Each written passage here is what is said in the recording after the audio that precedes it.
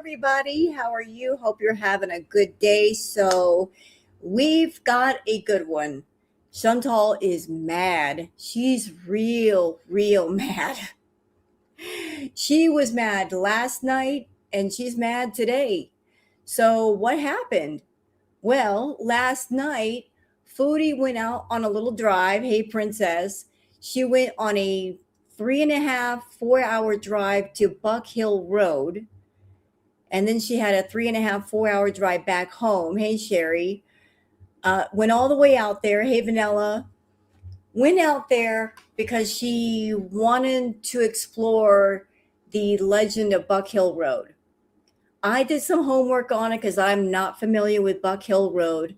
There is a there's a it's a haunted road allegedly, where you can go on this road, and there's a certain set of things you have to do if you're hoping for some kind of paranormal event. You go on this road, I guess you shut off your car, you flash the headlights 3 times, and then you call out the window, Daddy, like 3 times. And maybe you might see some lights flashing back at you. There's a really sad story that goes with Buck Hill Road, and it has to do with a man who lost his daughter.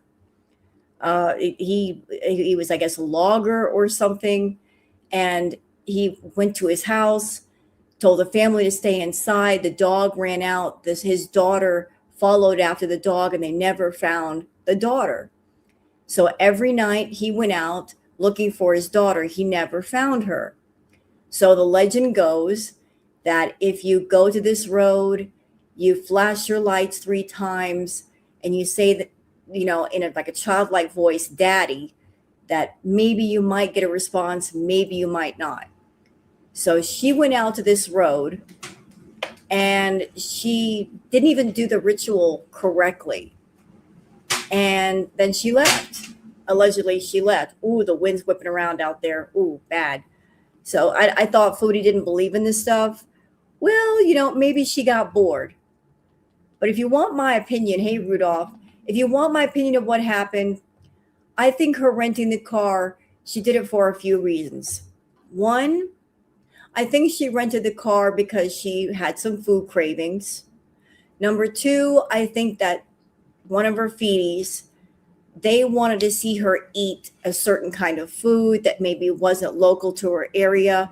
So they're like, yeah, I'll give you money for a car to go eat certain food items in another area. So she had to go all the way out there for that. Three, I think she might have been using the car to pick up certain substances. Hello, Emeria. So like when she's got this car, she's going to do multiple things with it. I was watching the stream last night. Once she got out of the country roads, because she got kind of lost, she cut off the camera so you don't know what happened on the way back. So there was that. She had a long trip out there.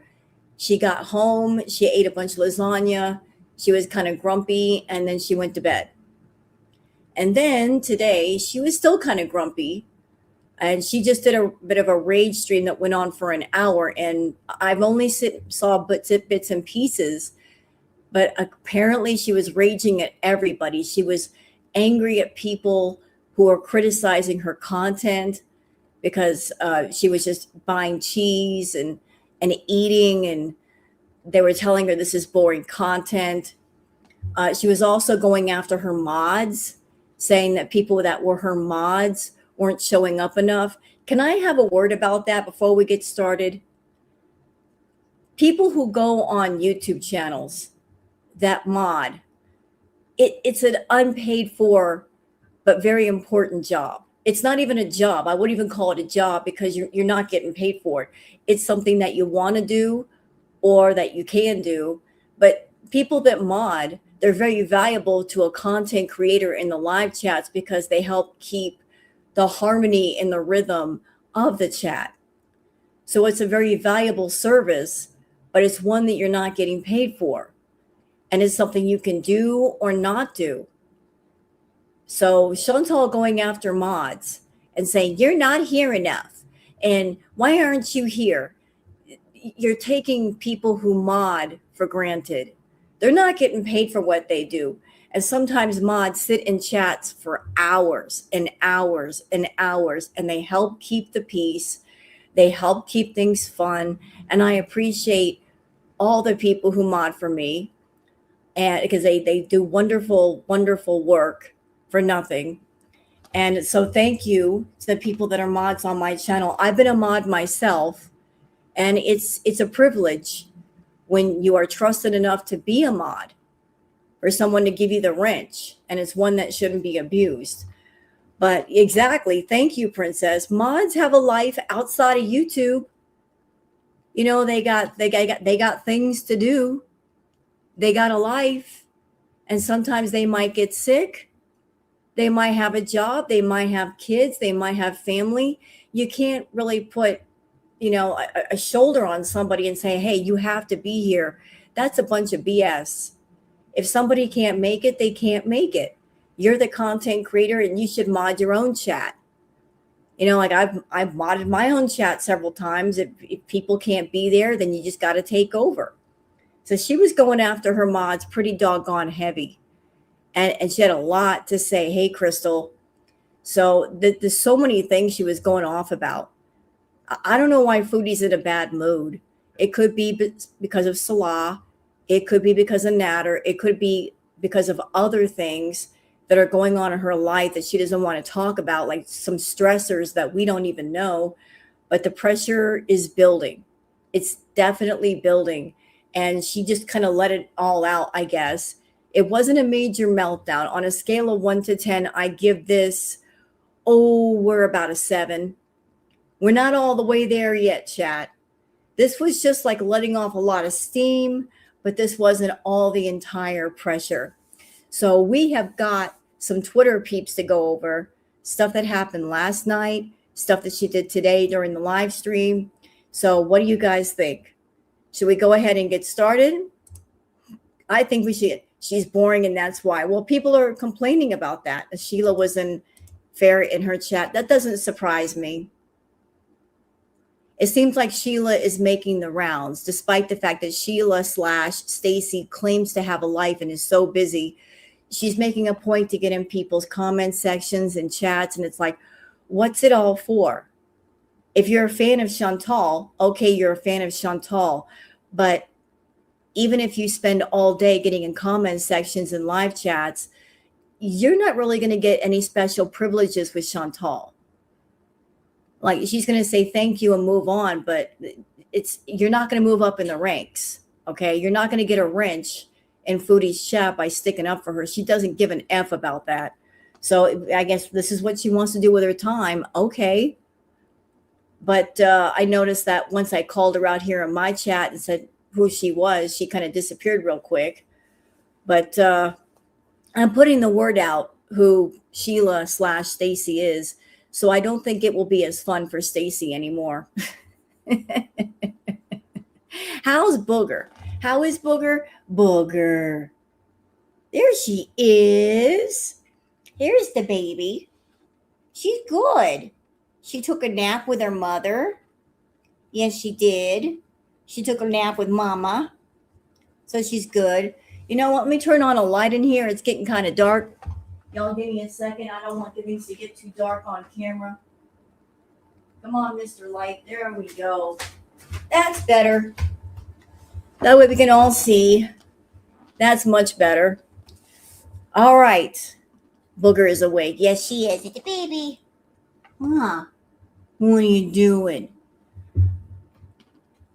You little rascal. But, so we got some stuff to go over. This is going to be a good one. Who do you think Sheila is? Stacy, the sparkling star. And I would like to credit Royal Yada in my chat. She emailed me and let me know who Stacy Sheila was. And the moment that I took a look at Stacy, I'm like, holy crap. I thought Foodie was bad. Stacy could be Foodie's twin. In fact, she's the meaner, more unhinged twin. So apparently Stacy comes from the drama community, and she's got a habit of harassing channels. and just being outright nasty. Y'all think Foodie is bad? Stacy makes Foodie look nice. Yeah, she's just like that. Yeah, yeah. Yeah, you guys can do your homework if you want to. Stacy, the sparkling star, or Stacy Star. I posted stuff about it on my community post. And there's all kinds of channels talking about her. She hasn't posted anything on her channel in over a year. So again, there's the big question mark. You're not really posting content on your channel. Like, you've kind of retired, that's fine. So what is the point of going to the reaction channels? Do you want our attention? Do you want us to react to you? I don't get it. I don't understand. But you know what? She can do what she wants as long as she stays away from me. So we got stuff to talk about with Foodie. We got stuff to talk about with her. Hey, Leaky, thank you for being a member for 13 months. Me couldn't handle 2 babies and rehome Stacy. Oh, no. Separated at birth. You know, because it's like the Highlander. There can be only one. I'll take the nicer one over the meaner one. We can't have these two together in the same place. The world would not survive. One troublemaker is enough. We don't need 2 hellions together. Hell no. The town would not make it. We can't do this. No. We got to keep them apart. We got to keep them separated. So, yeah, let's go over the Twitter peeps, y'all. There's some stuff. There is some stuff. We're going to do it. And y'all can see just Foodie in her nasty, nasty mood. Let's do this. Let's do the Twitter peeps.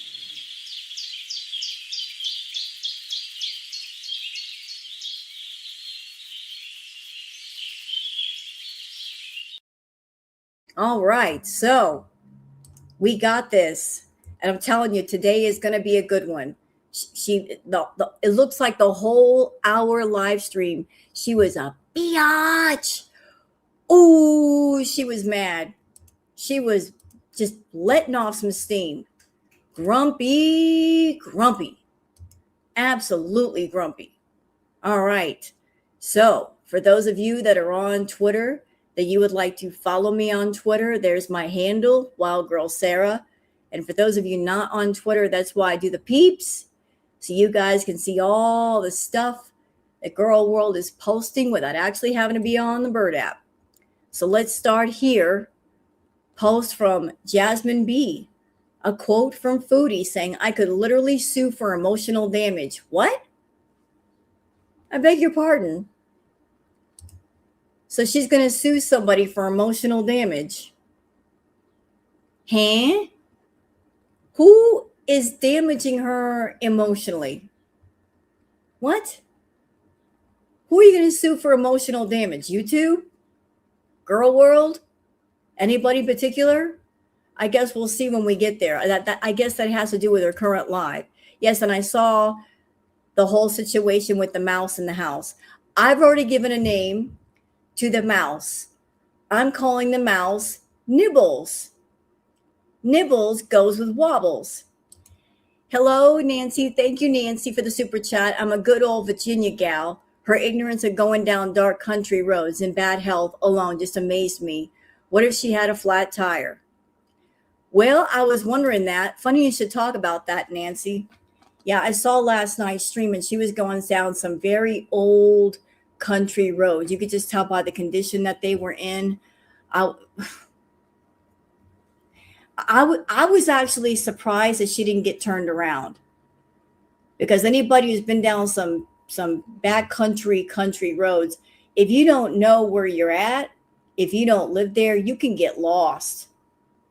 And Canada is a very big place. It's very easy to get lost in a place where you've never been before. Those backcountry roads, what if your GPS don't work? What if you get a flat tire? What if you run out of gas? You know, any one of those things could have happened to her. You know, if you don't belong there, then you shouldn't be there, period. She was there after dark. She's got really, really bad eyesight. bad health. You shouldn't be out in the middle of nowhere by yourself. But I did hear about the mouse situation, that there was a mouse in her house, and that when people remarked on it, because it was shown in the footage, she was denying that there was a mouse in the house and even tried to insinuate that somebody AI'd a mouse in her house. I think that she might be nervous about that footage showing up somewhere, maybe apartment management having an issue with her, having pest problems, because that's the kind of stuff that will get you in trouble with the management. If you've got pests in your house and you're not saying anything, because one unit that has a pest problem, that can turn into several units having the same pest problem. You feel me? Like if one unit has roaches or rats, the next thing you know, everybody's got rats, everybody's got roaches. There's an infestation like nobody's business. So her apartment being full of food and garbage, all that food, like the rodents are going to be attracted to the garbage and the smells of the food. And then if they smell the food and they have access to water, they're like, let's just take up, company here. Let's set up shop. And the next thing you know, one mouse becomes 10, becomes 100. And then they start migrating through the walls and going into other units. And the other units around her are like, where did these mice come from? Where did these cockroaches come from? Holy crap. So she might be worried that the footage might reach management, or word might get back to management. Also, she also might be nervous because somebody reached out to Humane Society and about BG, about the conditions that BG is living in.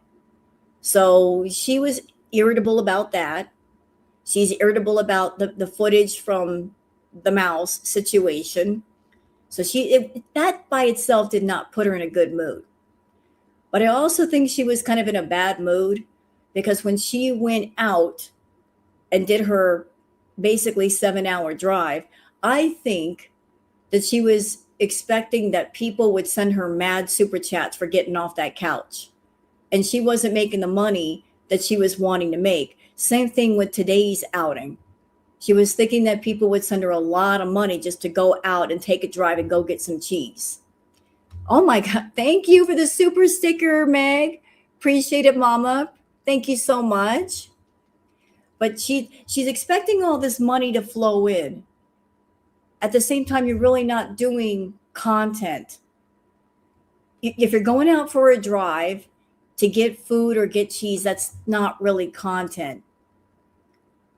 You're just hoping for like the side bonus of making money while you're fulfilling a fetish person's request.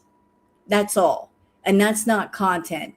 Oh, I'm going to turn on my camera. I've already been pretty much paid for this trip. Somebody rented the car for me, and I'm going to go to this location and I'm going to get this food or I'm going to get this item. So the trip has already been paid for. She's already made money. If somebody gave her money for a car rental and they're paying her to eat a certain meal, the trip is already paid for, is it not? Is it not? You're already making money going out because you wouldn't get off that couch and you wouldn't rent that car unless you did get paid. So you're just being greedy right now. You're wanting money on top of money and you're mad because you're not making the money. Yeah, you know what? And I agree with that. The Beezers have no more money. The well is drying up. She's relying on, certain people to give her money. Nina, I'm looking at you.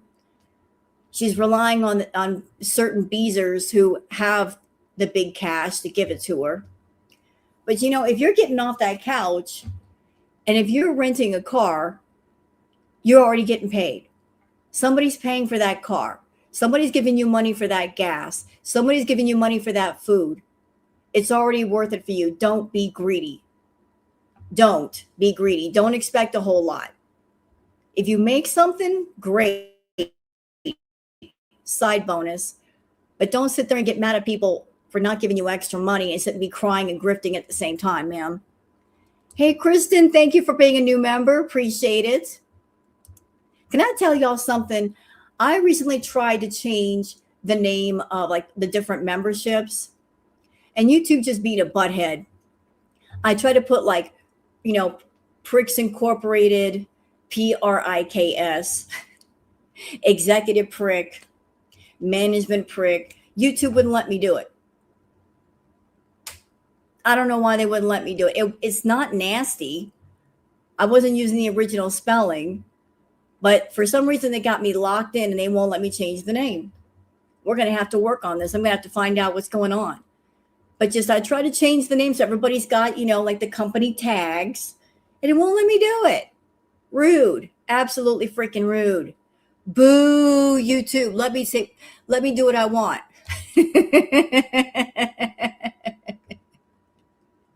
Let me do what I want. Why are you being mean to me? You're picking on me. You're a bunch of bullies. I don't like it. Okay, so back to the Twitter peeps, okay? Rubber Crazy Troll Band says, reported her now for threats of hurting herself. So she's threatening to hurt herself?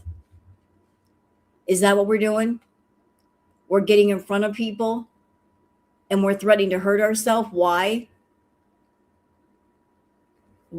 Listen, I haven't watched the live stream, so I don't know the context beyond that statement, how she was threatening that, why she was threatening that. But you're getting in front of an audience and you're threatening to hurt yourself. I'm sorry. That feels like emotional manipulation, toxic emotional manipulation. You're threatening to hurt yourself and you're saying that to your audience. That feels like toxic emotional manipulation. Hey, Payday, thank you for being a new member. Appreciate that, sir. Thank you. Or is it sir or ma'am? I'm sorry. But why would you get in front of an audience and threaten to hurt yourself? Listen, if anybody out there, if you feel like you are on the edge, if you feel like you're going to hurt yourself, you should reach out for help. There's no shame in reaching out for help. There's no shame in calling up somebody you know or someone you don't know or dialing a hotline. Reach out for help. No shame, no embarrassment. If you need help for anything, reach out for it.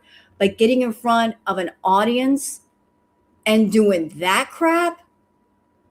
No. You can't do that to people. You can't get in front of an audience and say, I'm going to hurt myself. No. You shouldn't do that. You shouldn't put that on them. If you feel like you're going to hurt yourself, you should reach out for help. Reach out to your family. Reach out to a friend. Call a hotline. There's plenty of hotline numbers. I want to hear the context. We're going to go through the whole live stream. I'm going to see what she said and why she said it. I got to hear this for myself to understand. Crochet with Ashmay says, does this mean Salah gets unmodded or is she just mad at Tracy? Let's listen. Like mods are like some mods like Teardrop, Scrape. They're always in my chat. But I know people have a life and everything, but like if you're here not once in a while, I understand. Melly too, you're here pretty often, But like if you're never gonna interact in my chats and you're never gonna be around, why have you as a moderator? Just be an occasional member in my chat. I don't hate you. Like moderating is not a badge of honor. It's like you're supposed to help me in my chats. You're supposed to be part of my chat. So I might unmod somebody. I might unmod a couple. I don't know. I'm sorry, but it's like you're never in my chats. Why be a mod? You know what? Like mods are like some mods like Teardrop, Scrape. Shut up. They're always in my chat. Quiet. Chantal, I have modded for a lot of channels. Being a moderator, it's a privilege. It's a privilege to hold a wrench with anybody, anywhere. And it's valuable. Like I appreciate anybody who has a wrench, and I appreciate those that, yeah, exactly. What about me? I know if you're a moderator, I appreciate you. If you're an audience member, I appreciate you. There's appreciation on both sides. But my mods, Kitten. Hey, Kitten. I did it. That's what she's doing. I did it. Kitten. Oh, she's mad, Kitten. She's so mad. When you're a moderator in somebody's chat, you are what helps keep the peace. Mods are very valuable because the person who's the content creator doing the live chat, they can focus on giving the commentary and talking. They're not having to look at the chat and like get people out that don't belong in the chat. You know, it's like the content, if you're a content creator trying to mod your chat and you got some people in it, they're just being jerks, you got to stop and get them out, blah, blah, blah. So mods, thank you for being here, for giving me the freedom to just do a live chat. And I can just focus on keeping the flow going. Thank you. But listen to this bitch over here. Listen to her. Well, if you're not only going to be here once in a while. Hey, chat, something you should know. Once upon a time, Miss Foodie was considering charging for the wrench. Did you know that? Does she consider the idea of charging people if they wanted a wrench? That if you wanted a wrench with Foodie, you could get one as long as you paid for it. How about that? This greedy person, that she was considering the idea of charging for a wrench, when a wrench is something that you can give people for free.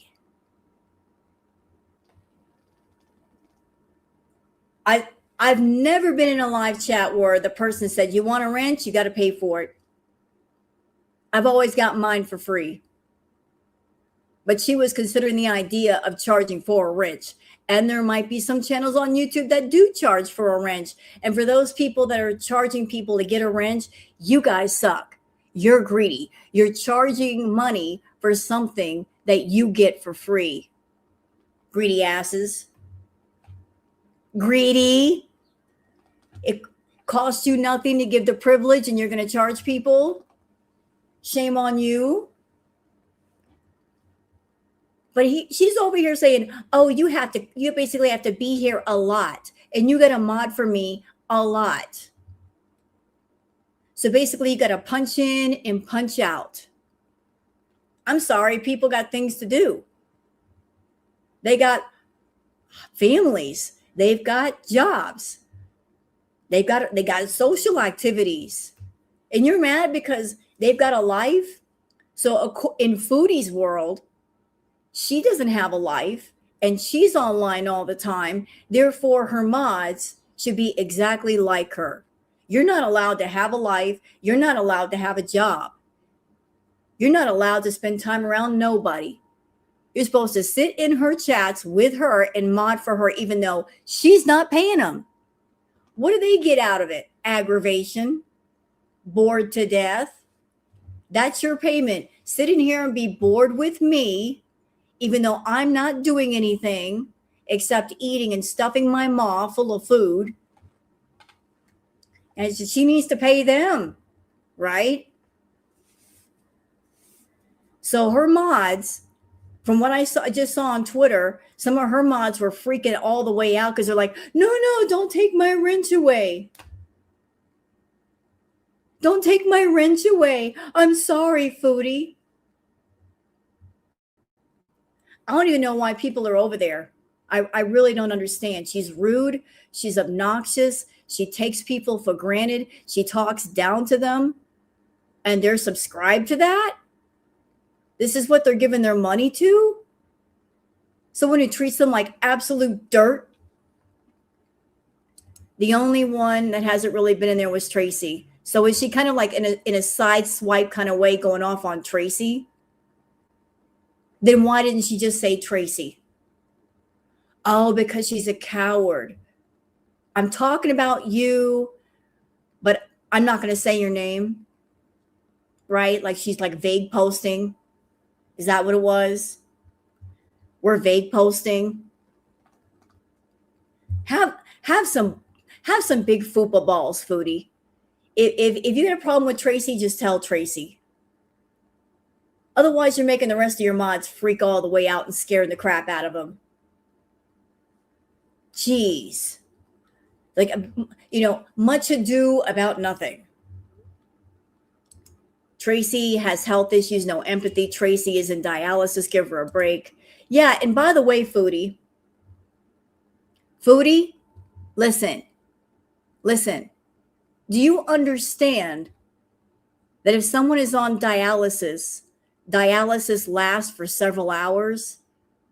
Like a normal dialysis session might last about between 4 hours, 6 hours, maybe longer. I'm not exactly sure. I'm not on dialysis, but when you do dialysis, you are doing it for several hours at a time. And then afterwards, I'm sure you feel very weak and very sick. It's 4 hours. Okay. It's 6 to 8 hours, sometimes longer. So it's like you got this person who's doing, I can't believe I'm taking it for Tracy. I don't even like that bitch. But right is right and wrong is wrong. Tracy's a jerk.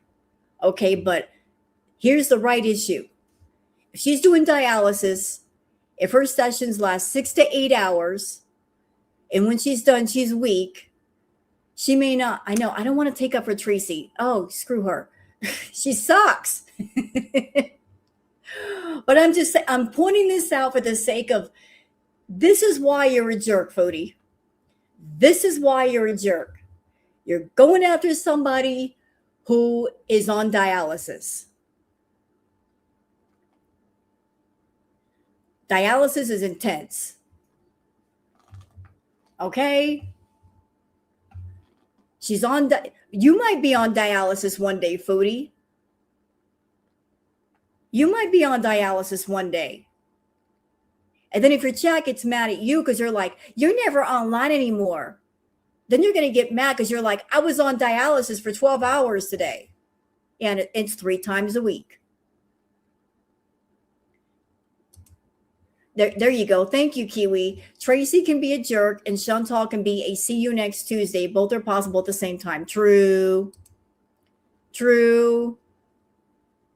I'm not taking it for Tracy. I'm just pointing out she's going after somebody who has serious health conditions and not being empathetic. Yeah, exactly. Mods do that for free. She should be thankful for anyone who mods for her. Yep. I've modded for different people on YouTube over the years. And it's, mods are very valuable. They help keep the peace. They help the content creator, keeping out the riffraff and the people who do spamming and trolling and trying to say inflammatory things. So thank you to the mods everywhere, not just on my channel, mods everywhere. Like it's a thankless job, but it's a very valuable job for all content creators. You help keep things fun. But the nerve of this bitch over here, for real. You not hear enough. Girl, shut up. Doc Remy LeBeau says she's going to about her mods now and saying 1 or 2 are going to be unmodded soon because they're never around or don't help out in the chat when people are attacking her. So now the great mod panic has begun. Now here's the messed up thing about Chantal. Here's where you just can't make her happy. Oh boy, Sheila, I was wondering when you were going to show up. Sheila, I heard something today. I heard that you've been very, very busy, that you've been going around the different chats and comment sections, just making yourself known. You've been very busy. I thought you were a busy woman, working at night and such. And you got so much time to do these things, Stacy. You're such a fan of all the channels. Listen, Stacy, I don't know what your objective is. I really don't. I don't know what your motivation is. If you're taking up for Chantal because you want to get in her good graces or you want people to react to you, I don't know what it is. But I'll tell you what, if you're taking up for Chantal to get in her good graces, she don't give a fuck. If you say, I supported you in a chat, she really doesn't care. She really doesn't care. She's not going to care if you do, if you spend all day in people's chats. So if that's the motivation, you're not going to get out of it what you want. And if you want people to react to you, just say who you are and what your channel is, and I'll consider it. But pretending to be somebody else or disrupt the chat, not cool. Like you're using aliases, but I know who you are. It's Stacy the Sparkling Star. Bitch, I know who you are. I was told who you were. Understand? I know who you are. And I've told other channels about you too. So if you go to any other channels, they know who you are too. So if you're doing it to pretend to be Foodie, and it's the cover's been blown. Bye. Okay. Sorry to go off on my little rant on my soapbox, but I just wanted to speak to Sheila since she came in here. Yeah, she needs to know that I put the word out on Twitter. I've already let channels know about her, who she really is. So she's going in pretending to be Chantal. It's not going to work. The word is already out there. I made sure to put it out there. Okay, moving on. Fondue Spiteful Beach says Foodie Beauty is raging at her mods who don't show up in mod every chat. They are all apologizing. The most pathetic thing ever. Chantal, you are abusive. One day your karma will come. So this is her mods freaking out. Her mods are freaking out. She's like, I'm going to get rid of people's wrenches. Oh, yes, I did hear about this part. Cassia Panda says, Chantal, YouTube will take 5% of your money to redirect to mod soon. Read about it. Yes, I did hear about that. I did hear about that part. That actually was sent in an email to me from YouTube. So those that are mods, part of what we make, 5% of that will go towards channel mods. Is that the reason why you're getting rid of mods, Foodie? Is that the reason? Because you're like, part of my money is going to them, so I am just going to cut the fat from the meat. Is that why? I think that's why. I'm okay with that. I'm okay with mods getting paid. But she's a cheap ass. She's cheap. She's very cheap. She would go, well, I don't want them to have my money. She would get rid of all of her mods before she shares any of her money with any of them. So, yeah, I did hear about that. Here's Teardrop freaking out. Teardrop says, Chantal, hello. I'm sorry about the cheesy thing. I was just joking to Melly. I would never say anything to hurt you. I've been in your corner a long time. I always will, even if you're mad at me. Melly says, I am busy, but I will be in chats a lot more if I got notifications. I have tried everything to fix it, just saying. So here's all of her mods freaking all the way out. You know what? Teardrop has nothing to fear. Thank you, Alley Cat. People like Teardrop, or maybe even Tracy, they got nothing to fear. with Chantal getting rid of them. Let me tell you why. Because you got to know that Teardrop knows a lot of dirt about Foodie. She talks to Foodie on WhatsApp. I'm sure she knows quite a bit about Foodie. Some interesting tea. So if Foodie ever went off on her or got rid of her, and if she was feeling a certain kind of way, she could get on a channel and drop everything. So I don't think Chantal wants to get rid of Teardrop's wrench. Do you? Same thing with Tracy.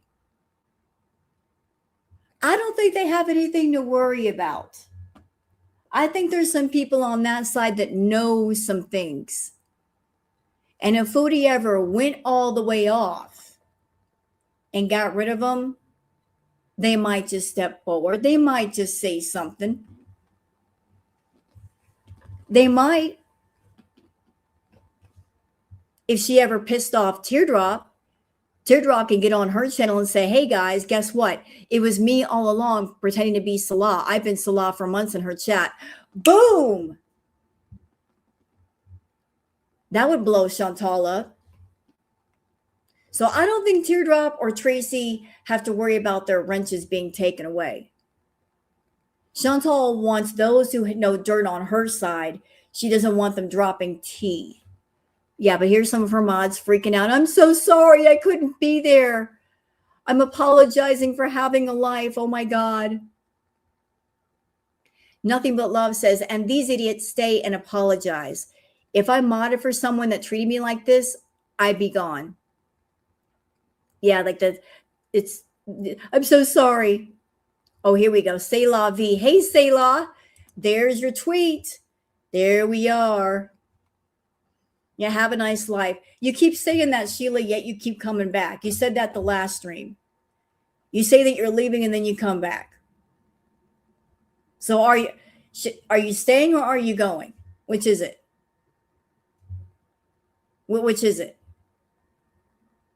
Like you say you hate it here, you don't like what I have to say, and yet you keep coming the fuck back in.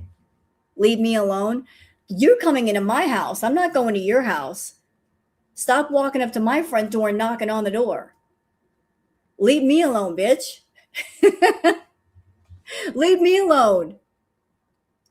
You're coming into my house. You're walking into my front yard, peeing on my carpet. Maybe you shouldn't come over here. Maybe you should not come over here and save yourself some aggravation. Bye, bitch. I ain't got time for you today. I got time for Foodie, not for you. All right. So here's Foodie. Salah V says, Foodie Beauty, keep it up. I can't say all of this. Let's watch. Did anyone sue YouTube? No, but they probably could. They probably could get sued. For sure. I mean, they've been sued so many times. You don't allow Eugenia Cooney because she has a fucking eating disorder, but you allow people who bully and harass people. If somebody takes their life one day, YouTube, that's on you. That's fucking on you. If you allow that shit. You know? Say that again. That's really, really fast. I mean, this was kind of speeded up. Let's see if I can slow it down just a bit. That's really fast. Did anyone sue YouTube? No, but they probably could. They probably could get sued. For sure. I mean, they've been sued so many times. You don't allow Eugenia Cooney because she has a fucking eating disorder, but you allow people who bully and harass people. If somebody takes their life one day, YouTube, that's on you. That's fucking on you. If you allow that shit. And how are you going to claim that they allow it? No, I got Sheila this time, Trinka. I basically put on my steel-toed boots and kicked her handle right out the door. But how would YouTube be allowing someone to pass away? They took your channel away from you because you were doing self-harm content.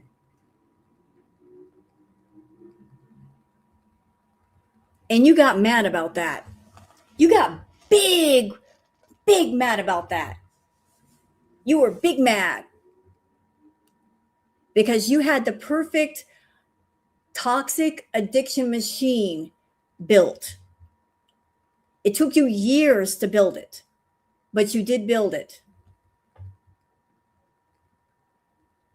It didn't start out that way.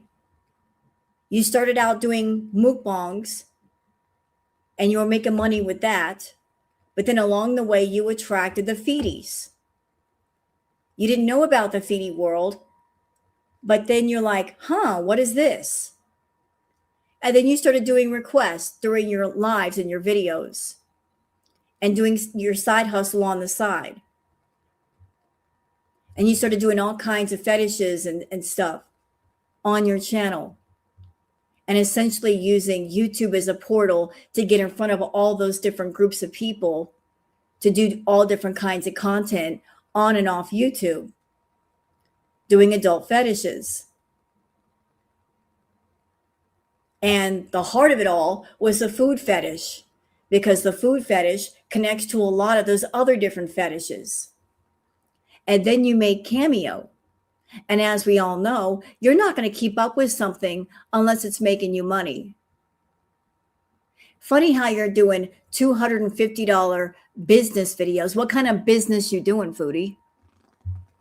Very expensive business videos. Is that the going price for a feedie video? I think so. I really think so. But YouTube was a starting point of all of it. You know, the feedies get on YouTube, the fetish people get on YouTube, they discover you on YouTube, they contact you on Instagram, they contact your email, they go to your cameos.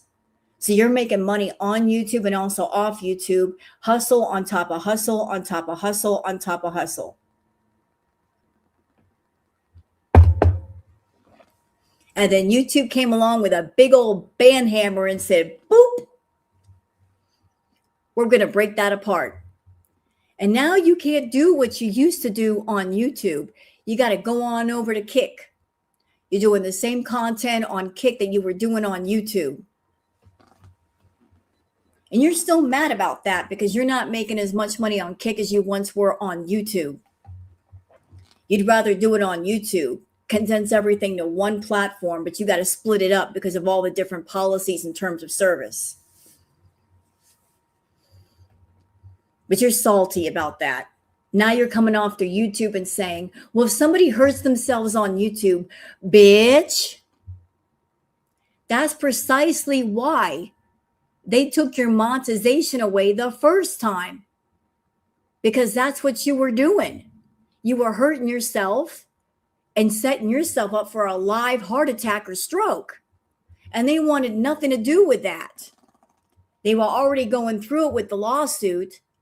They didn't want something to happen to you and that'd be a really bad look. So they're like, boop, we got to shut this down. We can't have this here. This person is a disaster waiting to happen for us. This is going to be a PR nightmare. If this hits the internet, if something happens to her and then it spreads all over, this can damage the company. This is going to be a PR nightmare from hell. So they shut you down and you went on over to Kick. And even on Kick, you can't be doing that kind of eating content, but you haven't gotten caught yet. You're Kick's problem, not YouTube's. YouTube was stupid and they gave back your monetization. But who knows what you're going to do with that channel. But you can't do what you want to do. No, and you're mad about that. You're so mad. You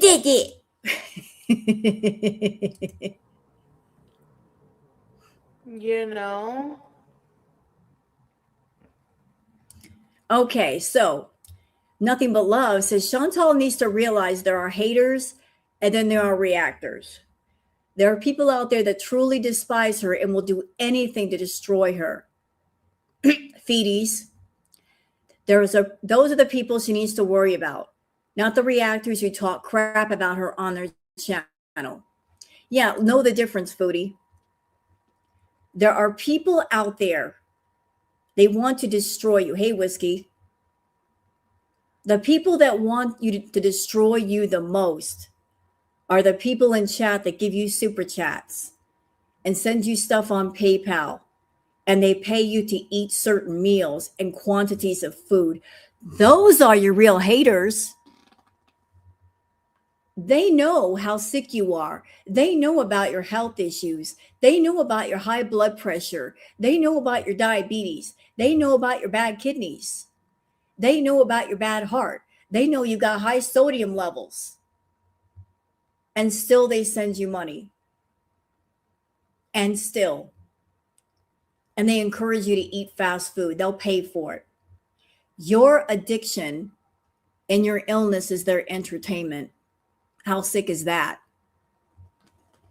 These people with friendly faces, your beezers, the ones who give you the money. You love me so much. If that's the way they love you, you don't need that kind of love. Your addiction, your sickness is their entertainment, is their fetish. People who just get on channels like me, that I'm just reacting to a video, I am not contributing to your bad health, to your high blood sugar. I'm not encouraging you to eat food. So ask yourself the question, who's the real hater here?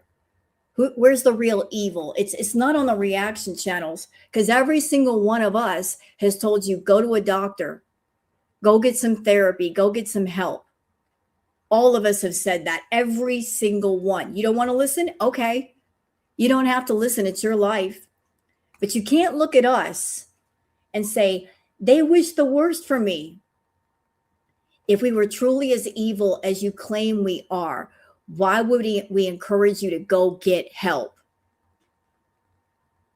Why would we do that? Maybe we're not as evil as you think we are.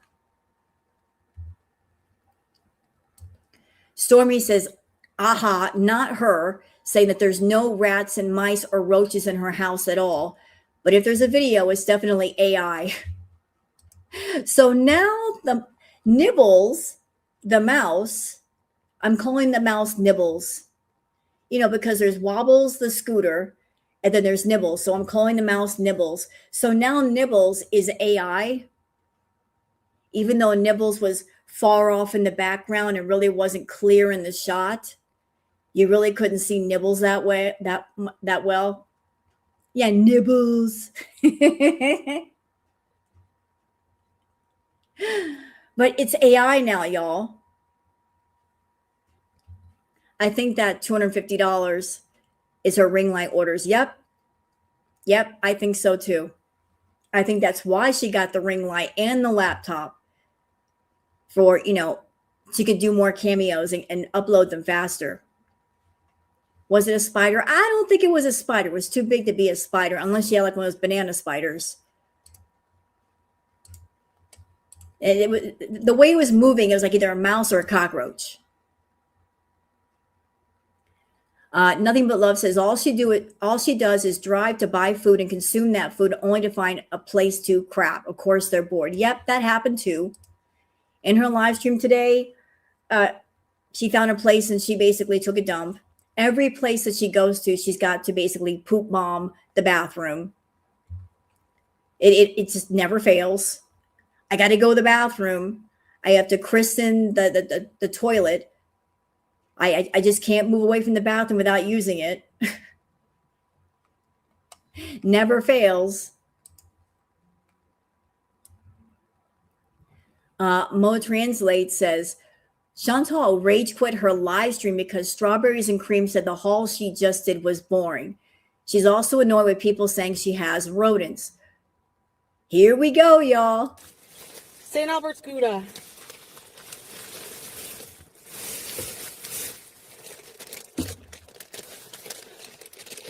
I can bees at home if all you guys are going to do is complain. I have no problem whatsoever. Yeah. Look at her saying, look at this attitude. Like, I'm doing you a favor by getting out of the house and doing something besides being on my cloud couch. I'm doing you a favor. You're not doing anybody a favor but yourself. You're doing no one a favor. This, you know what this is?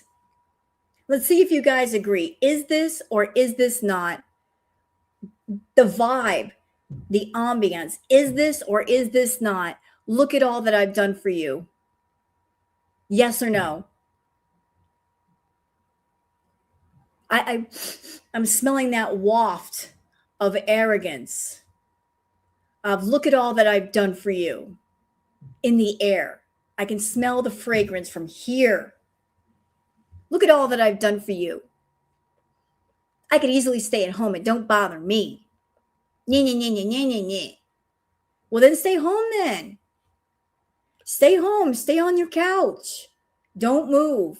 Watch your views go down. Don't get them super chats. It doesn't hurt us.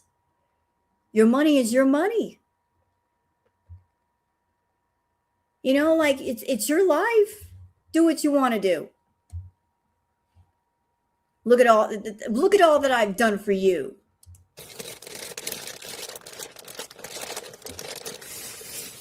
It is good. It's like 40 minutes. I have a car. We have to do something. It's raining. Like, what am I going to do? How about other things like going shopping for new clothes? Doing something interesting. Go to a park. Find something interesting to do that doesn't involve freaking food. I don't think Foodie gets it. She is a food addict. And her addiction, her obsession, that's what she wants to fixate on. And she doesn't understand why other people are bored. She's not making the connection that her addiction and her obsession is not our addiction and our obsession, nor is it the obsession or addiction of people in her audience. So what she finds interesting, because she's obsessed with it and because she's addicted to it, other people have a different point of view because they don't have that addiction or that obsession. It's like you're not making the connection, Foodie. You are so hyper fixated on food, that it's like, it's boring. I mean, I'm going to take something benign. Let's just say somebody out there was obsessed with cotton balls. Like, they love cotton balls. I love my cotton balls. I'm going to get every color of cotton ball, every size of cotton ball. I'm going to fill my house with cotton balls. I'm going to sit there and talk about cotton balls for the next 10 hours. Everybody else is like, what is the big deal about cotton balls? I mean, they're nice, but I don't get it. And then the person who's got the obsession is like, I don't know why you're not interested in cotton balls the same way as me. It's because it's your obsession and your addiction, no one else's. Yeah, it gets old. Food. Send throw some cotton balls. No. But you know what I mean? Like, you could take anything in the world. If it's somebody's obsession or addiction, they may be enthralled with it, but it doesn't mean everybody else is. Like, your mindset in that addiction and obsession is not everybody else's mindset. And if you're doing content, you got to take into consideration your audience and what is entertaining to them versus you. You can have your own interests, but think about your audience and what's entertaining to them too. You know? Thank you, Weird Barbie. Well, then pay for it, Strawberries. You're a fucking asshole. And also, there's no... Wait, what? What'd you say?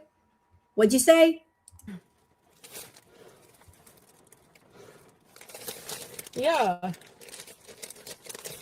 Hold on a second. Shut up, Foodie. Thank you, Baricua. Gracias, mama. Gracias. Thank you for being a member for 20 months. So, like, what did she say, Strawberry? strawberries, if you want something different, you got to pay for it. I think she just said that.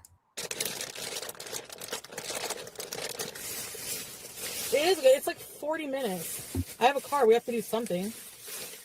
It's raining. Like, what am I going to do? Thank you, Weird Barbie. Well, then pay for it, strawberries. You're a fucking asshole. And also, there's no... So basically what she's saying to everybody is, if you want me to go somewhere, you got to pay for it. Foodie, when she puts stuff on YouTube, I don't care what it is, she's already making money. If she does a video, if she does a live stream, she's getting compensated already. She's already making money with it. You hear me?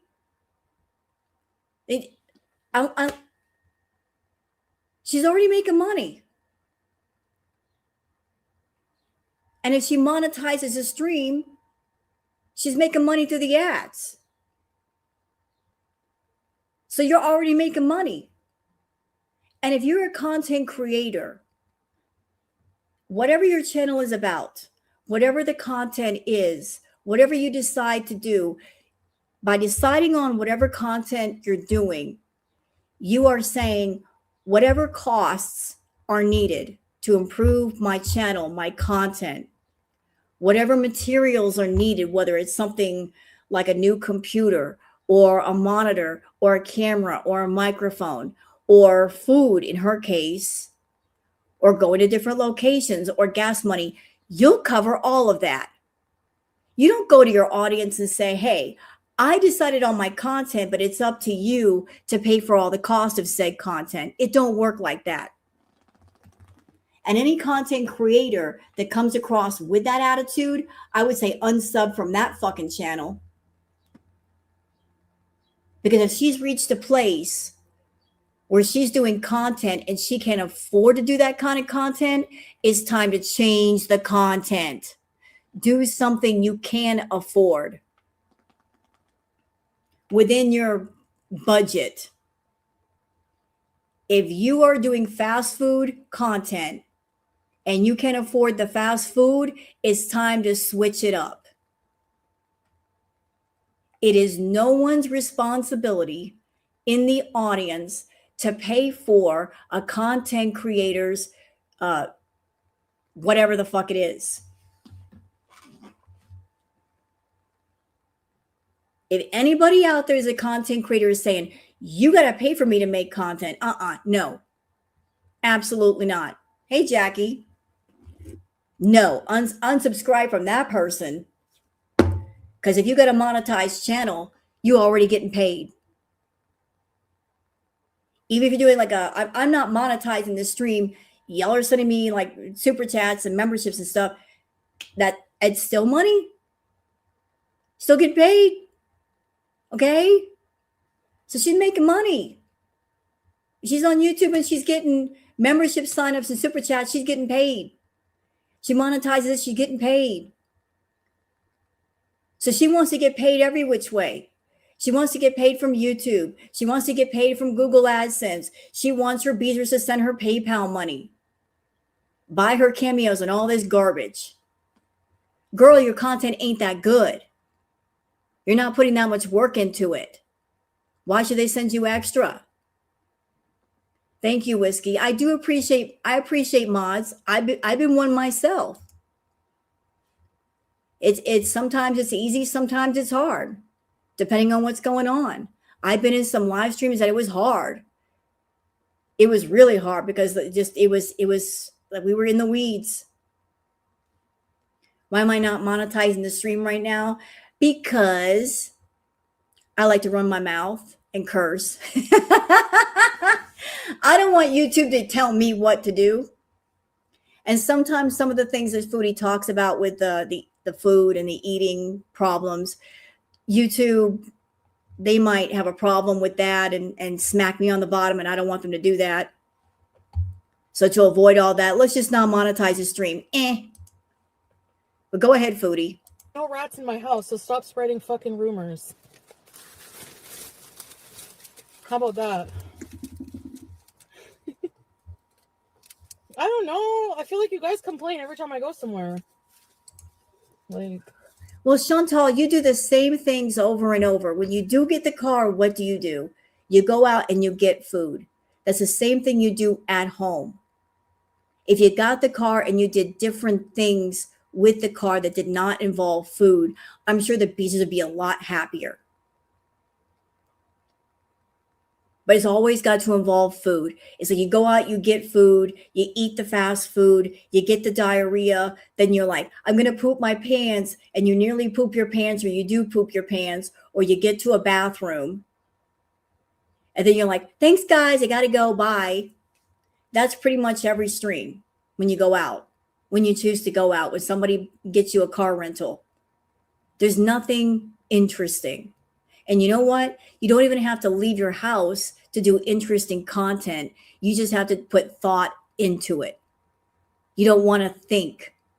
You don't want to be motivated. You don't want to do anything creative anymore. You just want to wait for people to send you money. But my question is why? Why should they send you extra money? Here's the thing, Foodie, pay attention. I don't know if you've been paying attention, you little entitled brat ass, but it's hard out there. A lot of people are having trouble paying their rent. They're having trouble paying their bills. They're having trouble paying for groceries. Everything's expensive. People are watching every dollar.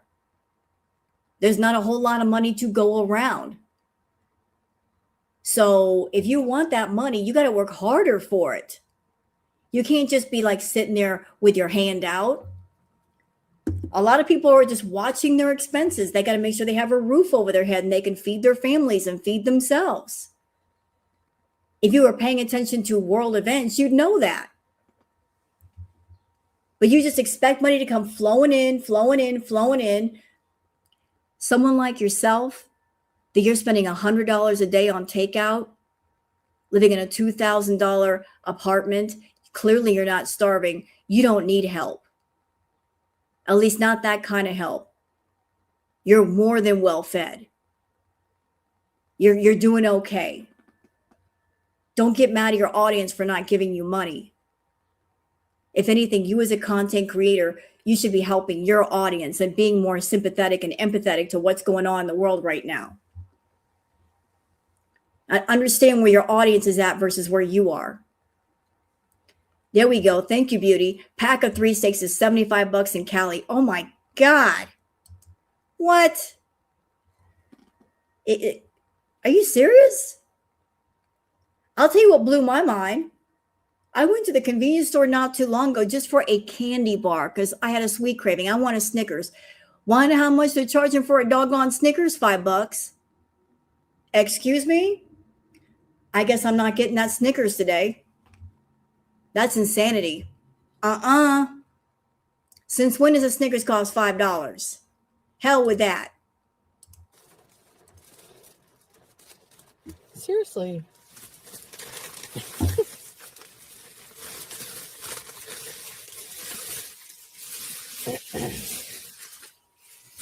Anyway, I guess I'll go home. If it's boring.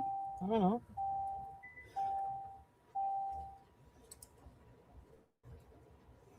Yeah.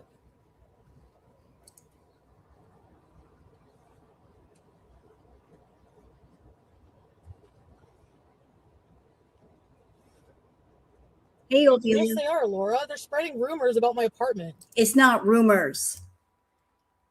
It's not rumors. The footage is out there. You're just mad because the footage is out there and you're worried about management seeing it. No, it wasn't a 4-pack of Snickers. It was one Snicker bar. One. And here's something else that's sad. And this happened a while ago. This was during Halloween. A lot of people weren't even doing Halloween, you know, like the trick-or-treating. A lot of people weren't even doing it this year, this past year, because the cost of candy was stupid. Like it's just like you know, those little candy bars in the bag, $40 for that. So people couldn't afford to do Halloween and like give candy out to the trick-or-treaters because, yeah, chocolate is expensive now. So like the cost of everything is affecting how people do things on holidays. But how sad is that?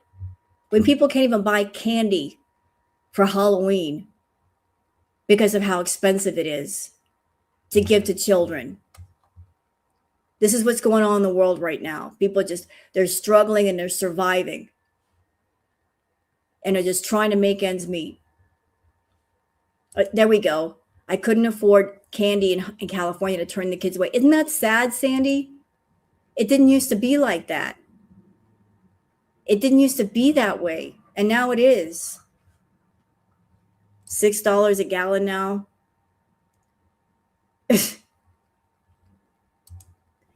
Like everybody's tightening their belt because it's so bad. And she's over here saying, I spend $100 a day in takeout. Then I guess you're not hurting. I guess you're not hurting enough.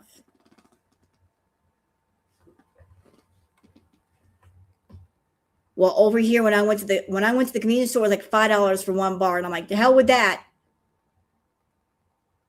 You must think people are stupid. I'm not paying $5 for a Snickers. Hell with that. I'll go without. I'll make my own. Like saying shit like that can get me in trouble. It's not true. Was the I told my building that I have hater assholes, but still.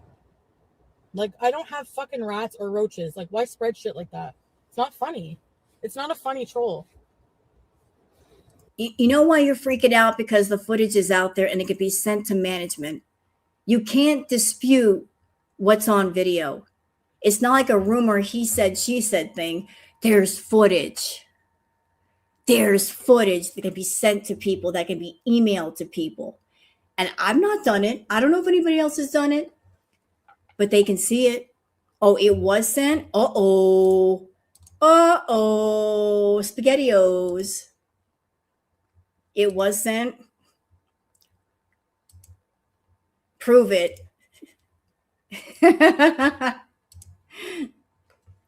Is that Foodie saying do your worst? That never works out well for her. That never works out well for her ever when she says do your worst. She needs to tell building management mice don't travel more than 30 feet from home and will send out scouts to find good locations.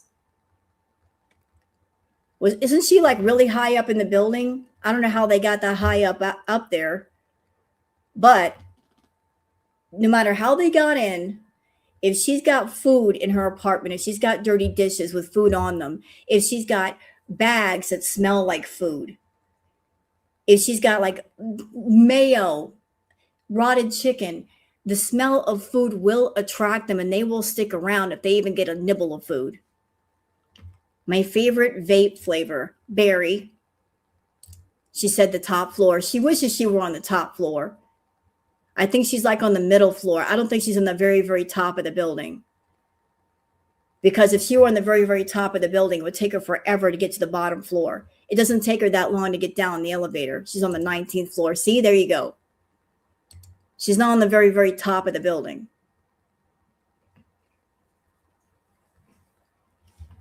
So if you have food at all in your apartment, critters, pests, they will smell it and they're like, this looks like a good place to hang out. Because once the lights get turned out, we can snack. It's grub time. I don't know. I think she's just worried that she was going to get in trouble. And she might. She might get in trouble. Shugal says, Chantal, you're spending hundreds to rent a car to go through drive-thrus, stuff your face, and take a poop is not content, nor is watching you attempt to clean piles of fast food garbage. You are lazy. Agreed. That's not content. The eating, the cleaning, she needs to do that off camera. Clean your house. Get your fast food. Get comfortable. And then when you turn on your camera, be prepared to talk to people and do something entertaining or provide some entertaining commentary. It's not that hard. It really, really isn't. You don't sit there and turn domestic activities into content, looking for some kind of sympathy or super chat just for washing your damn dishes or putting garbage in a garbage bag. That is nonsense. That is lazy and it's boring. And that's why people are complaining. And they got a right to complain. You want them to sign up for memberships, but what motivation do they have to do so? Lori on Twitter gives the recap what happened in her live. Thank you, Lori. So it was for an hour and 21 minutes. She got coffee and potato bites before the 40-minute drive to St. Albert Cheese, a market in Ontario that specializes in cheeses, jellies, and prepared foods. Tried to troll the chat by saying there's a mouse in her shower. She rage quit after the chat mocked her shockingly small purchase of 2 items of cheese and brought up the alleged infestation again. Yeah, she rage quit. She's like, y'all are making me mad. I'm out of here. Okay, bye.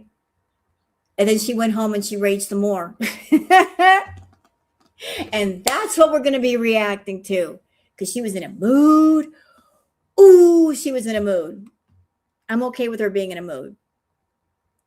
People are getting on her ass for just this lazy nonsense. Lazy. Rubber Crazy Troll Band says, not Foodie Beauty ending her life because she was being roasted over buying cheese and not cleaning her apartment. Let me tell you something. If somebody is renting an SUV and they're going to spend X amount in gas and they're traveling 40 minutes just to go get cheese and they spend $20 on cheese, and that's not even counting the fast food they bought before they got the cheese, they're not financially hurting. When you're financially hurting, you don't do all that. You save your money for what you need to save it for. That's what you do. So if she comes on camera, Beezers, and she's trying to, cry poor to y'all, think about all that she does. Because if she were really poor, she wouldn't be renting a car. She wouldn't be spending money on gas. She wouldn't be buying $20 in cheese. She wouldn't be buying that fast food. That's stuff that you do when you got money in pocket or somebody else is paying for your stuff. Once she starts eating bologna and cheese sandwiches, then she can talk. But if she tries to grift and say, I need money for this and I need money for that, don't believe that shit. She lied. She got money. She got money for fast food. She got money. Lola Fight says the whole pay first, content later mentality won't pay the bills. But keep going, cutie. Ron, this is from Ron also. Let's watch. St. Albert's Gouda.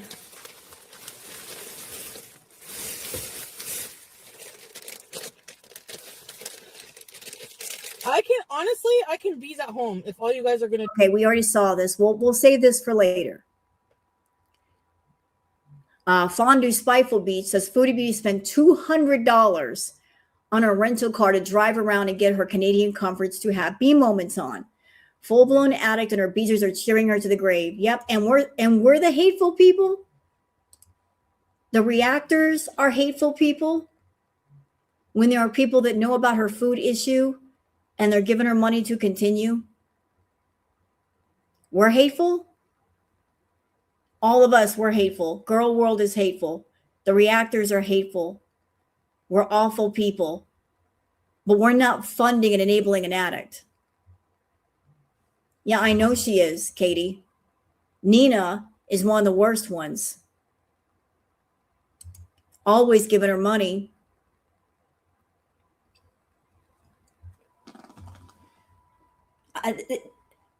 Someone like Nina buying Foodie food that's right on par with knowing someone who's an alcoholic and walking up to him and putting a bottle of Jack Daniels in front of him. There really is no difference. An addict is an addict, and addiction is addiction. And all addictions can be lethal. I don't care if it's in a bottle or a plate. You put food in front of Foodie like that, it's like taking a bottle of Jack Daniels and plunking it down in front of an alcoholic. That's just wrong to do. whether it's an alcoholic in recovery or one that's still active. Addiction is addiction. You know someone is an addict. If you really care about them, you don't trigger that addiction. If you don't give a fuck, then I guess you do trigger the addiction. So we're bad. Nina's over there practically putting her in the hospital bed. So I guess you keep going, Nina. I guess you keep going if you want to. Here's the footage. Here we go. Ripped Pantyhose says, I think it's too big height-wise to be a roach. I'm going with mouse. The giant American roaches are rare in Ottawa, and I don't think others would show up as easily. Not to mention roaches aren't usually scurrying about in bright light. Sometimes they do, though, if they're hungry. Sometimes they do, if the infestation is bad enough. Here's the footage. Here it is. This is what she's nervous about. Look back there near the hallway. What's that? What is that?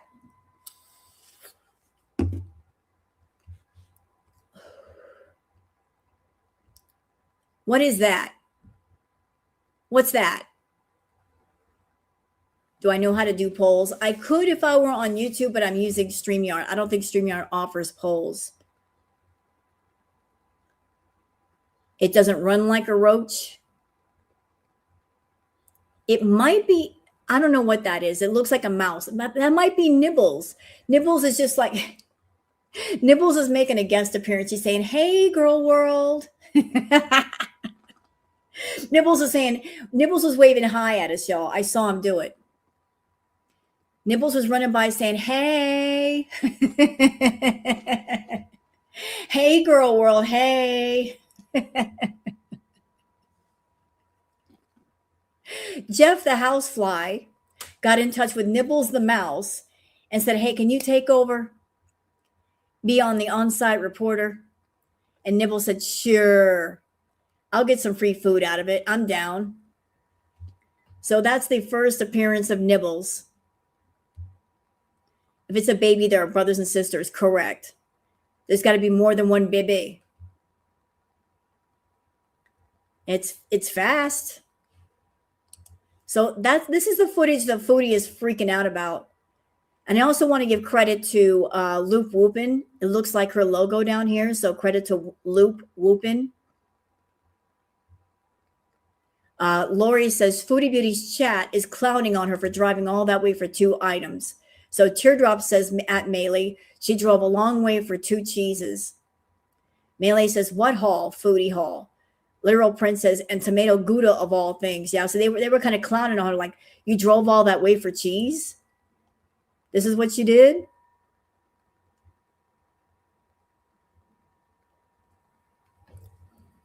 This is what you did?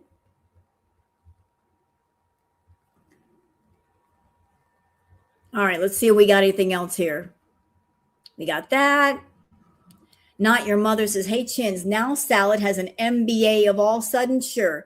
Master bullshit artist, mediocre but arrogant, married but available, moron by acclamation, more bad advice, master of bad activities. Yeah, he does have an MBA. I would agree with that. He does have an MBA. Any of those fit him. Any of those would fit Salah. He does have an MBA. I agree. Any of those would fit him.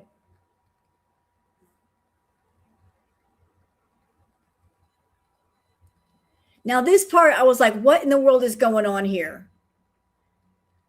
Samantha Chuck and his duck says, this scares me a bit. I'm not going to lie. What do you got going on under there? Doc Remy LeBeau says her entire hijab pulsating when she chews will never be not funny to me. So look at this footage. Look at her head. Look at her head. Look at her doggone head. There's only one explanation for this. I think the filters were struggling. I think the bump that's what how big her head really is. She uses the slimming filter on the shape of her head, but there was a bit of a glitch there. To me, that just makes the most sense. Like, I think that's because the filters were like struggling. The filters are struggling, son. Look at them.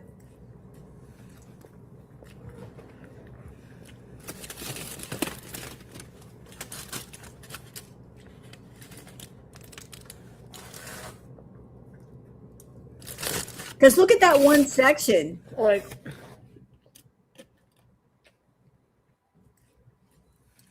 that looks like a filter fail. I could be wrong. It's okay if I'm wrong, but it looks like a filter fail.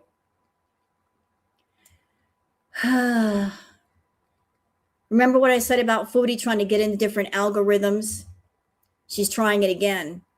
So she posted like a very, very short clip of BG. And of course, she had to put tags on it. So what were the tags? Cat tricks, cute cats, funny cats, cats doing tricks, Foodie beauty. So she's trying to tap into that algorithm with people that post pet videos.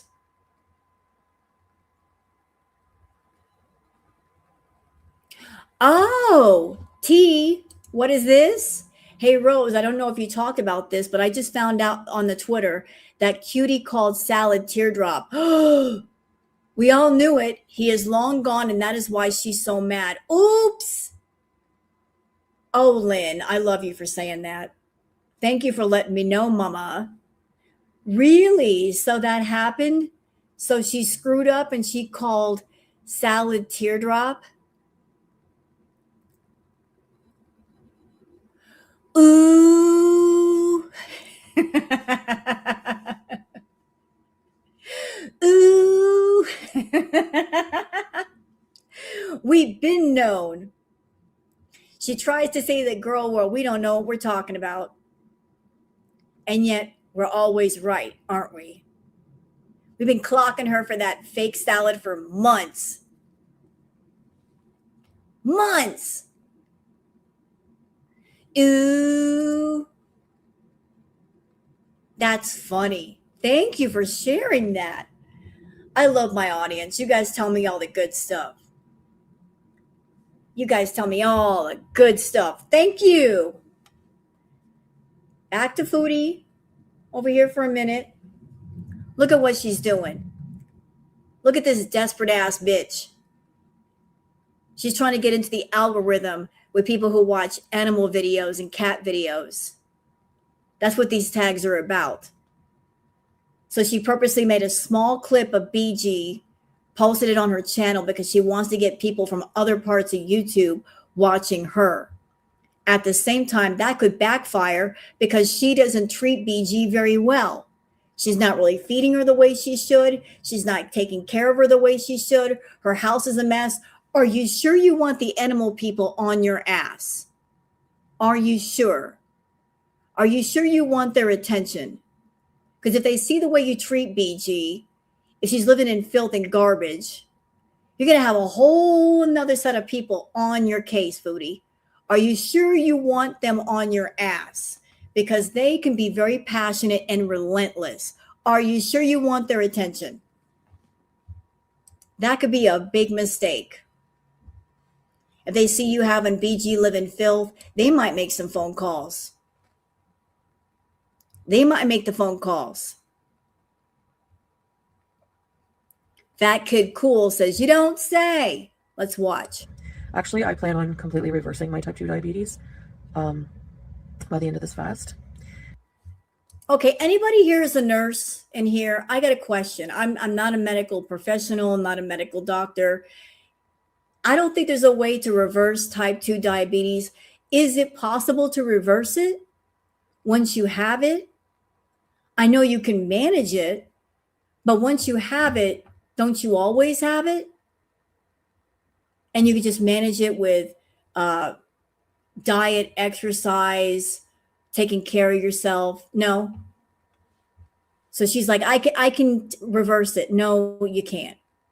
You can, but it's very difficult. You can control it, but not reverse it. It can be reversed. I don't think Foodie could reverse hers though. Like she's just too far gone. Nice. The Artemis landed safely in California in the ocean on the coast of San Diego. Nice. Well, I'm glad they made it safely back. Depends on the individual. I think she passed the point of no return years ago, though. I had a friend of mine who is an actual nurse, and she said the Foodie wanted to, put things in check. She should have done that years ago, but she's too far gone now. I sent you the clip. Where did you send it? On Twitter? You can as long as you didn't do too much damage with diet and exercise. Well, she has non-alcoholic fatty liver disease, and there's no telling what her liver looks like now. Where did you send the clip? On Twitter? Is it in a DM? I don't want to show your DMs though. That might be too personal. Like I'll have to look at it later. Hold on a second. You know what? Give me a second. If it was like in a post, I'll show it. But if it's in a DM, I don't want to show like personal stuff. I don't do that. Let me look. Hold on. Oh, thank you. Have a Sue Mom. It is a clip. Okay, hold on. I'm getting off one Twitter and going to another. Yes, I am. Is this it? Which one is it?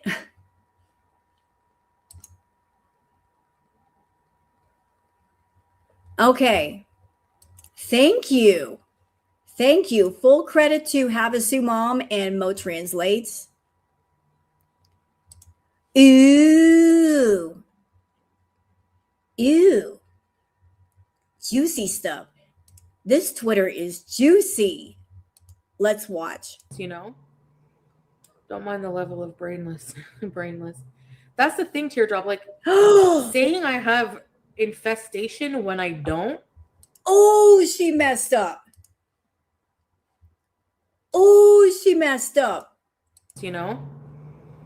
Don't mind the level of brainless. That's the thing, Teardrop. Like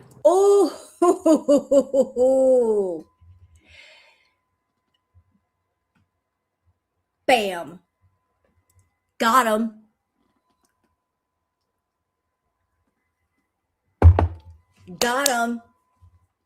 Can I replay it? I sure can.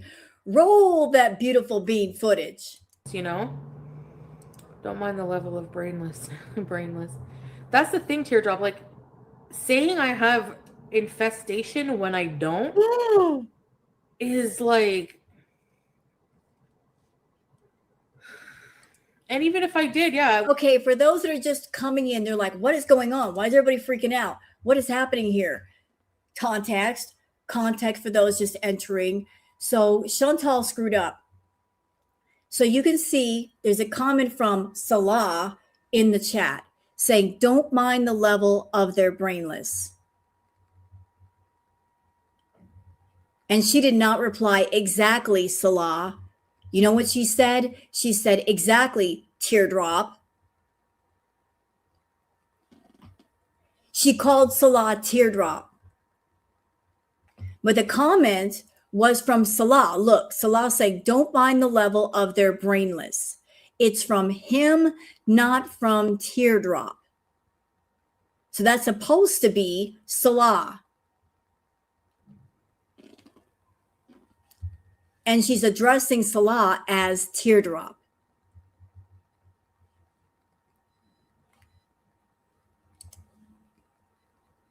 Don't mind the level of brainless.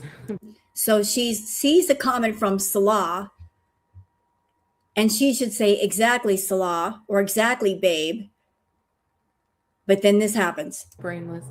That's the thing, Teardrop. Like saying I have infestation when I don't is like, and even if I did, yeah, I would. She caught herself. She goes, oh shit. I messed up. I called the person by the wrong name. Oops. Oops. And I oop. But she was reading Salah's comment and replying to it. One more time. So if there was a comment from Teardrop, she wasn't replying to Teardrop's comment. She was replying to Salah's and talking to Salah, saying, exactly, Teardrop. Your husband is the one making the comment, but you're calling him by her name. Huh? Why would you do that? Next. You know, don't mind the level of brainless. That's the thing, Teardrop. Like, saying I have infestation when I don't is like, this is her realizing what she just did. Look at those eyes. Look at her eyes. She realized what she just said.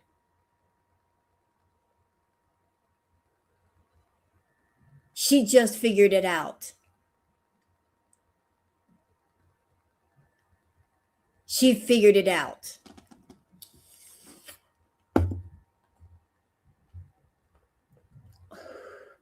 Son, she just outed herself. This footage is beautiful. I love today. It's Happy Friday. Yay. She outed herself. She called Salah Teardrop.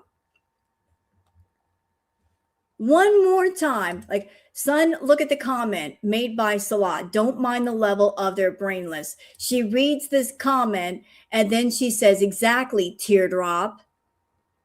you know, don't mind the level of brainless.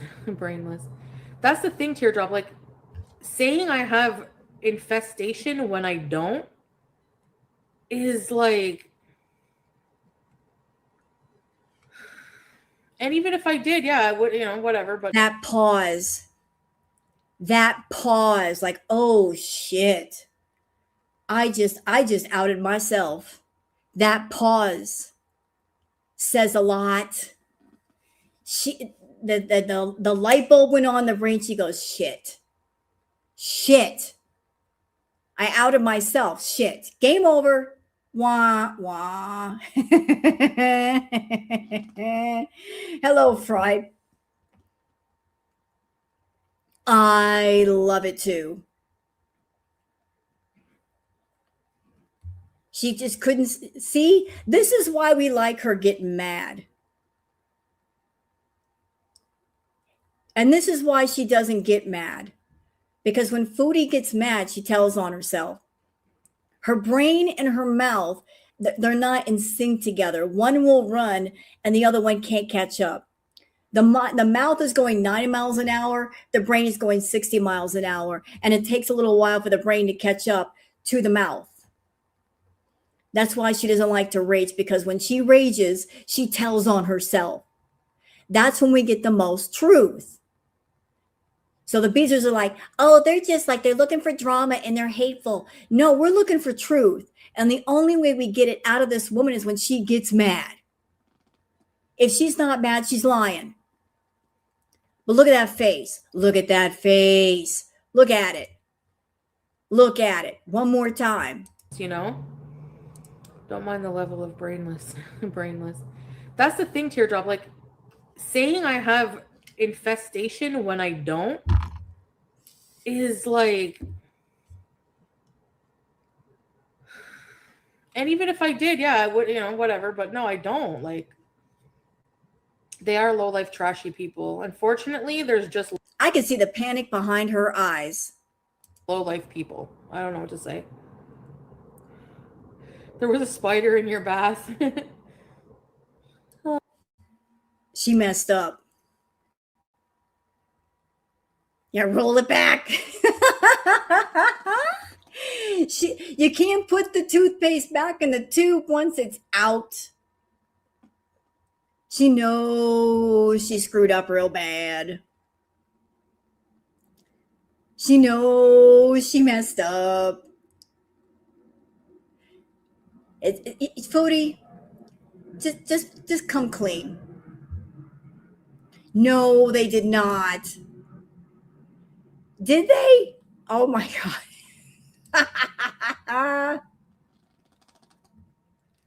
Well, the trolls are going to troll. That's what they do best. That's what they do best. But thank you for that beautiful bean footage. I appreciate you. Now I lost my place. I don't even know where I'm at right now. I'm lost. But thank you for that. We're going to go back to the other Twitter peeps. We got a little bit more to go. But that was beautiful. That was fantastic. That just made my day. Doc Remy LeBeau says, looking for anything worthwhile in her final late night kick last night. Girl, we all know that's Salah. Let's watch. I haven't even had a chance to reply to Salah's messages. You mean Teardrop? Salah Teardrop?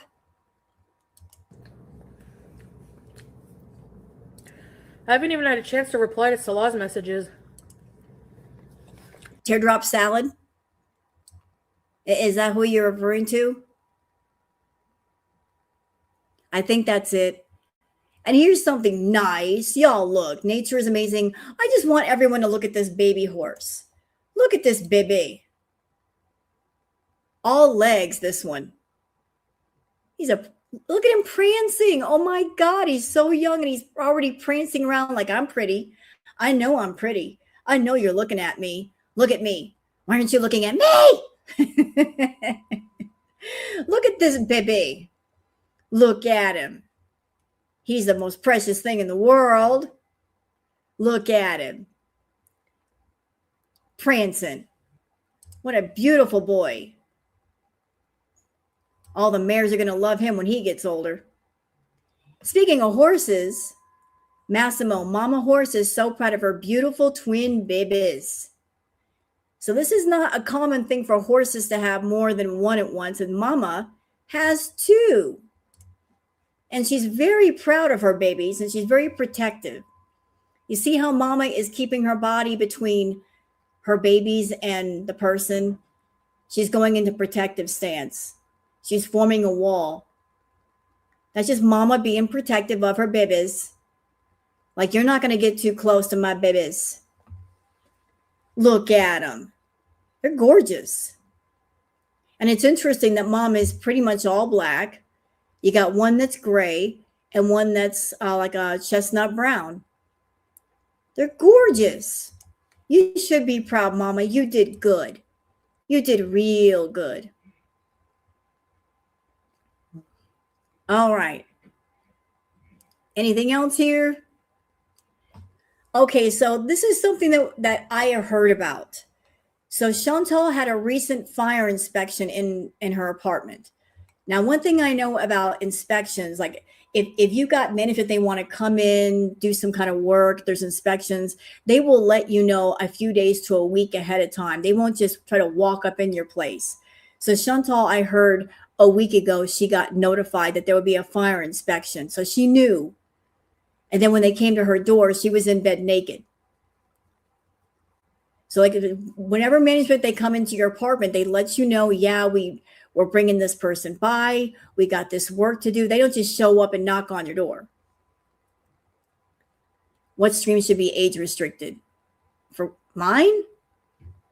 Are we going to talk about naked Foodie? No. No, I'm not showing her naked. I'm not showing her naked. I'm saying the fire inspector came by and she was in bed without her clothes on.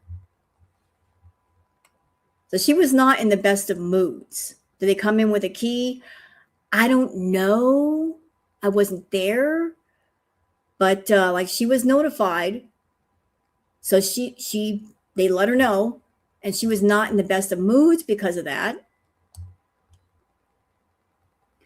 Carrie says, so didn't Foodie say multiple times she wanted to live in the country? She drives on a dirt road and has a panic attack. Stay in the city if you're that fragile. Agreed. Country living is not for the weak. You pretty much have to be self-sufficient to live in the country. You know, like you got to know how to take care of yourself if you're living out in the middle of nowhere.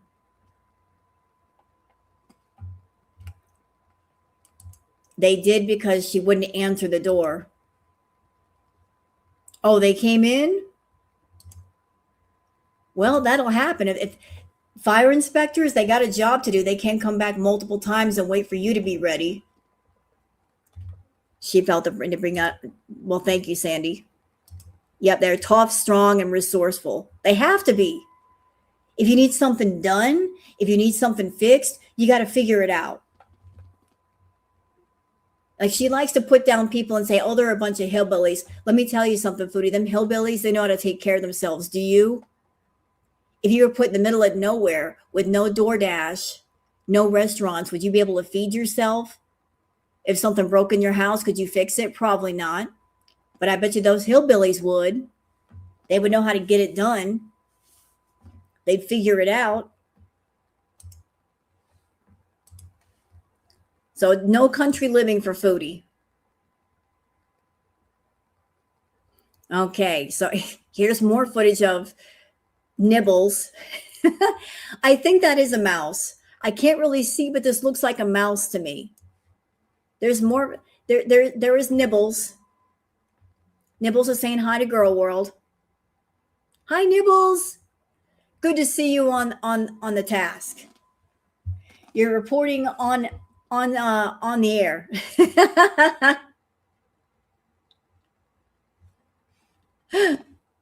It looks like a baby. And if you see the baby, where's mom? If there's a baby mouse, where's mother? Where's mom? There's got to be a mom if there's a baby. Where's mother? And the siblings? Where's the family? What's going on with that? Okay, so let's be done with this. And let's go on to the live stream because I'm here for the dessert, aren't you guys? When Foodie gets mad, this is our beaver tail. This is our beaver tail moment. This is our beaver tail moment. Y'all ready for your beaver tail moment? This is our ice cream. This is our chocolate cake. This is our iced coffee. Whatever you want. Whatever you feel like eating. Chocolate chip cookies. Whatever you want. Brownies. Right now, as we speak, I'm drinking iced mocha coffee. It's good stuff too. Yum, yum, yum. That's all the sweet I need today. Y'all ready for some cake? Everybody gets a piece. We're not selfish here on the Rose Thorn channel. Everybody gets some cake. Nobody's left out. Y'all take as much cake as you want. There's plenty to go around. We got a la carte going around the room. Whatever you feel like having. We're here we got the dessert buffet. Our $5 Snickers. Hey, man, share one of those. Oh, expensive. You like pie? Ooh, pie. I love apple pie. Good stuff. Good stuff. All right, let's get going with this. We're going to have our dessert for at least an hour.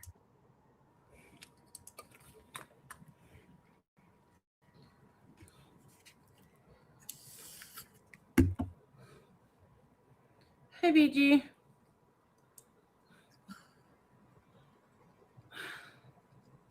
What? Hold on, what? Is that confirmed? that she got $500 from Nina? Did Nina say that, or did Chantal say that? So Nina gave her $500. That's why she went out, because she got all that money. I'm telling y'all, if she gets off that cloud couch, there's a reason. The further she gets away from the house, the more money you know she's making. So she got $500 from Nina. So before she even went anywhere, she was paid for that trip. So even without the Beezers sending her super chats, that trip was paid for and then some.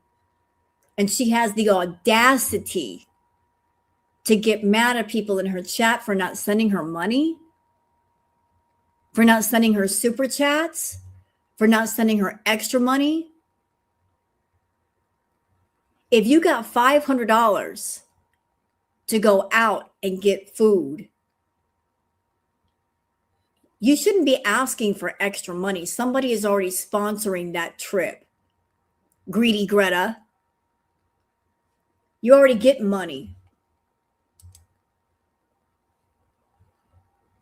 That money did not come out of your pocket. Somebody gave you $500 for that trip. Yeah, it's a quarter of her rent. I knew it was a paid trip. I knew she was making money with it. There's no way she'd get off the couch unless she was getting paid. But I'm sure she was mad she didn't get money on top of money on top of money. Greedy. Look at that face. She's mad. Why are you mad, Foodie?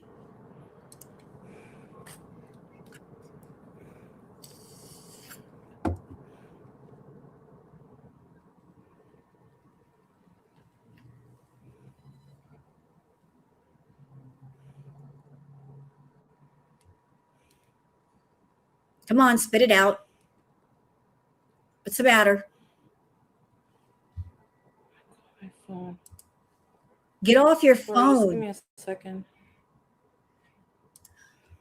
Unprofessional. So she just turned on her live stream. If you got stuff to take care of it before the stream starts. Go have a shower. Go get a meal. Take care of your phone stuff. Then turn the camera on. Why are you turning the camera on if you're not ready? It doesn't make sense. Stuff like this just makes you look unprofessional. It's sloppy. Very, very sloppy.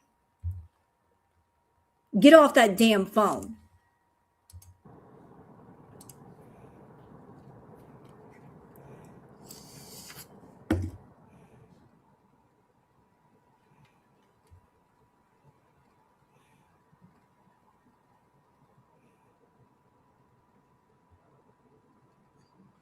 She's mad.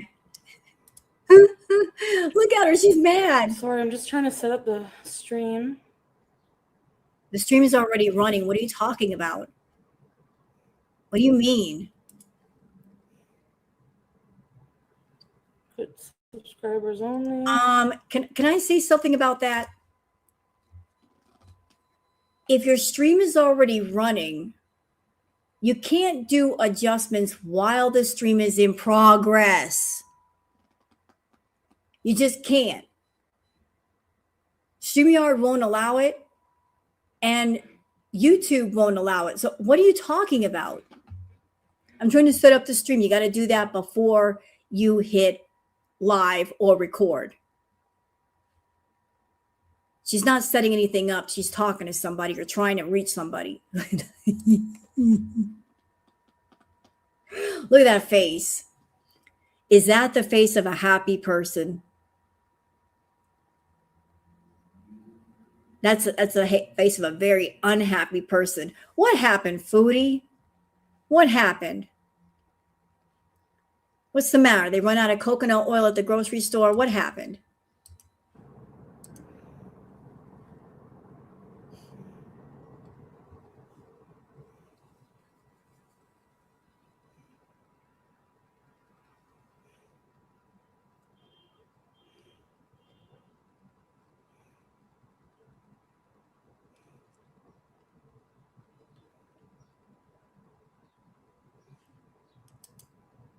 Yeah, I think you're right, kitten.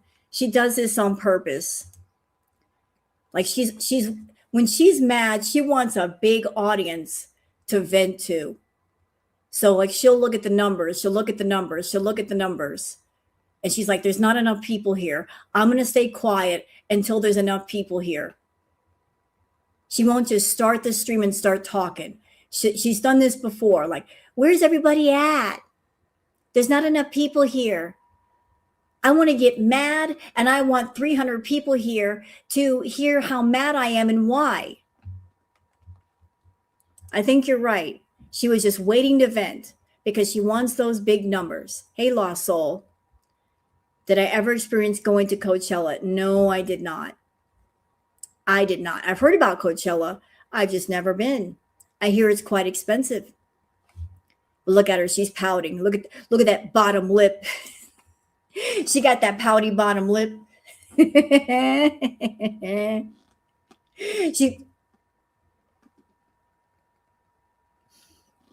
she got them pouty lips. I'm mad. I'm real mad. Have I ever been to crazy music festivals? No. Because it's a madhouse. Most of them are expensive anymore. Parking is out of control, all that.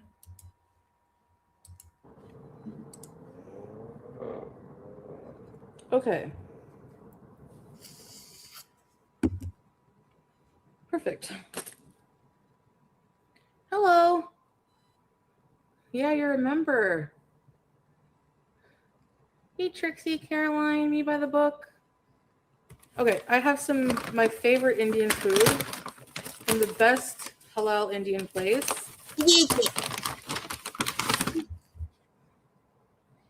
Carrot pickles. Nobody cares. Nobody cares what you eat. Nobody cares for this food show and tell show.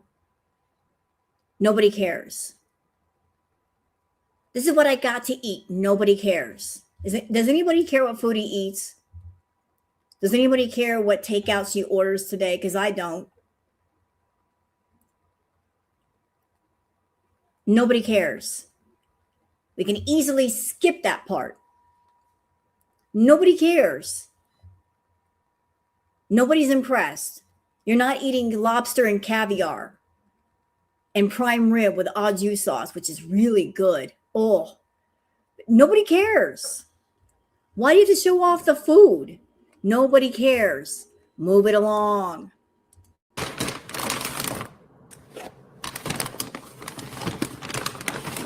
I'm butter chicken. What's this? Julab Gamoon.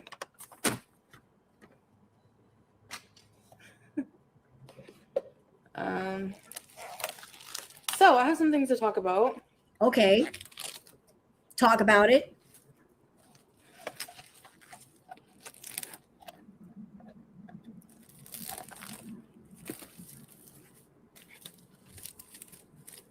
Get on with it.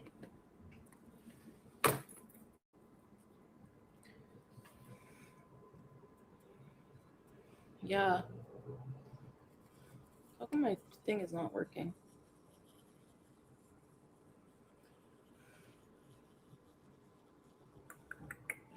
Butter chicken. And these carrots, I only can get them at this one place. Nobody cares. Yeah, it's raining. Bismillah. Oh my God. Wait a minute. What is she eating? She's eating baby carrots.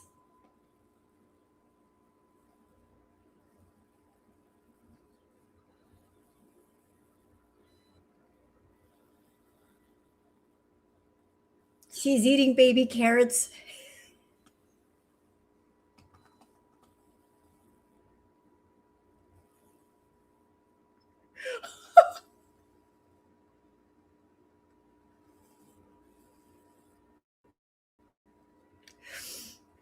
I can't. I can't. Hell no. Baby carrot blues indeed. Is she missing the baby carrot? Is she longing for the baby carrot? Oh my God. You're right. You can't make this up. She got a whole container of baby carrots.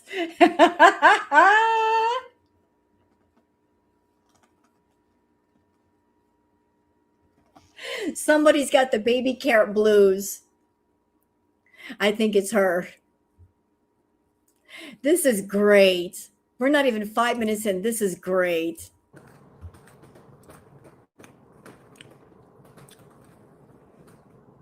They're like spicy Indian style pickled carrots. Hey girl, Emerald.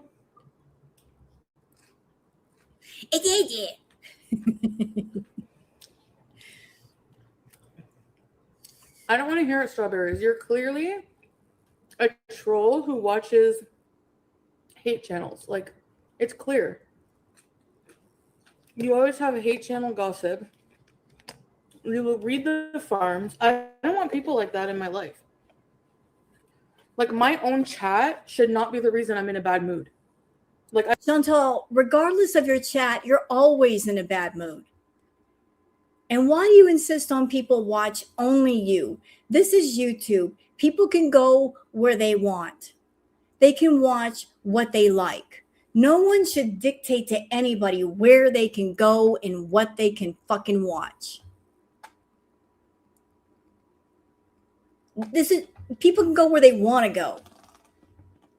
Why are you such a micromanager, Mary? Telling people you can't go to reaction channels.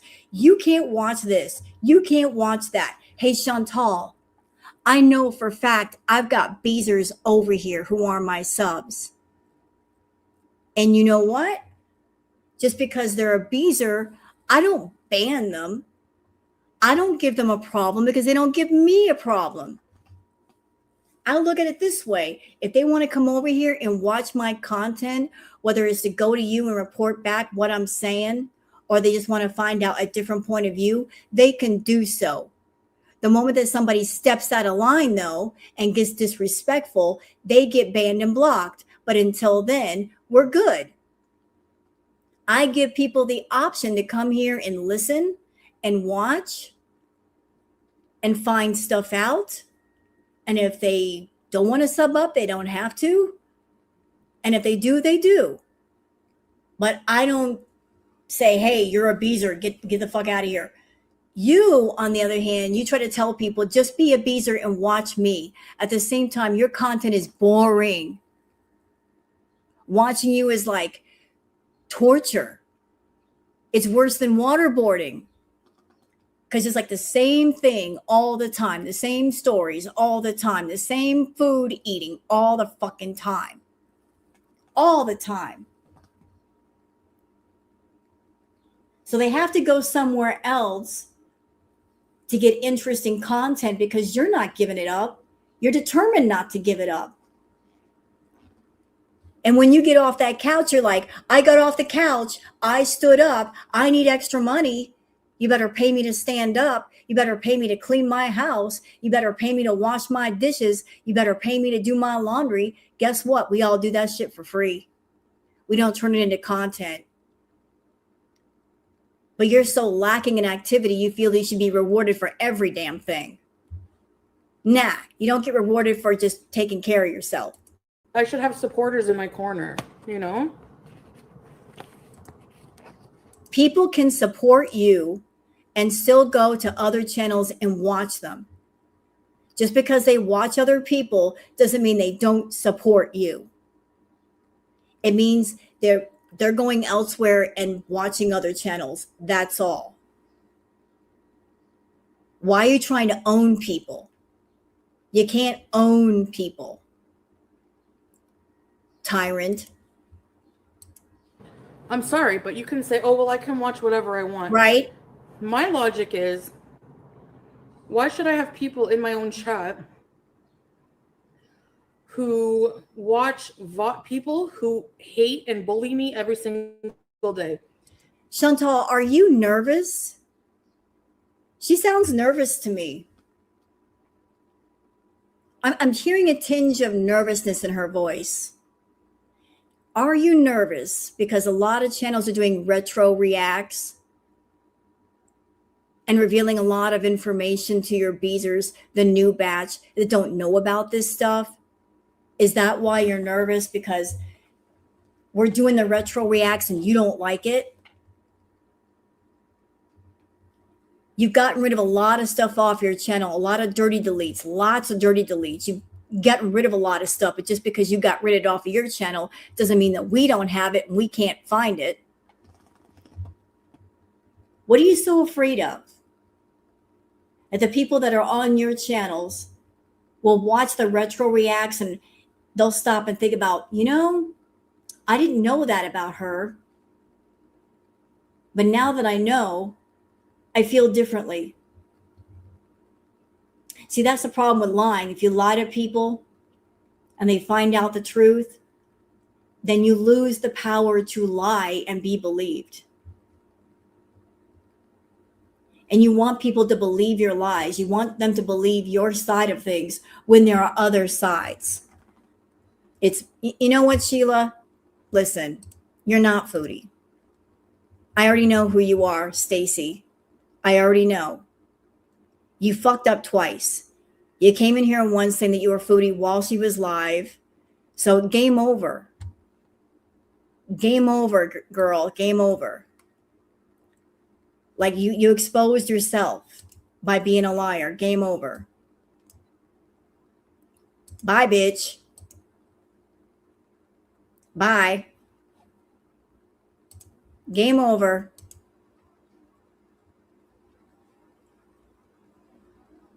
Later.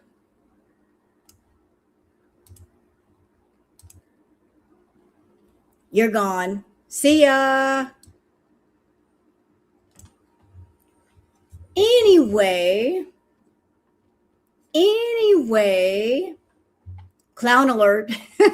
You know what? I'm going to make a new thing called clown alert. That's great. I like that. Can I borrow that, Mac Burger? I'm going to make a new segment called clown alert. That'd be great. Add it to the channel. Be entertaining. If you got nothing to be afraid of, then you're afraid of nothing. But when you lie and you know you've lied, then you are afraid. You're afraid of the truth. You don't want people to know the truth, especially if your income is online. You're afraid of the truth. The thing is, if Foodie were doing interesting content, people would say on her channel and only her channel.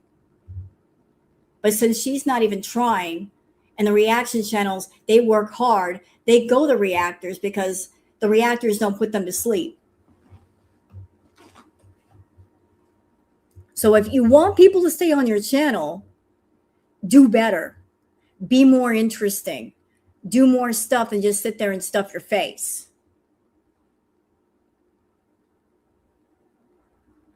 Then people will stay. You won't have to sit there and intimidate them to stay and threaten them to stay. They'll want to stay with you. It's so easy. Work a little harder, you get the reward. People who say I have vermin in my house. You do. People who dox my chat, send pizzas to members in my chat, harass my family, wish me dead. No. Where? Ma'am, where's the proof? I'm going to say to you what you say all the time.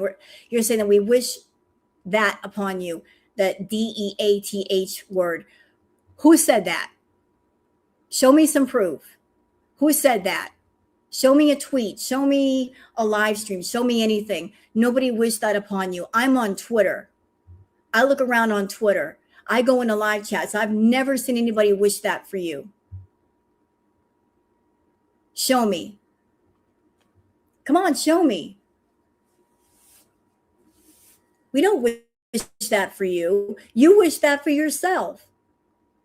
Every time you sit down and you put that fast food on a plate, you're wishing that for yourself. And the people that are your feeder beezers, they wish that for you. They're pushing you towards it.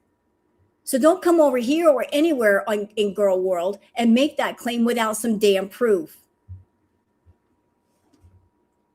You're pointing a finger at us, but the people that are wishing that for you in your own chat, because they know how sick you are, and they keep giving you money.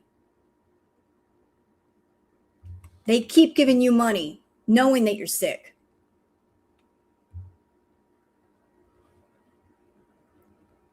And if something does happen to you, they got blood on their hands and they know it. But they won't even care because they'll move on to somebody else on YouTube and give them super chats until something happens to them. And then they'll move on to another one and another one and another one and another one. And it just keeps going. You're in line, but there's others behind you. And if something happens to you, they'll move on to the person behind you and the person behind them and them and them. They wish death upon me. Name some names. Who are we talking about? Don't sit there and make vague accusations. Say a name. Who are we talking about here? I don't want that kind of people in my life. You know, I don't want people who disrespect me, disrespect my religion, are just really vile. Ma'am, you disrespect the Muslim faith. You had your entire Quran sitting on your floor where it does not belong. You do haram things on camera, the farting and the burping and showing your boobs. So who's disrespecting the Muslim faith again? Who is disrespecting the Muslim people? I think it's you. You're getting on YouTube, a public platform, doing all that stuff, saying all that stuff, the gossiping, the hate speech, all of it. Bye, Trinka. You're doing all that. You're the one being hateful. What you're accusing us of, you are guilty of. You're guilty of all that stuff. Yes, you are. You are mad guilty of all that. People.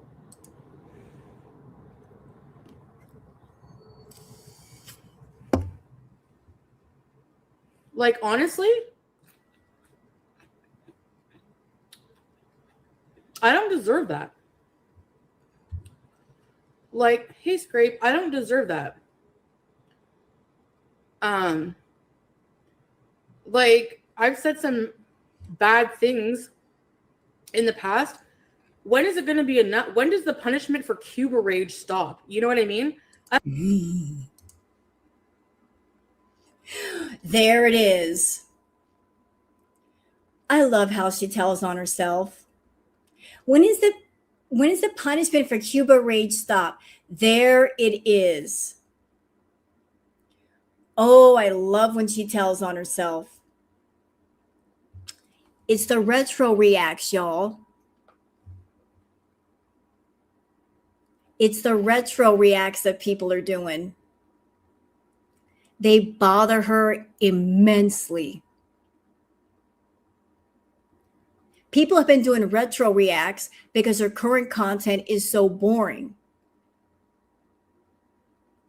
So we've been doing retro reacts, and I've been having a good time doing her retro reacts, showing you guys stuff that maybe some of you have never seen before.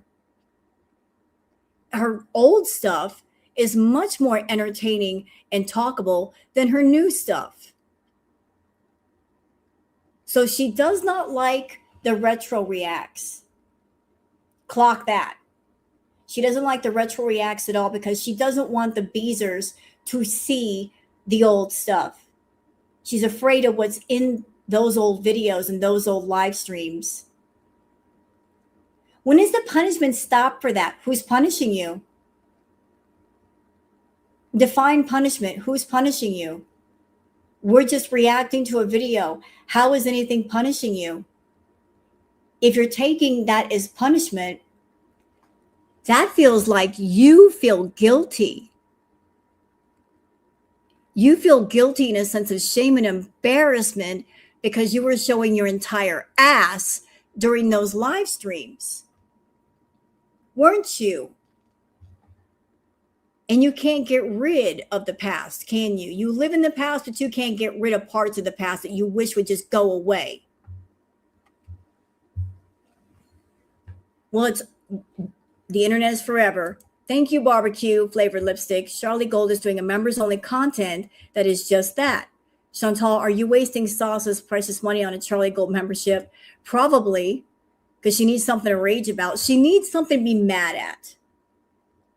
She really does. Let me tell you guys something.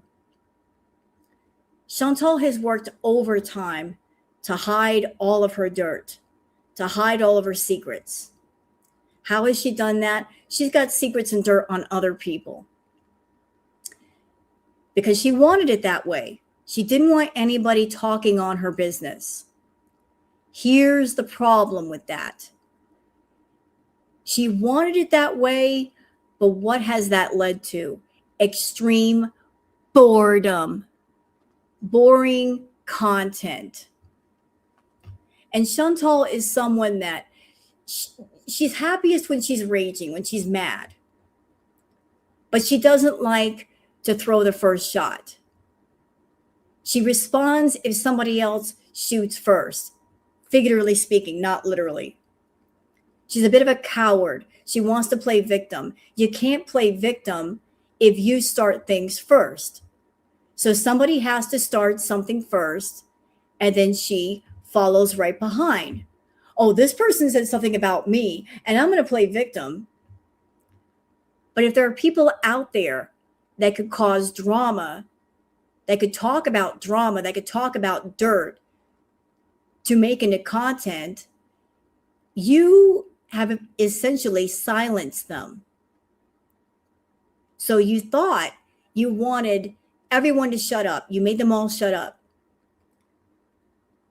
So since they've all shut up, no drama, no dirt, no tea. So we're left with what it is, what this is.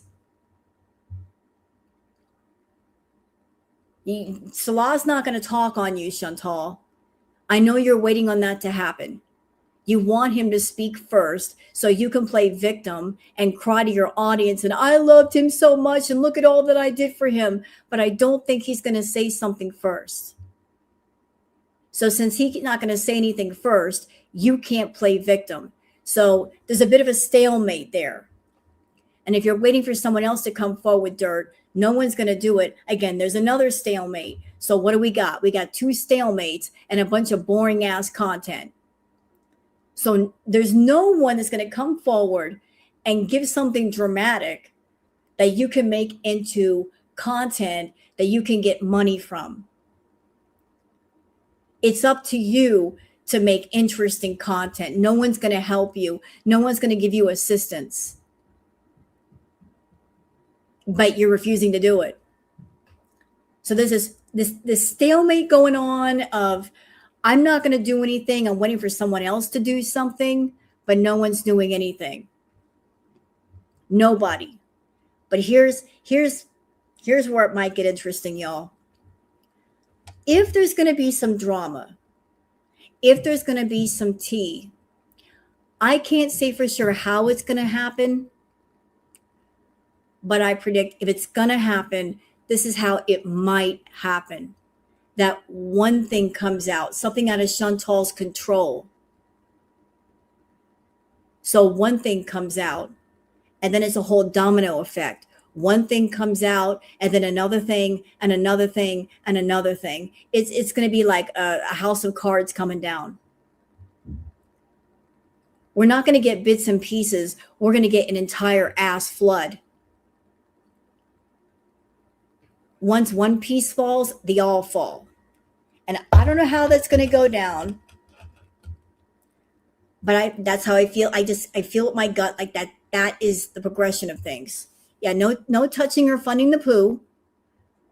But I'm feeling like in this situation, that's how it's going to progress. It's going to be like nothing, and then all of a sudden, everything starts coming out. And it's going to start with the one thing that she can't control, whatever that may be. And then it's there, and they start making money, and their channel blows up, then guess what? Everybody's going to jump in wanting their piece of the pie. And she's not going to be able to stop it. It's going to be too many people, too many things all at once from every side. She's going to flip out. I don't deserve that shit. And I don't deserve it in my own chat. You know? I find even trolling, I find it very immature. I don't know. It's just so annoying sometimes. Like, it's just like, grow up, man. I feel like sometimes my chat is like just like children. I don't know.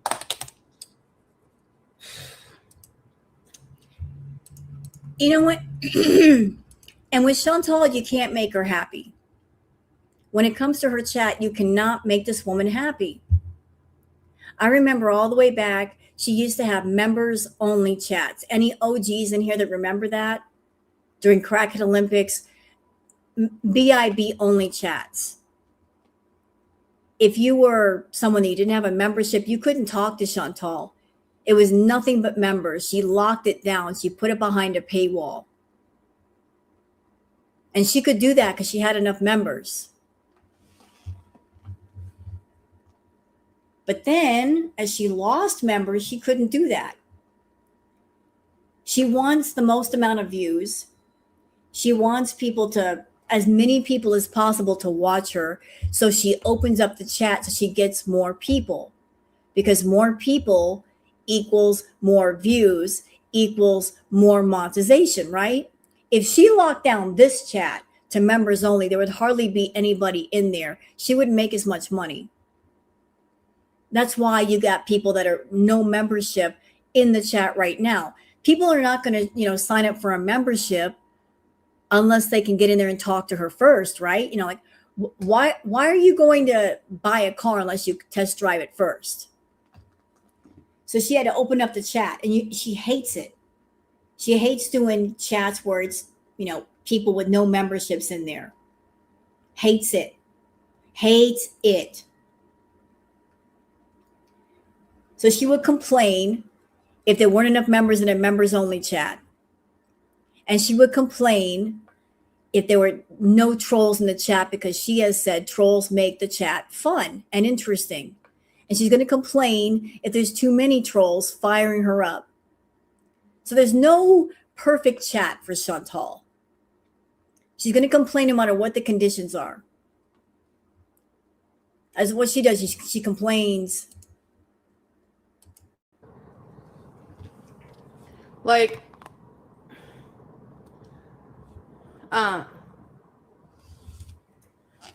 people, hey Melly, ready, set, rebees. Anyway, I'm not really in a good mood, so I hope you don't mind if I'm not really enthusiastic. Like, earlier what happened in Kick, like, I feel like she's live now. Of course she is. Of course she is. Of course she's live. I'm not worried. This ain't Crackhead Olympics. Somebody's going to get the stream somewhere.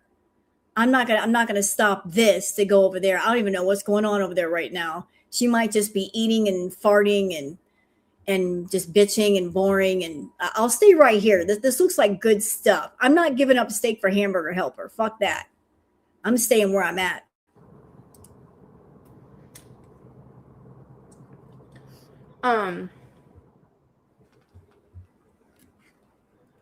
I don't know what people expect from me. Like, I don't know. I didn't feel like it was joking. Like, everyone was ganging up on me and being like,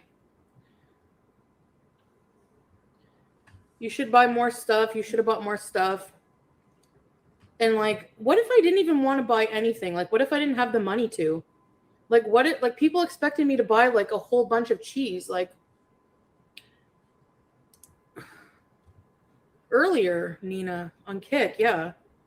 And I just felt like people were joking, but it's like, it just kind of is annoying, like constantly seeing every single person be like, when I try to do something, and I don't want ableist people in here either, okay? It's not easy for me to do a lot of stuff, like even like I get anxiety a lot going in public places. Well, Well, then, you know what? When you get people in your chat, Nina, that they're like, I'll give you $500 if you get in the car and you go to this certain location and buy this certain food. Why do you tell those people to F off? If you feel anxiety, if it's going to be too much for you, why don't you tell them to F off or say, hey, I've got anxiety and I just don't want to stress myself out. I don't want to make myself sick. I am honestly concerned for my health. The driving is a concern to me. I might have a medical event. I don't want to get too far away from home just in case something happens. Can we do something else? Can we stay closer to home? Can you pick a location closer to home, which won't stress me out? Why not do that? But no, you decide to do these things. You decide to take these requests, don't you? You decide to do all this. Nobody forces you. But I like to go for a drive sometimes. Like, what if I just wanted to go for a drive to nowhere? You got paid $500 to go for that drive. Shut up. $500 and that person got the car for you. You didn't just go for a drive to go for a drive. That car is not your car. This wasn't a situation where you took your personal car and you got in the car for a drive, which is fine if you want to go for a drive and clear your head, but you got monetary compensation. Somebody said, hey, I'll give you $500 to go take a 7-hour drive, and you did it. You wouldn't have gotten that car otherwise. You weren't going to spend your pocket money to get that car or go drive for 7 hours. You got that money motivation. Like, what does it friggin' matter to you?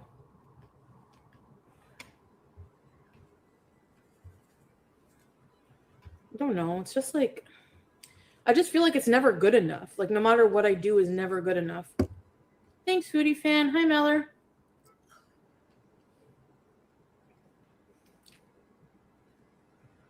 The bees last night. I know, Emerald. What am I going to do with all that cheese by myself?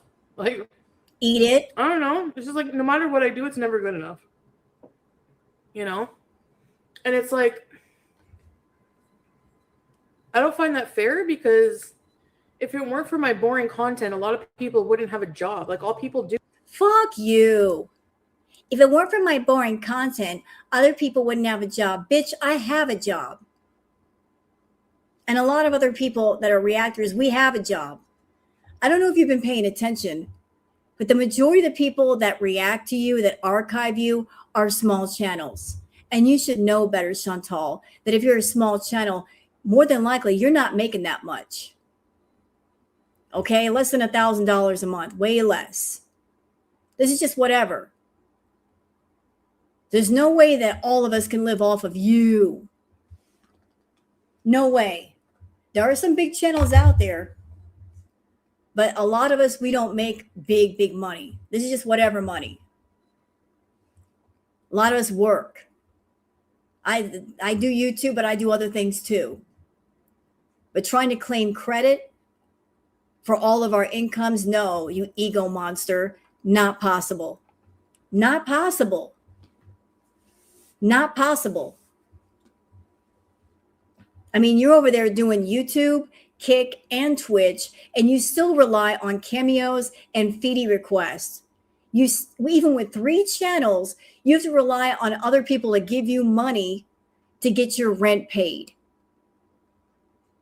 to get your bills paid, to buy that takeout. If it weren't for the generosity of other people, where the hell would you be? Where would you be? Do is nitpick. And that's why, like, I don't want people in my chat like that. I don't want people in my corner who just cause outrage. Like, this is my real life. People try to mess with my real life every day. And you're watching those people for a few laughs at my expense. Like, you're an awful person. You're actually more awful than the people you pick apart every day. 100%. And abusive people will do this. gather people to them, and then do that isolation game. I want to isolate you away from everybody else that might threaten my circle of control and manipulation over you. This is classic abusive behavior. If you care about me, you will stay with me and only me, and you won't go elsewhere. You won't go talk to other people. You won't go listen to other people. She doesn't want her beezers to go to the reaction channels and watch the reactions, even the retro reacts, because it threatens her influence. It threatens her manipulation. It threatens her circle of control. You stay around her, she'll lie to you, and you will ever learn the truth. Listen to me and only me. Don't go over there. Don't listen to that person. Even though they're going to be telling the truth and I'm not telling you the truth, believe what I have to say is the truth. No truth ever came out of a liar. They lie to you once, they'll lie to you 100 times. Once a liar, 1,000 times useless. If she's lied to you once, she'll lie to you again and again and again and again. And once she's lied to you the first time, how can you believe her? Truth is something that Foodie does not give. I am the leader. Listen to me. Don't walk outside and listen to other people. If you were telling the truth, you wouldn't be worried about other people and what they have to say. You're worried because you know you're lying. But this is controlling behavior. Controlling behavior. It's disgusting. I don't do that shit. I don't do that crap to people. I don't do that crap.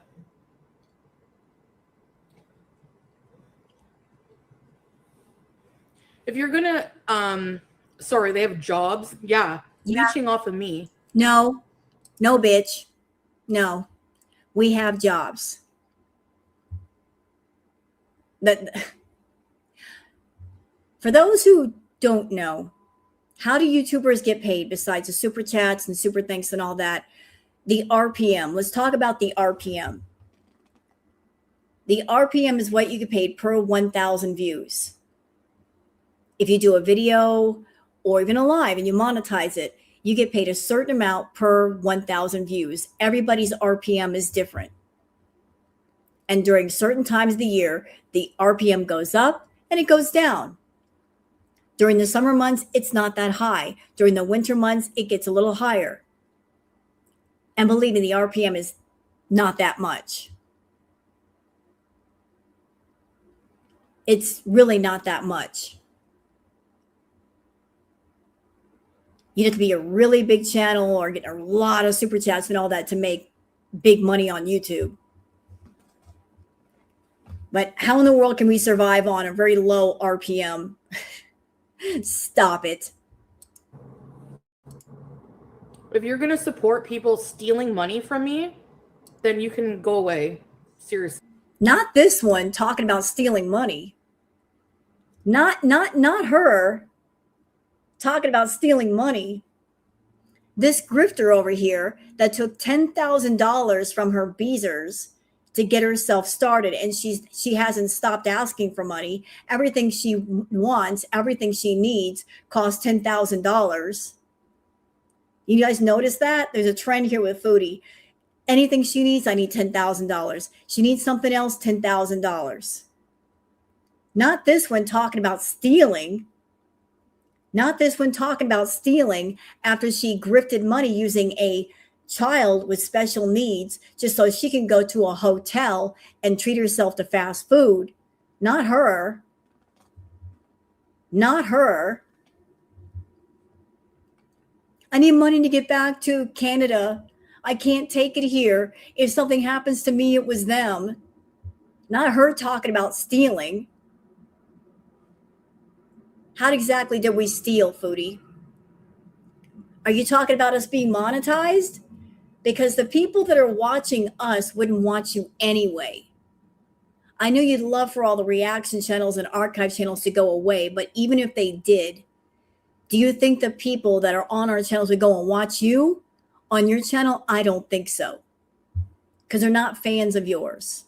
So you might want to do away with this thinking of, if I could just get rid of Girl World and all the archive channels and the react channels, I would get more money in pocket. Exactly how? Your content is boring. People would say, oh, Girl World is gone. I'm going to go watch Foodie on her channel. They would never. They can't stand you. They go to the reaction channels because they can't stand you. People have a choice to go on your channel and watch you, or go to a react channel and watch you there. Nobody forces them where to go, and they make their choice. And you're mad because they choose to go to react channels and give them more engagement. Hey, unicorn. So when people are given a clear choice, if there's more people on the react side, the Girl World side, than your side, it's not because they were forced to make that choice. It's because they chose to. You're making it sound like they were forced. They were never forced. They're just making a choice that you don't want them to make. You don't want them to have a choice. You don't want them to. You basically want to force people to watch you as you are.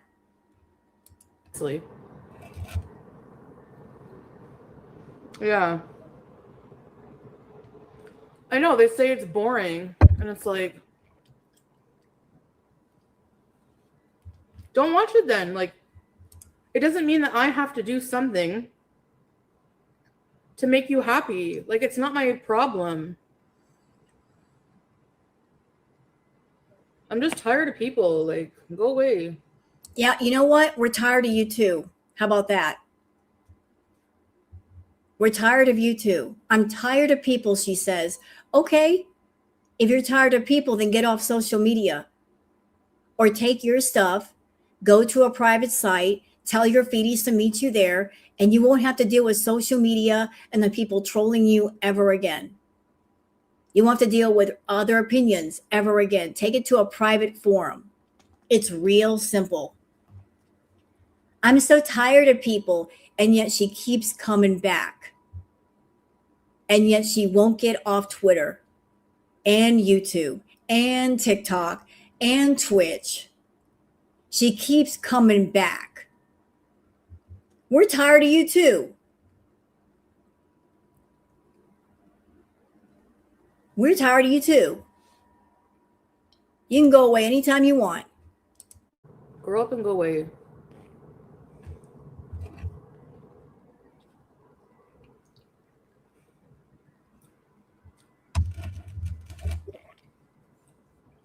I don't know.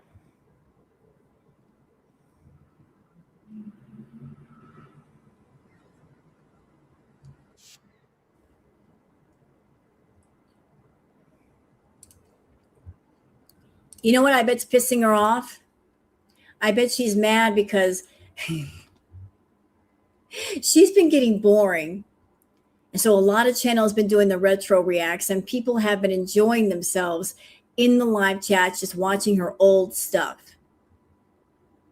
So if she thinks that she can just hurt the reaction channels, hurt our views, hurt our engagement by being as boring as possible, we're like, okay, you want to be boring? That's all right. We'll just pull up your old stuff. There's plenty of it, and react to that all day long and still get our views and still get our engagement and still be monetized. How about that? She tries to hurt us, and all she's doing is hurting herself. By making boring content, she's hurting herself. We're not affected. We know how to switch gears over here.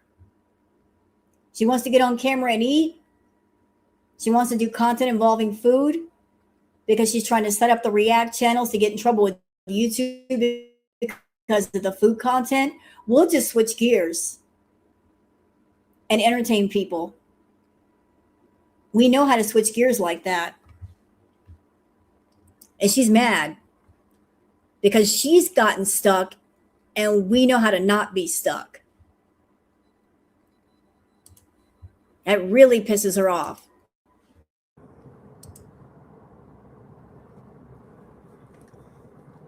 People go to St. Hubert's for like purposely to buy curds. I didn't like, why do I have to buy something? I don't know. Maybe I'm overreacting, but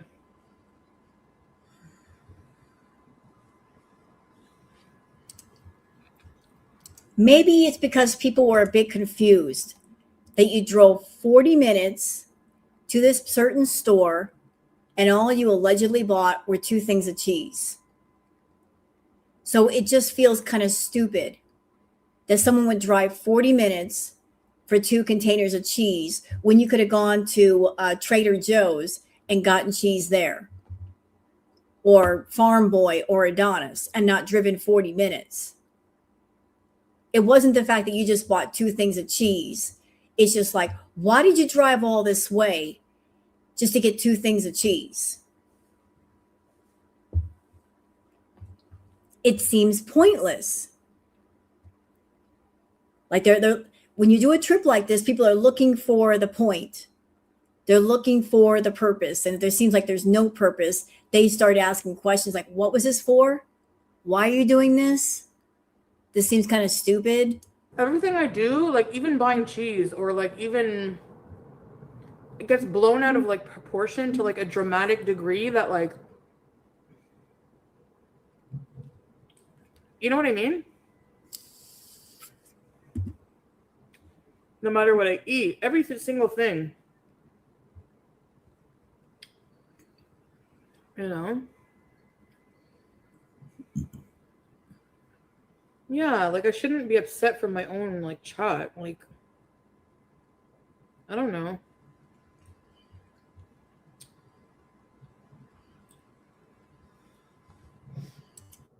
And thank you for the super chat. Appreciate it. Thank you, Kay. Your reacts are so knowledgeable, can learn a lot, and many examples you give. Thank you. Thank you so much. I appreciate that, darling. Yeah, when I do reacts, I look for talking points, stuff to talk about. And when Foodie's just sitting there on her cloud couch, she's not doing anything, she's not eating, there's nothing to talk about. So to find talking points, I have to go back to her older content because there's stuff to discuss. I like discussion. I like discussing things with you guys. Maybe showing you guys some stuff that you don't know about. I mean, we did that great retro react with Septa 7 that went for like 7, what was it, 7 hours, 10 hours? But I was enjoying myself, spending time with you guys. And it was very informative, wasn't it? That's the stuff that I look for. Stuff that we can talk about and discuss. We can all get around the round table and talk about it. If she's not doing it in her current content, I'm going to go back to the past, whether she likes it or not. Yeah, it was eye-opening. Yeah, it was Septa 7. Septa 7 did a fantastic documentary on Foodie. Fantastic. It's like, I'm like driving. I can't look at my chat. I'm driving. I'm trying to entertain you guys, talk to you guys. And it's just like, when I look at my chat, it's just people complaining.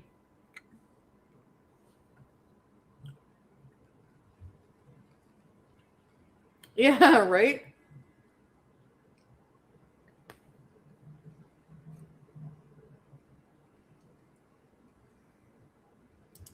Oh, by the way, as far as the Cuba rage, just so you know, Fried Plastic, it wasn't just one live stream. She did a series of Cuba rages. There's several. She never stopped raging. From the moment she got there, she was freaking out. She just wouldn't shut up. I don't know how long she was in Cuba, I forget, but the entire time she was there, rage after rage after rage after rage after rage. There were some calm moments, like when she went to the beach. That was nice. She took us to the beach. But other than that, she was ragey. There's a whole series of Cuba rages, whole bunch of them. No, it wasn't the whole chat. And I'm not singling anyone out, but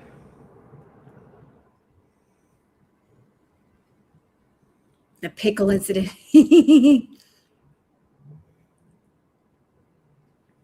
Relish on a burger?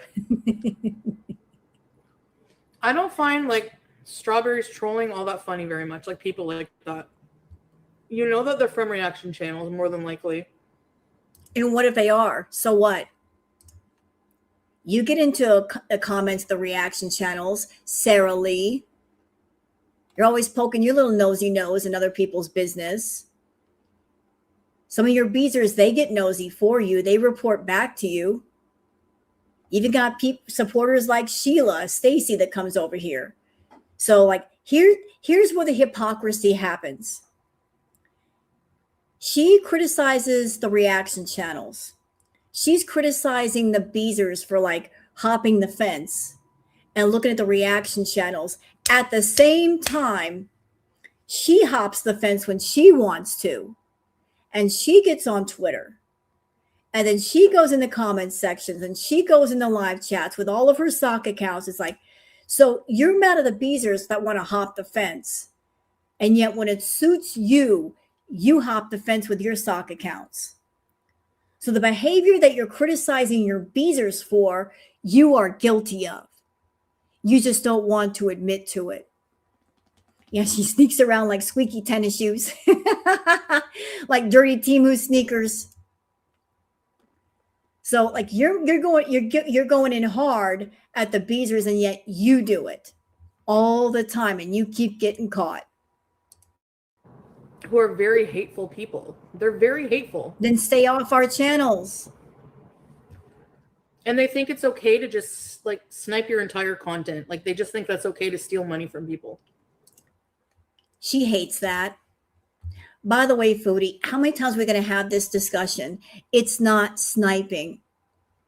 You ignorant fool. It is not sniping. Sniping is a gamer term. And it refers to when somebody's playing a video game and they're live streaming it, and then other people are streaming it as well. What's going on YouTube is called restreaming. English major, restreaming.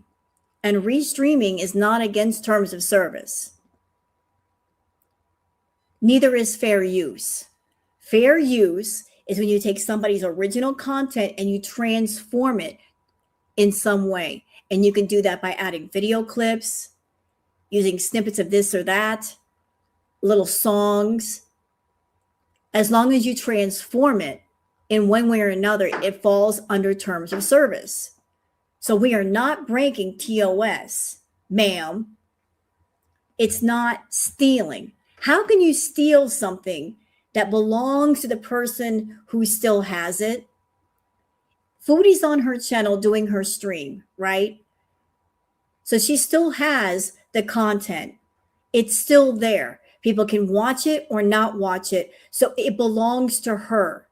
She's got her version. We've got our version. And people make a choice about which version they want to watch. So nobody is taking anything from her. We are just, doing the remix.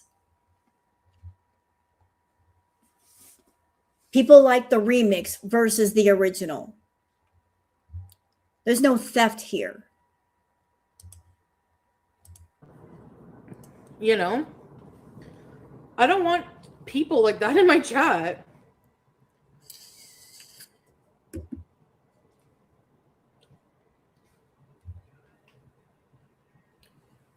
Yeah. Hi, good morning. A reaction channel say F you, we can lie, spread rumors, and make money off you today. Exactly.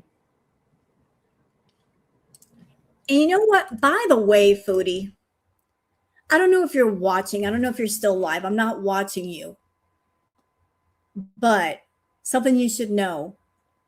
Sometimes the beezers go in there and they tell outright lies about the reaction channels. Outright fucking lies. And do you know why they do that? They want to get you fired up.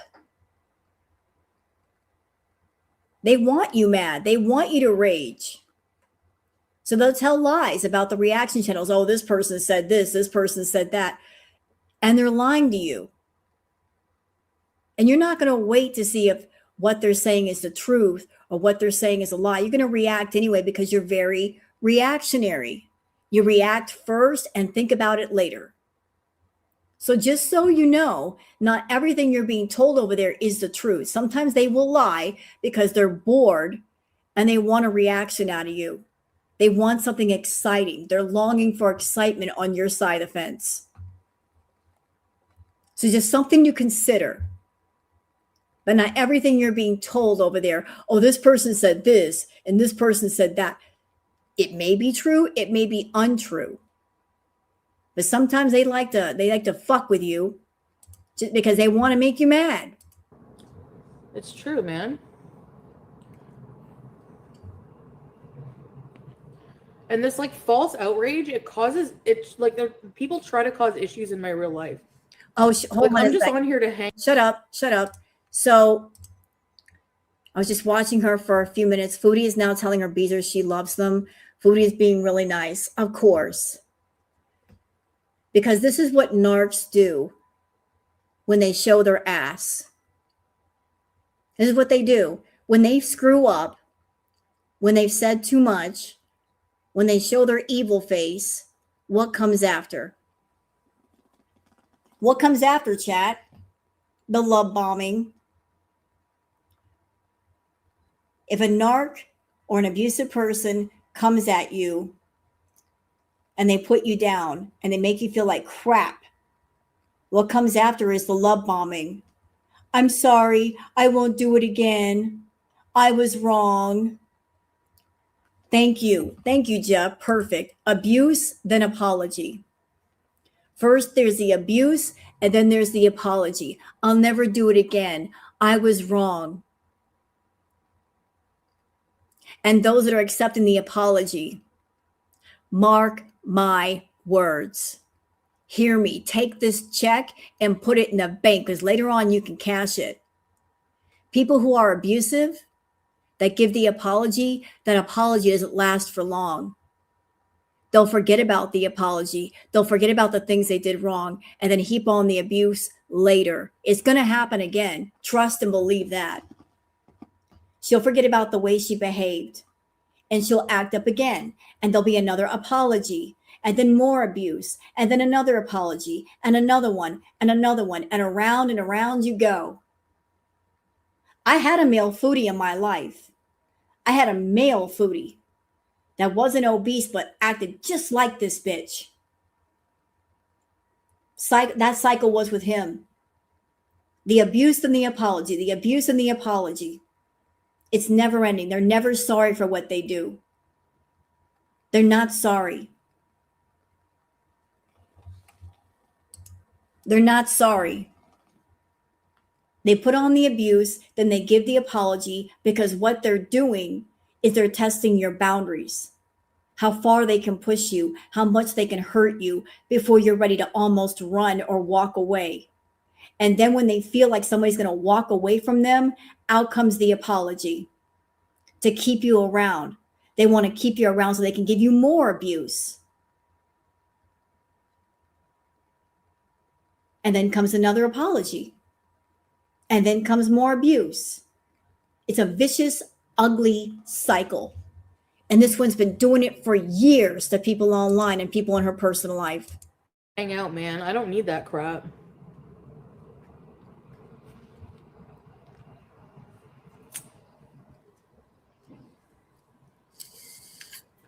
A whole economy that surrounds me, exactly.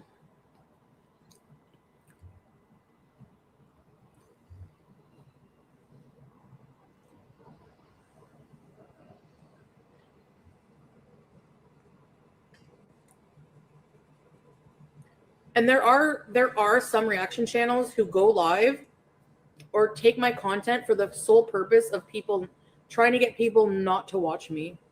That is extremely immoral and disgusting to do to someone. Chantal, even if that were true, even if there was any truth to that, which I doubt, because there are a lot of archivers out there. Even if that were the reason, the motivation, how would that be accomplished? Because again, you cannot force people who are on YouTube to watch or not watch any certain person. They're doing their free will of choice. People are free to do what they want. They can watch you, they can watch somebody else.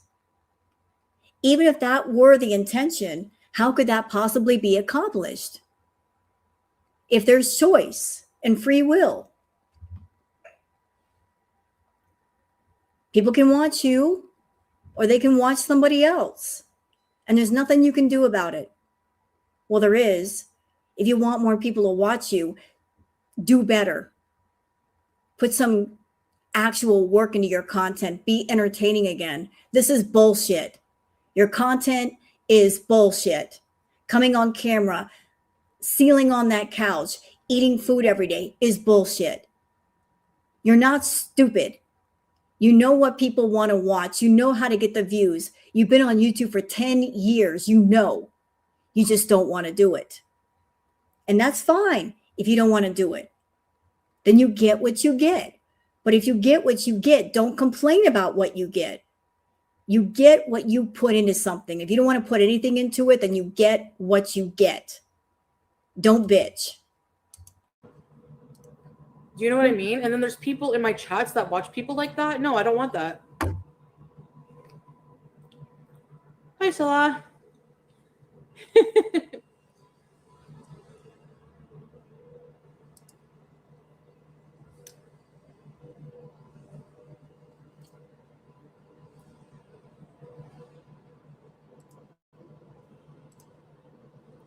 So Salah just came in, and I'm looking to see if I see Teardrop. Thank you, Patricia. I'm looking to see if I see Teardrop in there. Because we've all been saying when Salah appears, one of the mods disappears. So where's Teardrop?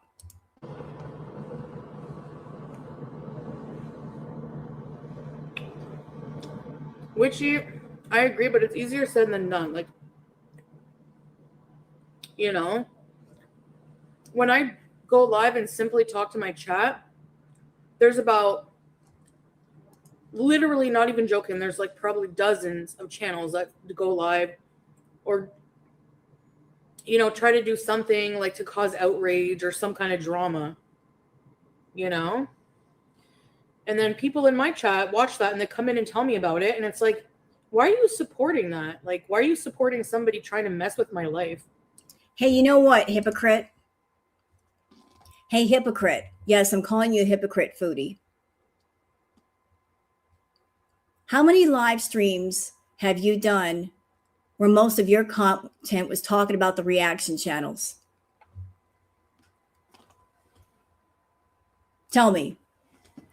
How many live streams have you done where the majority of what you talked about was Girl World and the reaction channels? You use us for content. You use Girl World as content, as a talking point to make money on a monetized channel. You're over there bitching and complaining about us reacting to you, making videos of you. At the same time, you get on your live streams and you talk about us. Oh, let's talk about FFG. Let's talk about Yaba. Let's talk about this person and that person. When it suits you, you will turn the React channels and conversation about them into monetized content. So you're allowed to make money talking about Girl World, but Girl World is not allowed to make money reacting to you. That's a bit hypocritical, I think. Thank you, Granny. She's always saying, go watch someone else. So thank you, Granny. If you don't like me, if you don't like my content, go watch someone else. And then she gets mad when people actually do watch someone else. She gets real mad. Oh, go watch somebody else. Okay, once they watch somebody else, though, don't get mad. Don't get mad. Don't get mad, Foodie. Because if they go watch somebody else and they find a React channel and they're more entertaining, they have more fun, they decide they want to stay and they don't want to be subbed up to you anymore, don't get mad.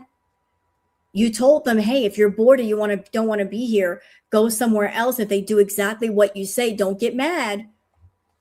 You made the suggestion. You told them to do it and they did exactly what you told them to do. And why are you in my chat?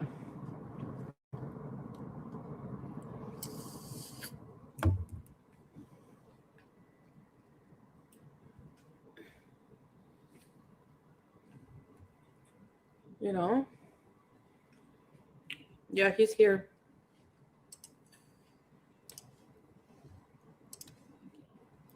That's telling. I don't know if she realizes this, but she told on herself again. Let's see if you guys can spot how. I'll give you guys a minute. She just told on herself.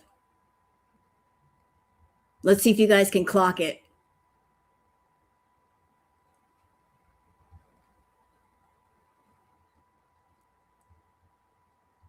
She just told on herself.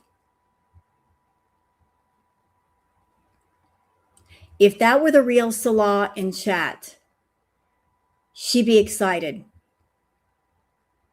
Now, we covered that earlier, Blue Eye, but you're right. She does do that. She does do that. But just this reaction right here. If it were the real Salah, she would be excited. Babe, how are you, babe? What's going on, babe? She would be excited. Wouldn't she? Where's the excitement? Where is it? Yeah, she would be smiling from ear to ear because she gets excited when he's around. She uses that baby voice. This reaction's very, very telling.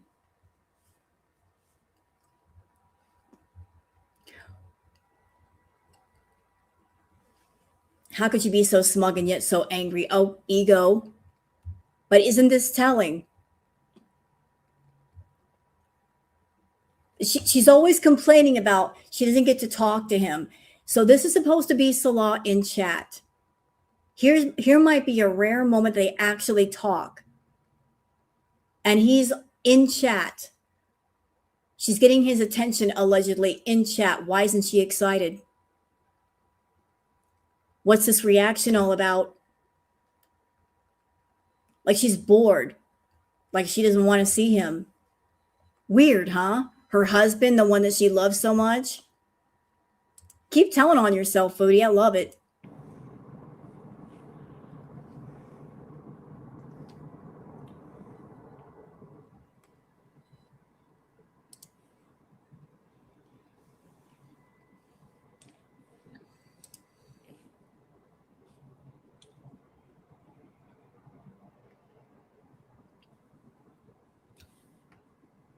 Goodbye. I'm not taking any crap. Like, you're instantly gone. No warning. Keep blocking people. Right. It causes people to go real life. It's like actually very disturbing how toxic and evil people are on the internet these days. Says the woman who doxed other people and had Beezers dox people for her. You want to talk about perfectly imperfect, Foodie? How hard did you go after perfectly imperfect and her family? You even made sock accounts using pictures of her kids. Actual pictures of her kids. And going into the comments section, acting as if the children were talking against their mother. And then you took it a step further and went after the husband. You're crying about people doxing you. Yet you doxed a woman and her entire family and tried to get her fired from her job as a teacher, bitch.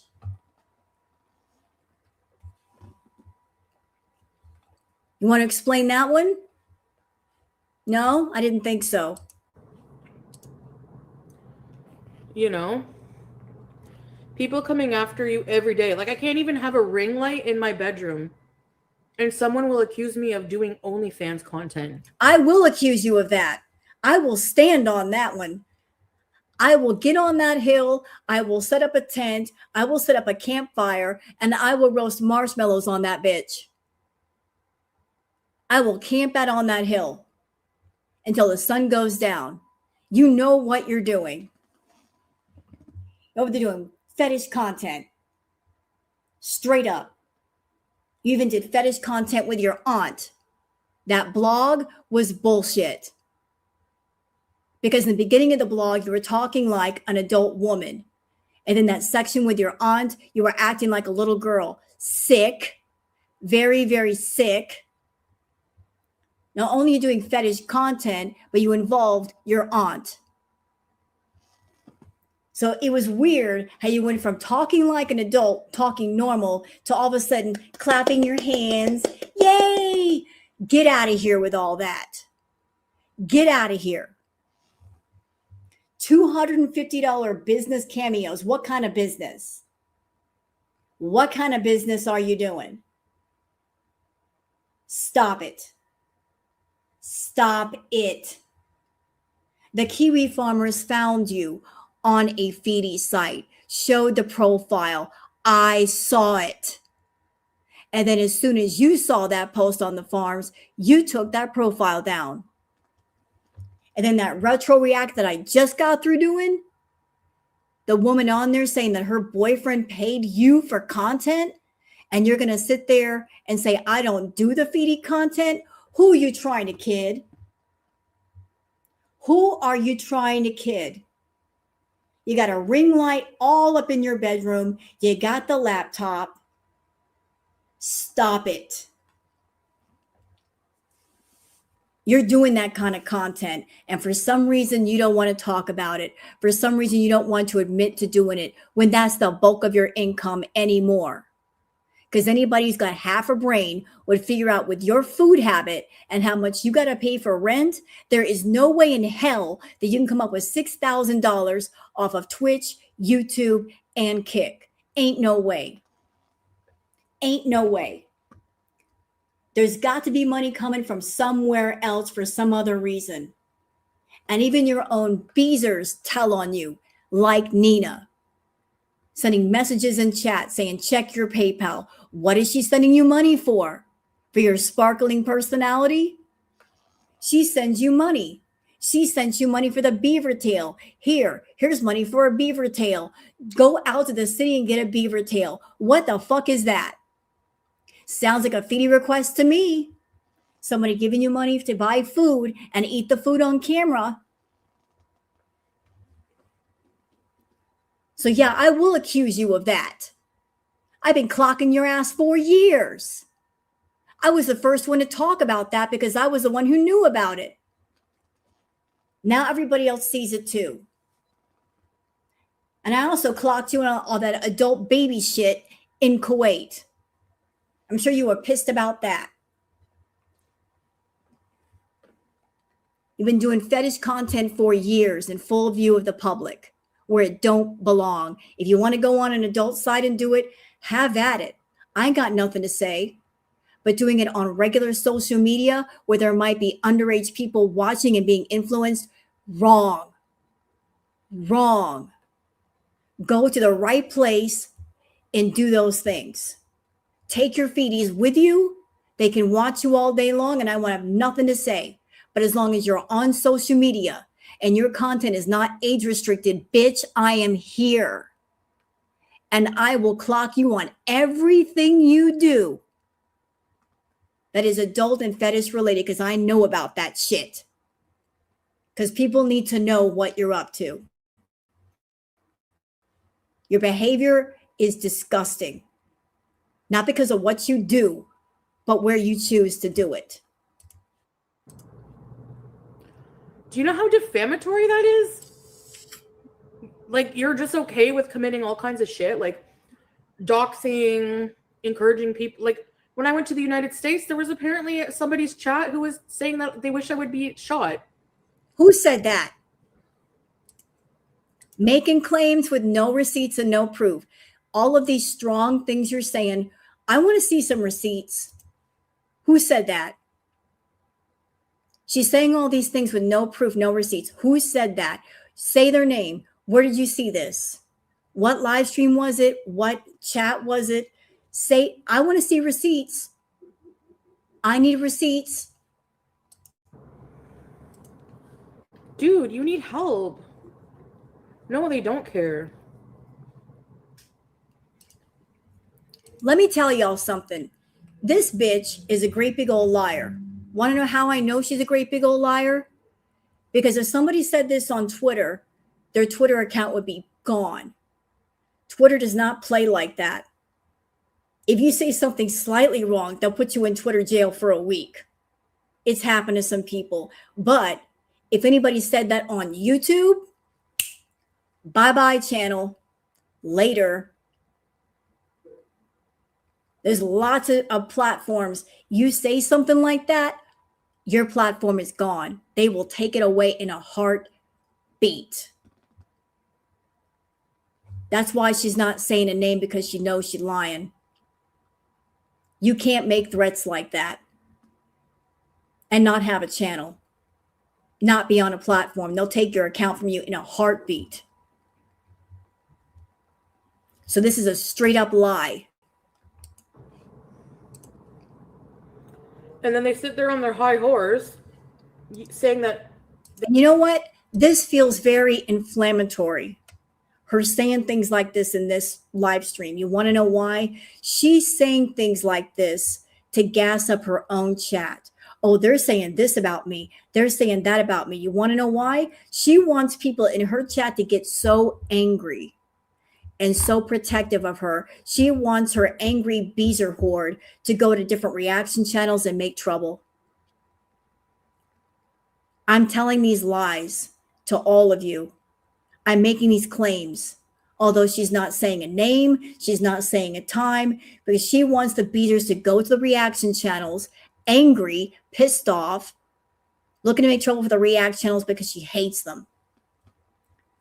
But what I have to say to any Beezer watching, if she makes claims like this, look for proof. Look for your own proof. Where's the proof? There is none.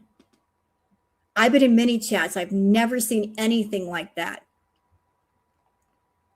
No channel would allow that kind of talk. It would put their channel at risk. They're not going to risk their channel for somebody talking stupid. So no, that was never said. She's just trying to use her own audience as her own personal private army to do her bidding, because she's too much of a coward to go after channels herself. So let me use other people as my pawns to make trouble. And if something happens to them, no skin off my nose. My channel stays safe. My income stays safe. You can't say what I want, but yay. Hello, Reginald. Thank you. Thank you, Reginald. So she's trying to gas everybody up with claims that aren't true, with no proof, no receipts. If a liar like Foodie says something, look for the proof. Look for the receipts before you believe her. That's all I'm saying. They have a moral right to do what they're doing to me. To take my likelihood, try to damage it. And I'm the bad person. I'm not doing that to people. I worry about myself. The more you spread your wings, the angrier. That's awful to be like that. I hope they realize that. Oh yeah, radical?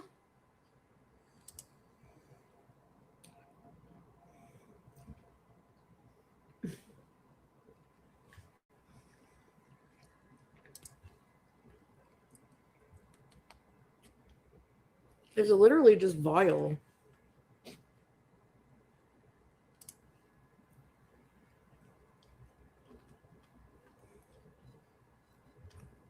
No. I didn't try the cheese. Let me tell y'all something interesting. Way back in the day when Foodie was a baby channel, when she was small, and the React channel started reacting to her, she didn't mind.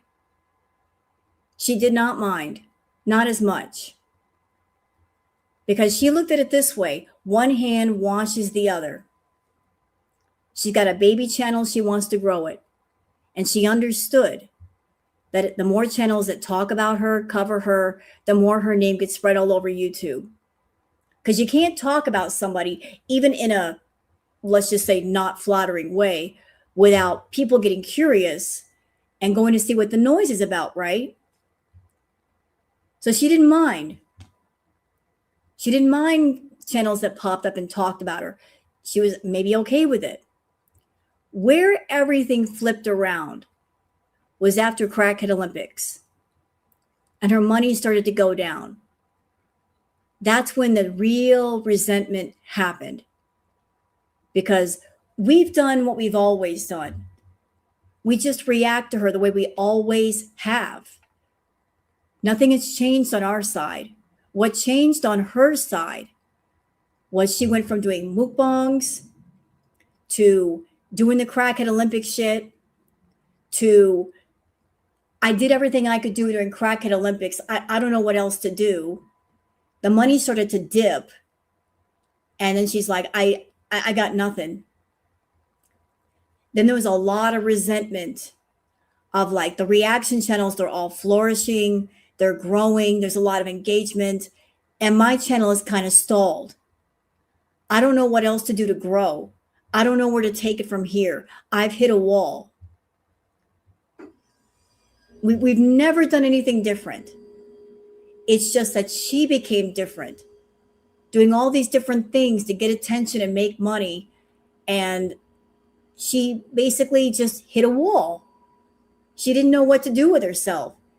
So she became resentful of the fact that the reaction channel side is flourishing and hers is not. Hers has gotten more and more stagnant and the money is dropping. Thank you, Reginald. This rock cross needs to learn her place.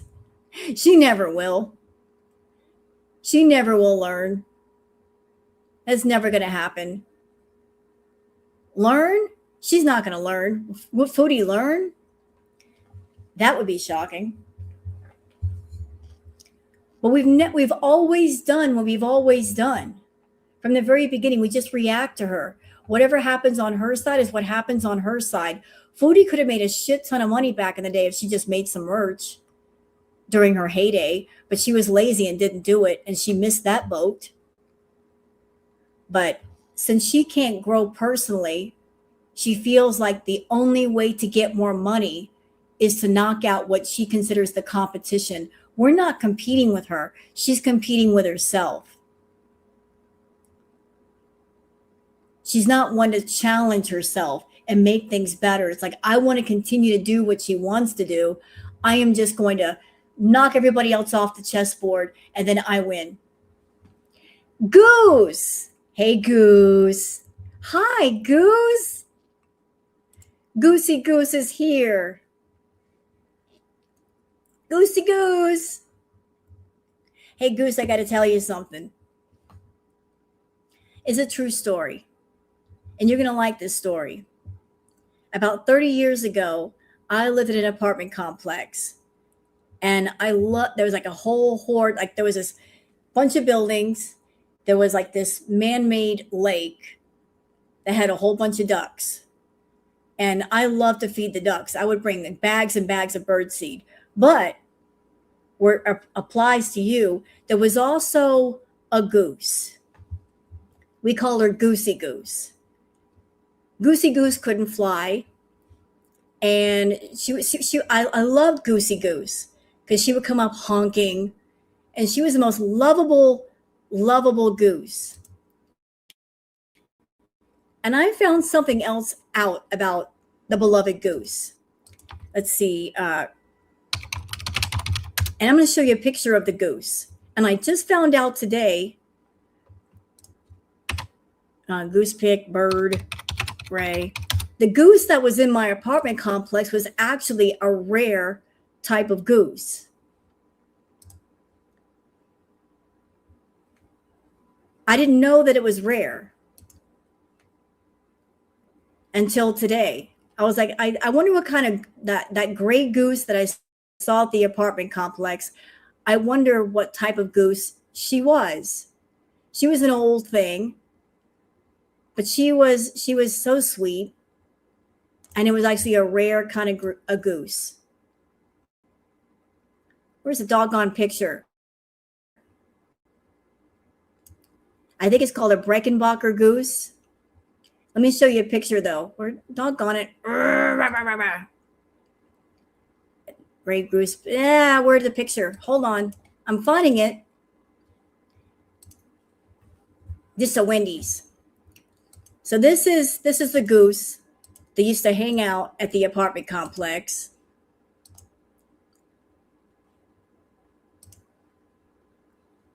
That was the goose.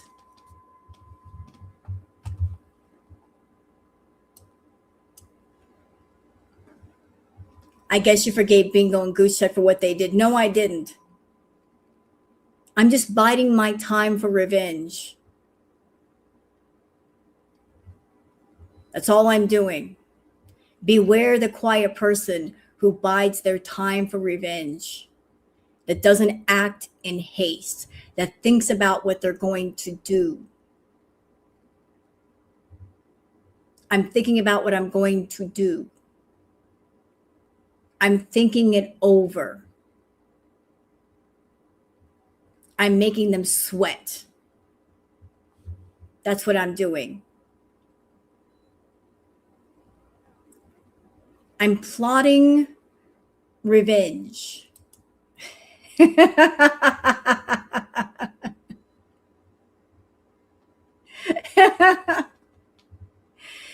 Shh, don't tell on me, Goose. Don't tell on me. I did send her a picture though for her collection, but I told her not to put rose emojis on it. Don't tell on me, Goose. Rude. Why are you snitching on me? This is unacceptable. Stop snitching.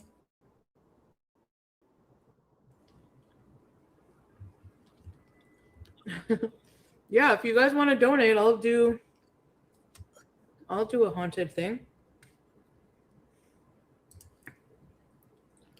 Hey, Goose.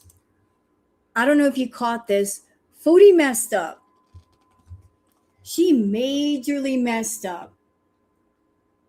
So allegedly Salah came into chat and posted a comment, and she called Salah Teardrop.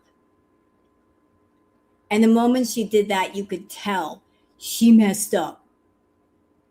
She really messed up. Would you like to see the clip?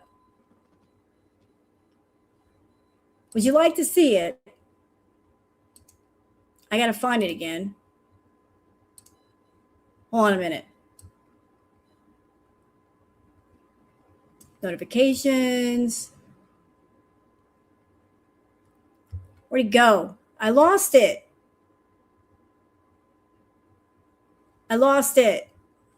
You know what? Look, I'll look for Lori's name, because isn't she the one that who posted it?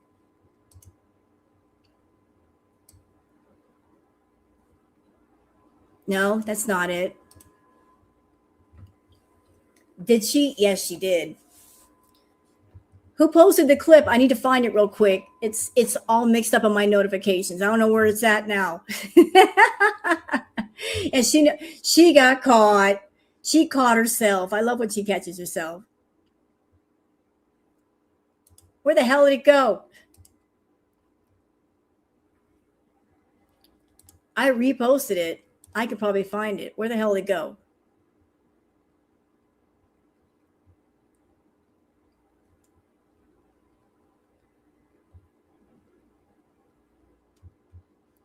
I can't find it right now.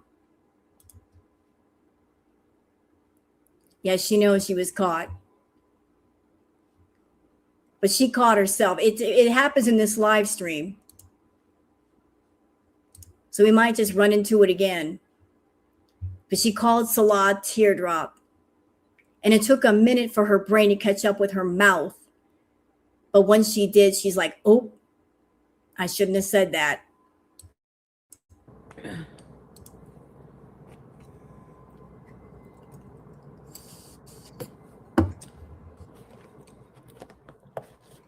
I don't know. It's just not okay, man. Was it Havasu Mom? Let me look it up real quick. Hold on. I might be able to find it. It might be Havasu Mom. Let me look. That might be it. Yes, it is. Thank you. Thank you. Thank you. It is Havasu Mom. Can I rewind the video? I can't rewind the video because I'm doing a live. I'm sorry, Voodoo.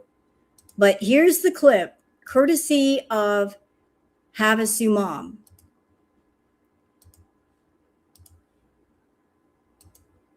You ready, Goose? Okay, now, context for Goose since she just got here. So Salah just pops in the chat. The comment from Salah is, don't mind the level of their brainless.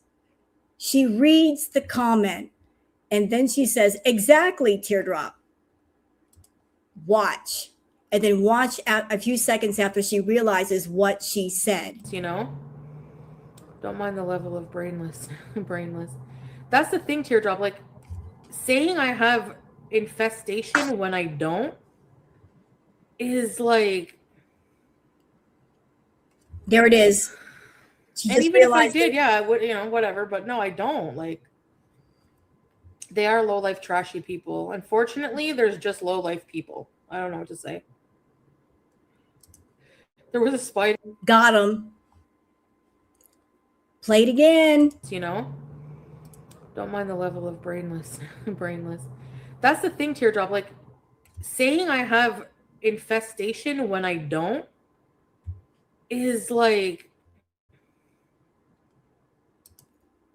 That right there, that pause of like, oops, what did I just say?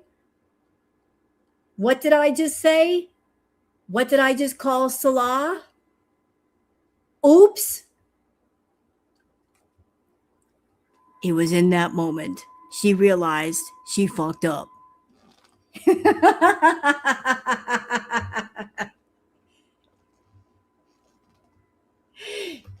It was in that moment she realized, oops. Oops. Wah, wah.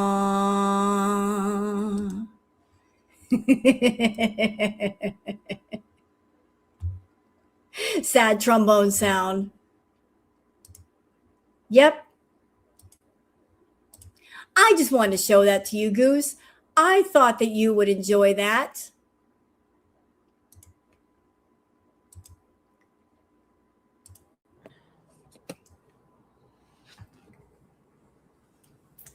I'm just living my life.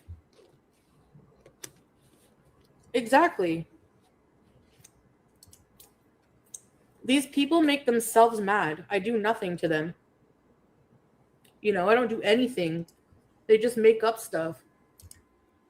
Ma'am, how do we make stuff up? If we put on your live stream, people can see you and hear you. How do we make stuff up? We put on your live, we put on your video. We're just giving our commentary, but we're reacting to you in real time. People can hear what you have to say and they can see what you're doing. Where is there room to make stuff up? If the footage is right there, where people can hear it and they can see it. There is no speculation here. There's no he said, she said. How are we making stuff up?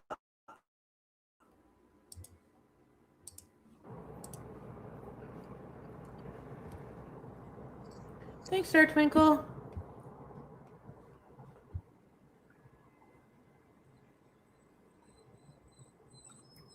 Thanks, Boo.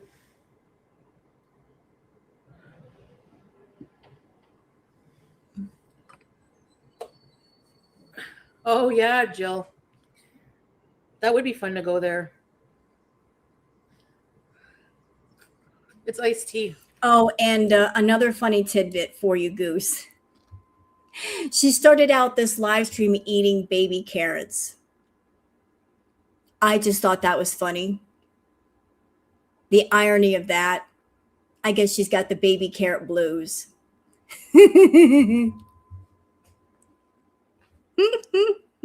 A container of baby carrots.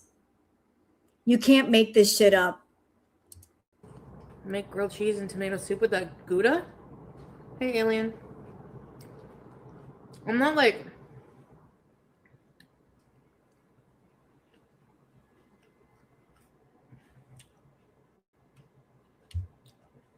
Hey, Lynx.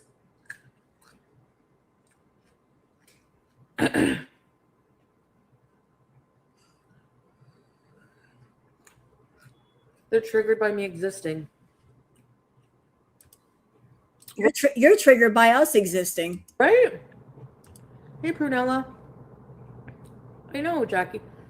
No, but like, oh, these are pickled Indian style carrots.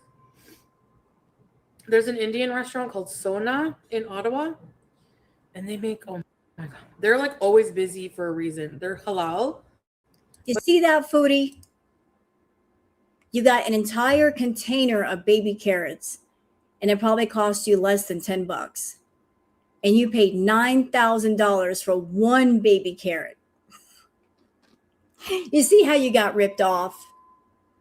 You wanted baby carrots, you could have got them locally for less than $10.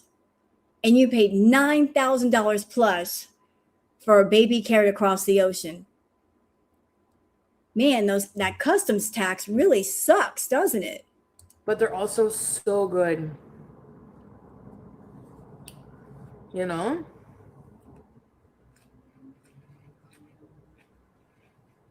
Really, Kiara? And that's what I try to do, like pickled veg. I try to just like entertain people. You fail. I try to entertain people. No, you don't. Because if you were entertaining, why do people go to the React channels in the first place? If you were entertaining people the way you should, why would they come to us? Why would they prefer us over you? They're coming to us because you are not entertaining. And then you get on your channel and you say things like, well, if you don't like it, go somewhere else. And then when they do, then you get mad. So which is it? You want them to stay with you or you want them to go somewhere else? Which is it? Stay with you or go somewhere else? If you want them to stay with you, then get off that damn couch and do something. You know what to do. Just fucking do it. Like, have fun. Do things that I like to do. You know? What do you like to do? What do you like to do?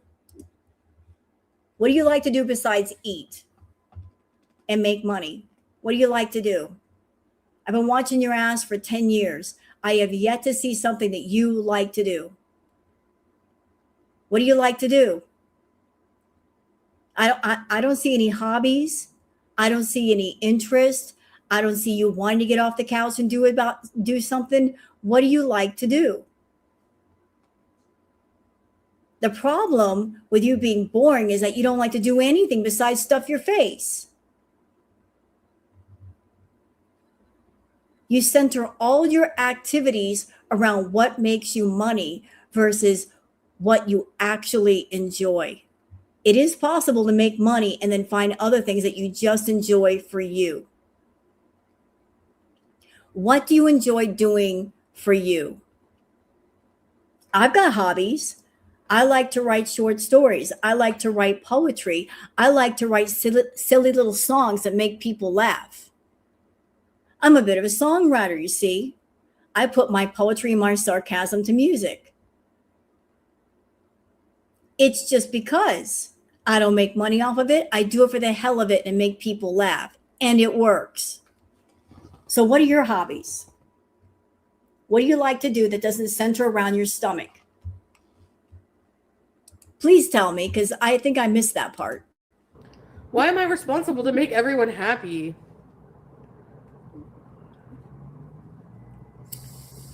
Like, how are you going to say my content is boring, but then take hours picking it apart and making that your content you realize is my content? Like, are you insane?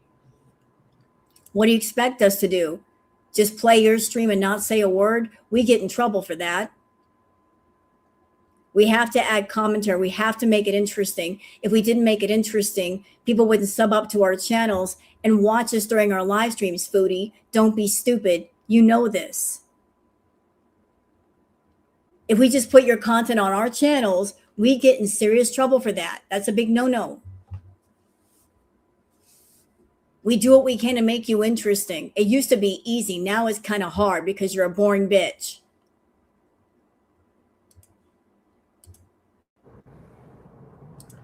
Watching is voluntary. Excuse me. I don't drink, and suggesting I drink is disrespectful to my religion. Thank you. Roasting and being cruel like strawberries is different. And they're just really vulgar sometimes. She's good. PG is good. She's sleeping. Got home so late last night. Yeah. Hi, Crispy.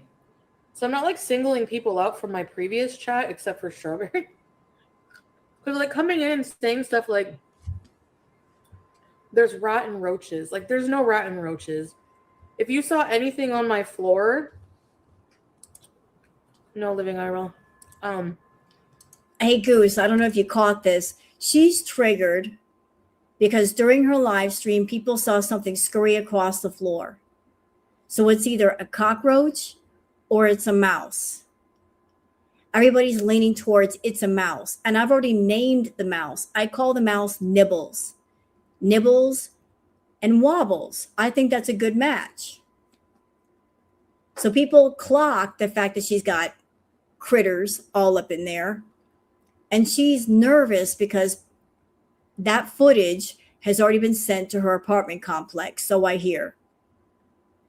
She's very, very nervous about that.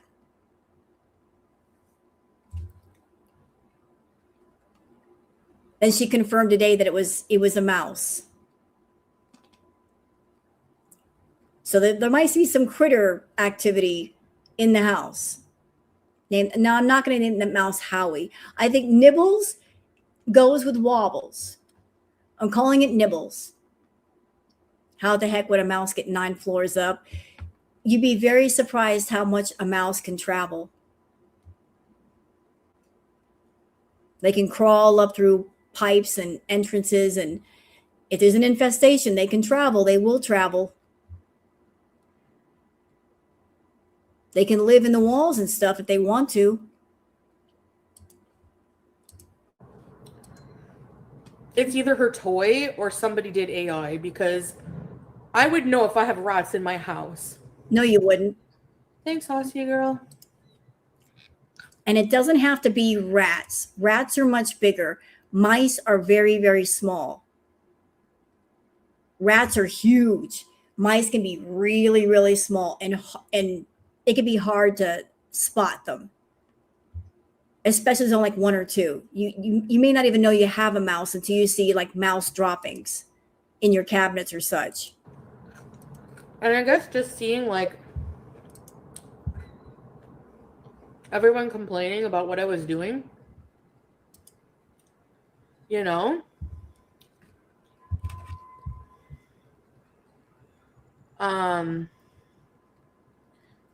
I have nothing going on in my life and 0 friends. Here you are, Christy Knits. Here you are, another obsessed person. Why would you make fun of somebody? Like, I don't understand.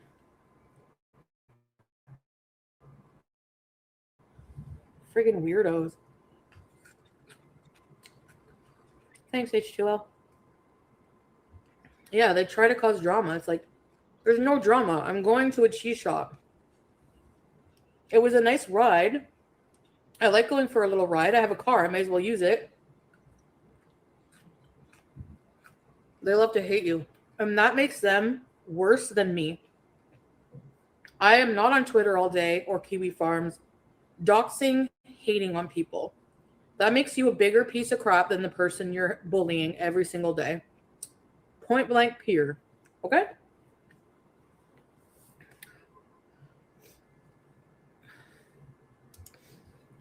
You know, one thing the Foodie's not understanding, if there's mice in her house, I mean, it's not automatically her fault.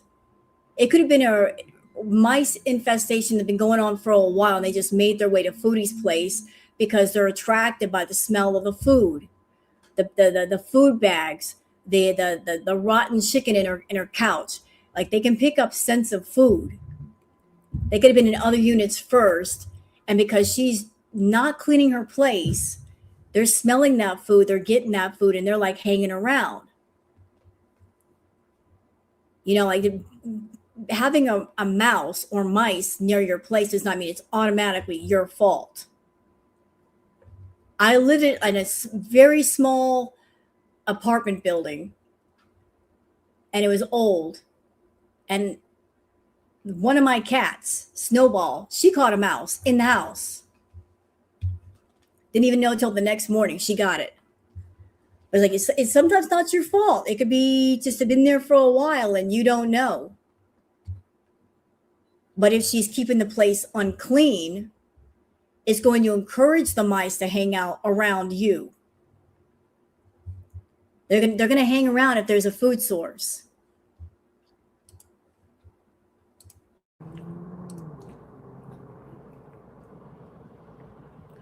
Who's great?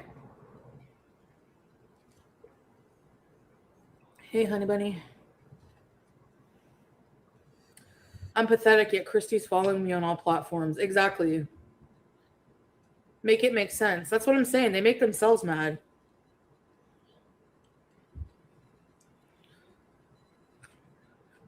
You'll pay for a haunting outing? Really? Diet iced tea.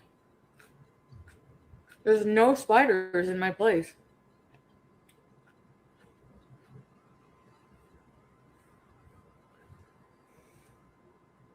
Oh, scrape. Probably Goose. There's no roaches. And emailing somebody's management is not hilarious. If you think that's hilarious to go real life and try to mess with someone's where they live, is messed in the head. Why are you scared? If you got mice in the house, what you could do is go to management and say, hey, I noticed some mice in my place. Can you treat the place?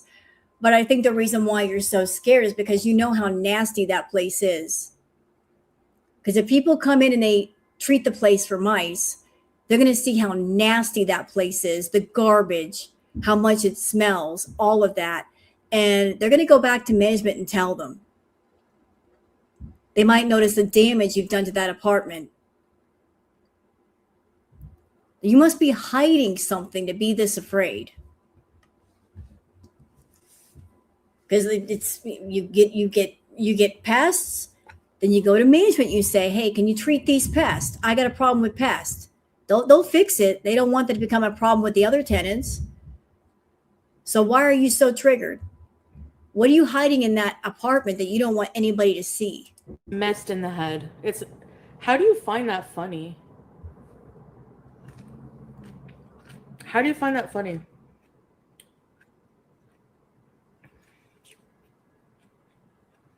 I know. And there's no bugs. I have not seen a single bug since I've lived here. When are you ever awake? It's okay, Blossom.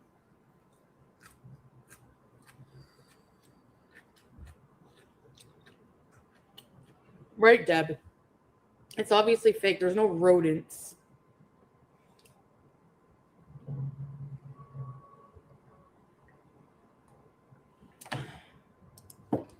They do. You know, if there were no rodents in her place, she wouldn't be this triggered. She would say, there's no rodents in my place, and move on. There must be something going on there that she's this mad.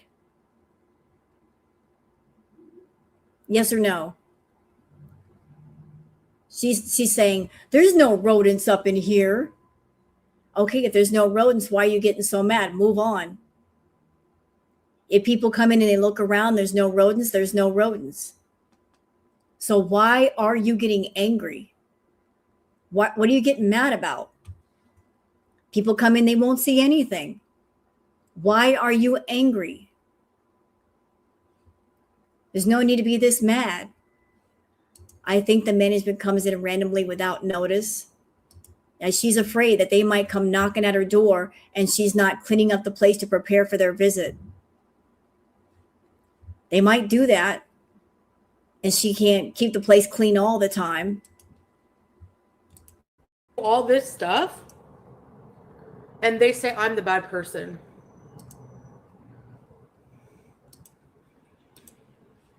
Nah, I'm a better, more mature person. Sounds like she's mad because from here on out, she's got to keep that place clean because she doesn't know when that surprise visit will be.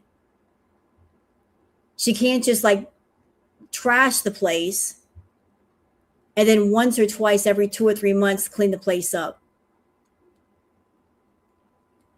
In Florida, they have to give 24 to 48 hour notice before they show up. Even if she gets the notice, we've seen how she cleans. She'll clean for 5 minutes and then leave the rest. That's unacceptable. If they come in and see that place is nasty, they're going to have something to say. That place needs a deep, deep cleaning. Person than you, because I'm not calling pizzas on people. I'm not harassing people's families. I'm not emailing management for a lull. You people are fucked in the head. 100%.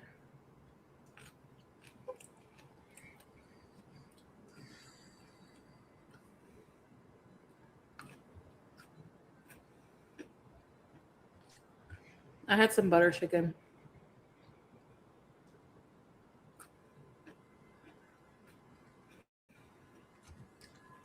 It's embarrassing lurking here. Exactly.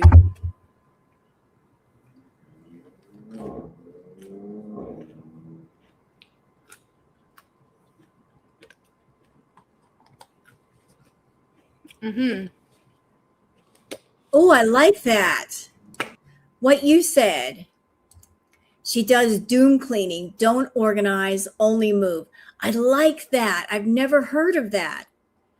But it's so true. She takes the mess from one area and puts it somewhere else, like in the closet. I've never heard of doom cleaning. Very appropriate. Well said. My house was messy. I cleaned it in like 40 minutes to an hour. That wasn't. I was depressed and just didn't keep up with it. It's clean now, and what? Like, what's your point? If there were mice in my house on the 19th floor, but whatever, don't you think that BG would catch it?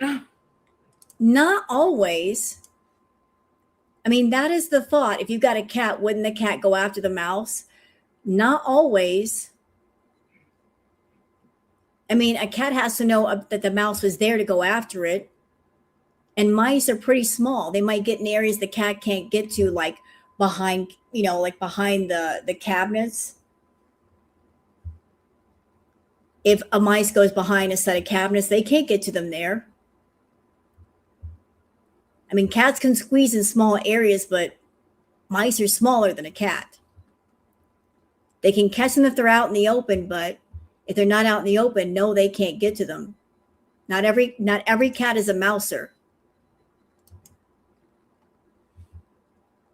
Especially if there's a whole bunch of mess all over the floor. Kind of hard for them to hunt. Fine, for whatever reason.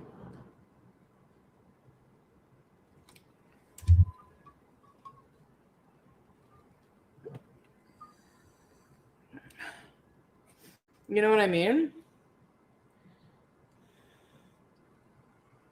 Wobbles. And another thing, Nibbles hitched a ride on Wobbles. Nibbles is like, I'm going to use Wobbles as an Uber. Wobbles was like, hop on, strap in. I'll take you upstairs. You can be my revenge on her. She will hold through her favorite foods.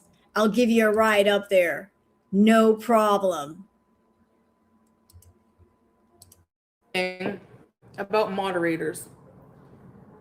This is not like a personal attack on anyone, and specifically, because you guys know who the mods are. Like some mods, like Teardrop, Scrape. They're always in my chat, but I know people have a life and everything. But like, if you're here not once in a while, I understand. Melly too, you're here pretty often, you know. But like, if you're never gonna interact in my chats and you're never gonna be around, why have you as a moderator? Just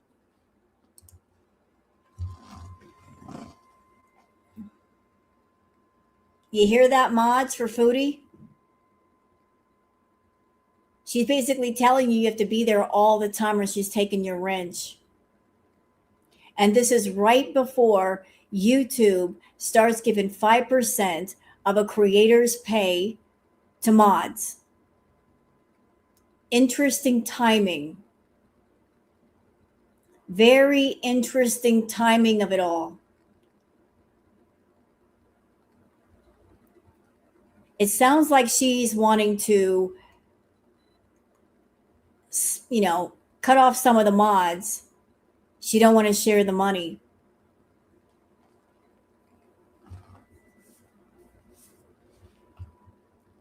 She doesn't, she doesn't want to pay her mods at all. And the moment that starts up, once she figures out the mods get paid, guess what? She probably won't have any mods.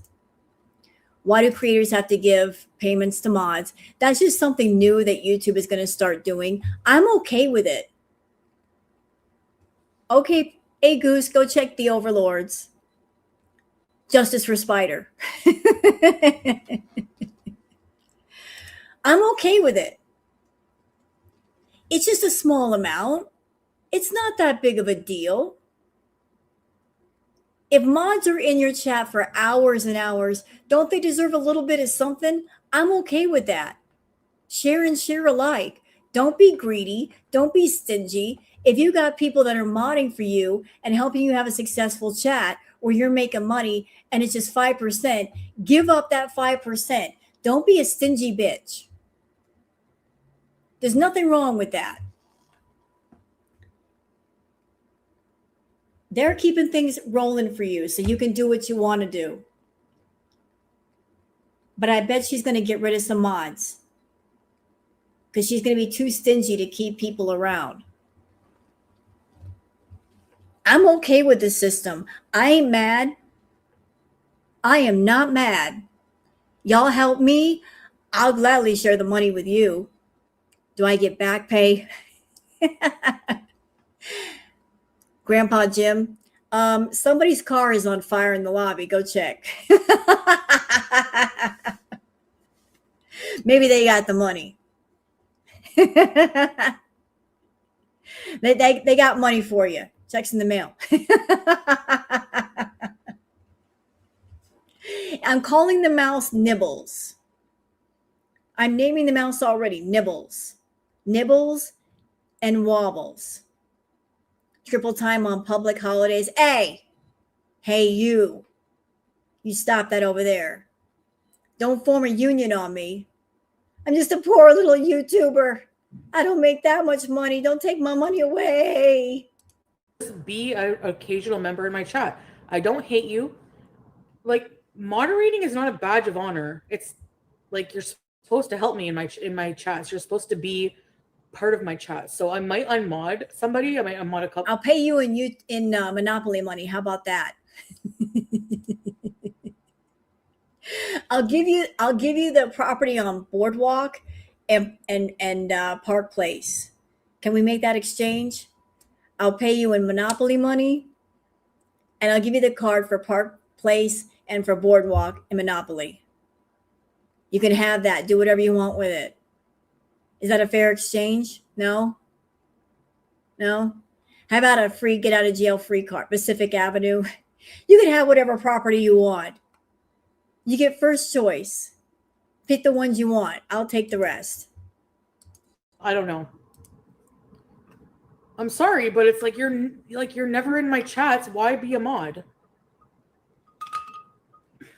Like, quite frankly, it's not hate. It's just how it is, you know?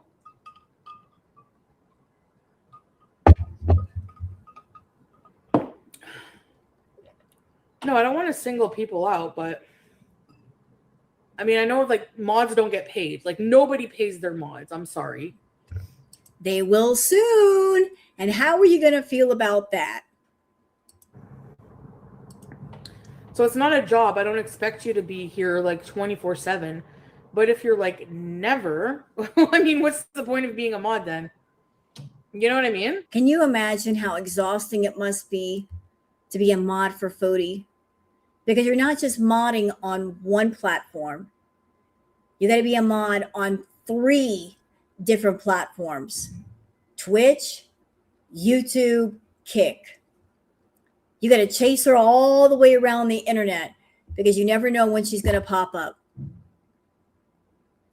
So you're not just like keeping an eye on notifications for 1, but 3. You're basically playing hot potato. Where is she going to pop up? When is she going to go live? Sometimes you don't know. She might go live at midnight, at 2 a.m, and be live for hours. Like you can't keep track of where she's going to be.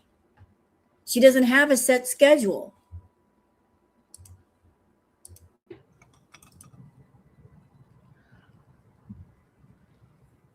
Yeah.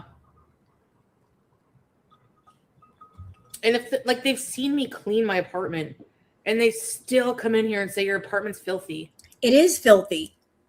That cleaning job you did was pathetic. That wasn't really cleaning. You cleaned off the island, yet left the mess on the sink and beneath the island. You put some stuff in a garbage bag, but you didn't take the garbage bags out. How exactly is that cleaning? How is it cleaning? When I think of cleaning, I think of sweeping and mopping the floor, doing the dishes, doing the laundry, setting it to dry, cleaning the bathroom, cleaning the bathtub, cleaning the sink. If you're going to do it all. Get it all done. That's cleaning. Taking out all the garbage, not just putting it in a bag and putting it to the side. Do it all. Cleaning out the litter box. You spend a good hour or so if you have to scrubbing. What you did was pathetic. That was absolutely pathetic. Like they have no brain. It's literally like a brick wall. And they're happy being like this. And like people think that it's a flex that reaction channels they have a bigger chat full of hateful pieces of crap. I would rather be penniless. Oh, she just admitted it. The reaction channels have a bigger audience. Yes. Yes. Oh, you noticed that, did you? That we have a bigger audience? You noticed that, did you? Guess what, Foodie? I've got a channel. Mine's not even at 6K.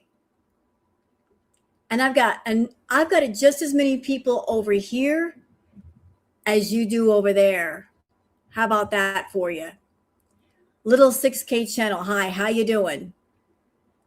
100K channel. And we have almost the exact same number of people in our lives. How did that happen? How does that work? That 100K channel and a small channel has just as many viewers in their live chats as you do. Shouldn't you have more? Shouldn't that be happening? Why don't you have more people? Oh, that's right, because you're boring. Under a bridge than have people like that in my space every day. And the thing is that these hate channels would feel the same way if they had nothing but hate for them in their chats. You think they would like, no, sorry.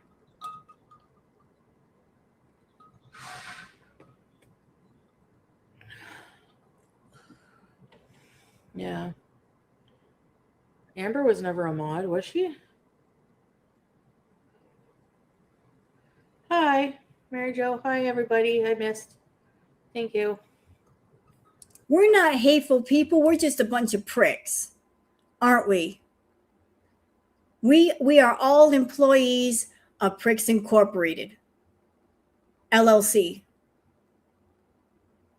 We are thorns here and we are pricks. We prick people. That's what we do. That's our business. We're in the prick business, and business is good. When you're a thorn, you tend to prick people. You tend to poke people, and business is good. I think she might have had something to do with some of my employees today, because look, she's mad. I think somebody poked her. She got poked somewhere. Not in the way she wanted, though. Be careful getting poked, Foodie.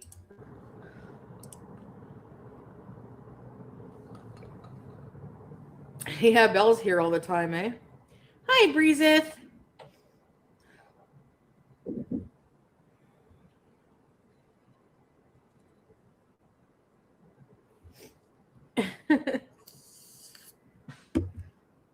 YouTube will take 5% of your money to redirect to mods. What? Yep. Teardrop. How about that? I know you wouldn't. I'm just talking in general and mostly aimed at strawberries. Because they're like always negative or like always, you know. I have mercy. I know, Melly. You're here pretty often. I don't like singling people out, you know, by name. But you did. I just feel like I was being attacked, like nobody was having fun, like. So it made me feel bad.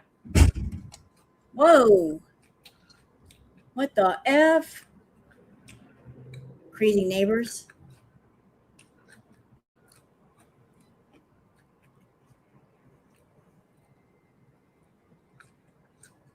No. With strawberries, I think that they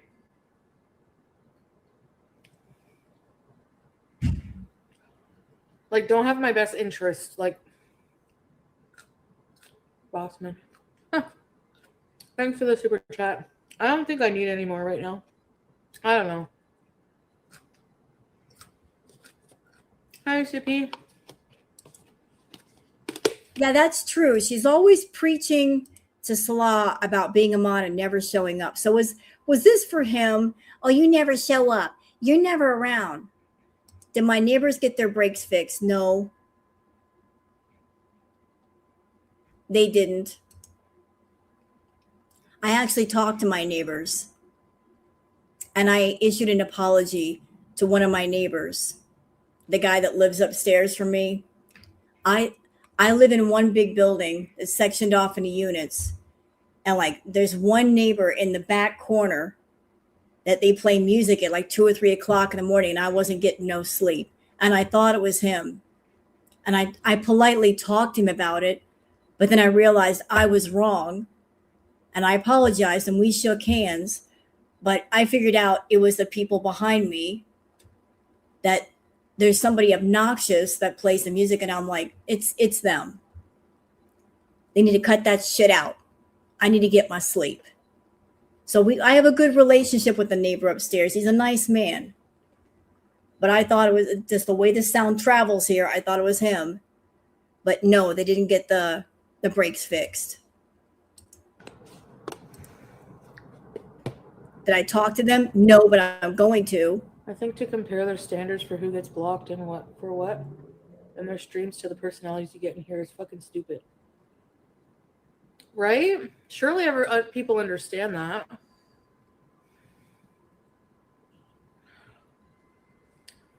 Oh my god, this jarred fart stuff is stupid. Goodbye.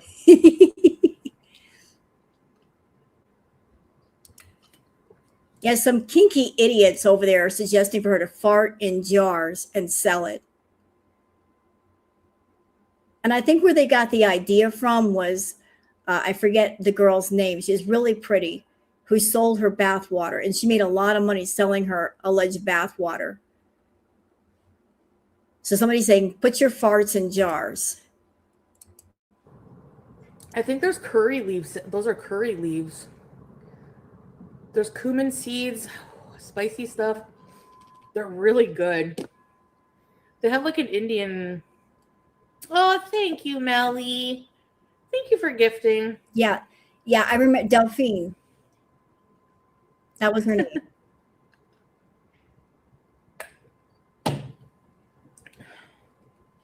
Hi, Marsha. That's what I'm saying. They like to cause drama. Like, it's more insidious than people think. It's not just like harmless trolling anymore. It's like literally, thank you, Melly, for the gift.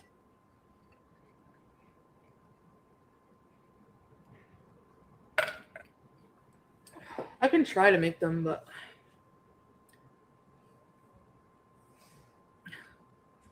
thank you, Marsha. Thank you.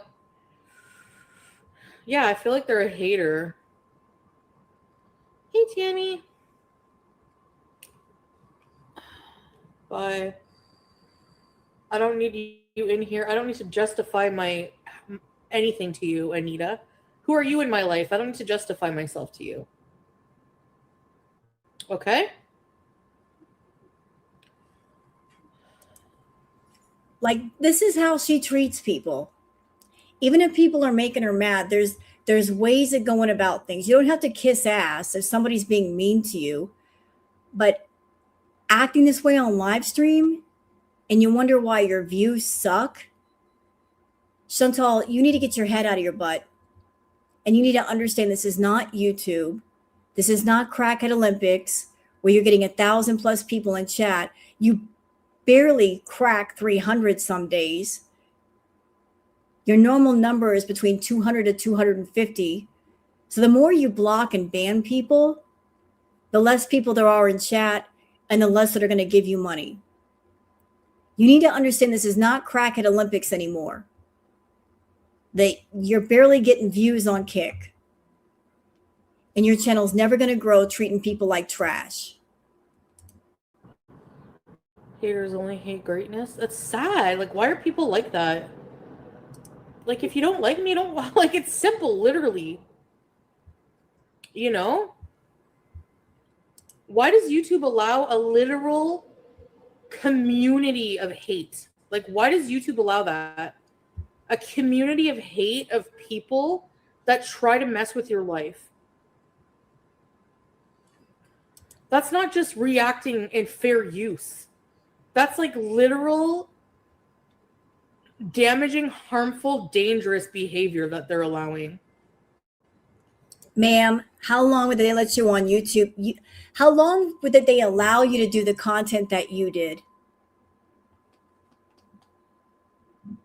You were on YouTube for years doing self-harm addiction content. And you made a lot of money doing that kind of content. And you're doing it on Kick now because you're not allowed on YouTube. You broke terms of service how many times? And you'd still be doing it if they allowed you to, if you could monetize it. Your content is straight up hurting yourself. And you want people to watch. And you want people to give you money for that. And you're mad because you can't get paid on YouTube anymore to hurt yourself and monetize it and make it look cute. Those days are over. And they allow that to perpetuate in people's chats, in people's content. It is. It's harassment and bullying, and they do nothing. Like, let something happen to me and just watch like them get sued. Walaikum salam. I could probably literally like emotional damage sue a lot of people. What? Oh, we're on this again. She said what? She said what? I can literally sue people for emotional damage based on what? On what grounds? On what grounds? What can you prove? Chantal, I could sue your ass for physical damage because my poor eyes have never been the same after looking at those damn pictures. My poor, overworked eyes looking at your flapjacks covered in rose emojis. Thank you, Goose. I want to have a word with you about those Peeps pictures, about you showing your boobs in your butt. Can we talk? I can't find any eye bleach. I can't find any strong enough mouthwash to get the taste out of my mouth. Blech. You want to talk about damage? Let's talk about damage. I need some brain bleach up in here. Where can I get some? Do they sell some at Walmart? Can I get some at Sprouts Farmers Market? Where can I find this shit? Is it on eBay? Can somebody point me in the direction of where I can find some proper bleach? Everywhere I look, they're all sold out. I think Goose probably bought it all, so I can't have any. This is not right. I'm mad. I'm going to sign a petition. We're going to start a petition up in here. My eyes are unhappy. They got something to say. They don't like it. 8 o'clock in the morning, go on to Twitter and I see those damn pictures. First thing I wake up, not even have any breakfast, not even have any damn coffee. And the first thing I see is her flapjacks all over the place. What's wrong with you, Twitter? You can't put a disclaimer. You can't put a trigger warning. What's this shit? Pics like that should come with a trigger warning. How dare you? Y'all ain't right. And I don't want to hear that bullshit of, if I saw it, you have to see it too. Can we get rid of that rule? Can we just abolish it? I don't like it. Don't justify your evil. That's some bullshit. Because I have proof that I've reached out to YouTube and they have taken a look at some of these channels and have said it's hateful and they do nothing about it. Like, when is it going to be too late for like platforms to take responsibility? I don't hurt anyone on my platform. I have fun. I go drive places. You know? You do addiction content. You're an addict. You're an active, raging addict. Let's call things by their right names. You are an active, not even in recovery, you are an active addict with many different addictions, all out of control, none in recovery. And you base your content around your obsessions and your addictions. Period.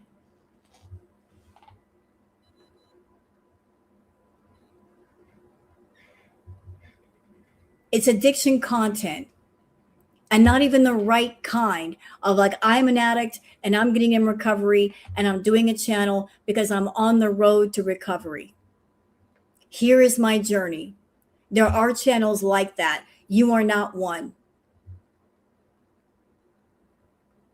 You do addiction content. Your content is based around all of your addictions. Addiction to attention, addiction to food, addiction to men, addiction to money,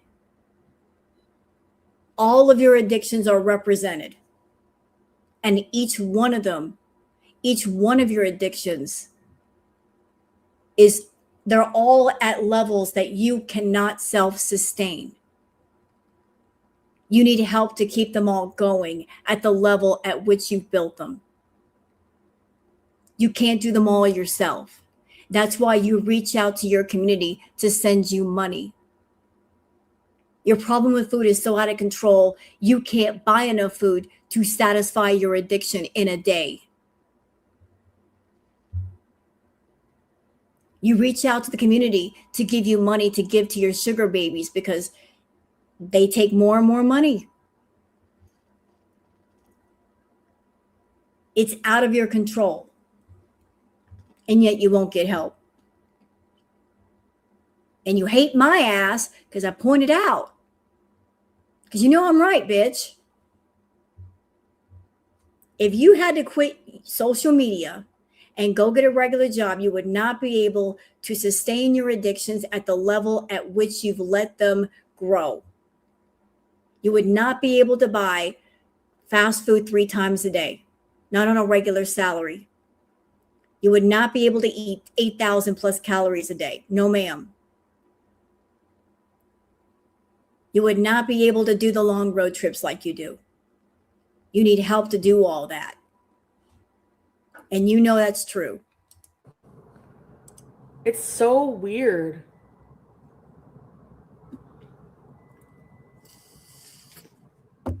I don't care if it's boring, you don't think it's good enough content.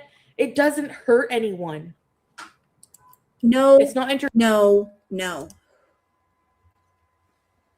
It doesn't hurt anyone. Can y'all give me just a second? I need to use the ladies' room, and I'm going to come back and tell her why she's wrong. Give me just a second. Hey, Booger. I'm having a human moment. Don't yell at me. I got to pee.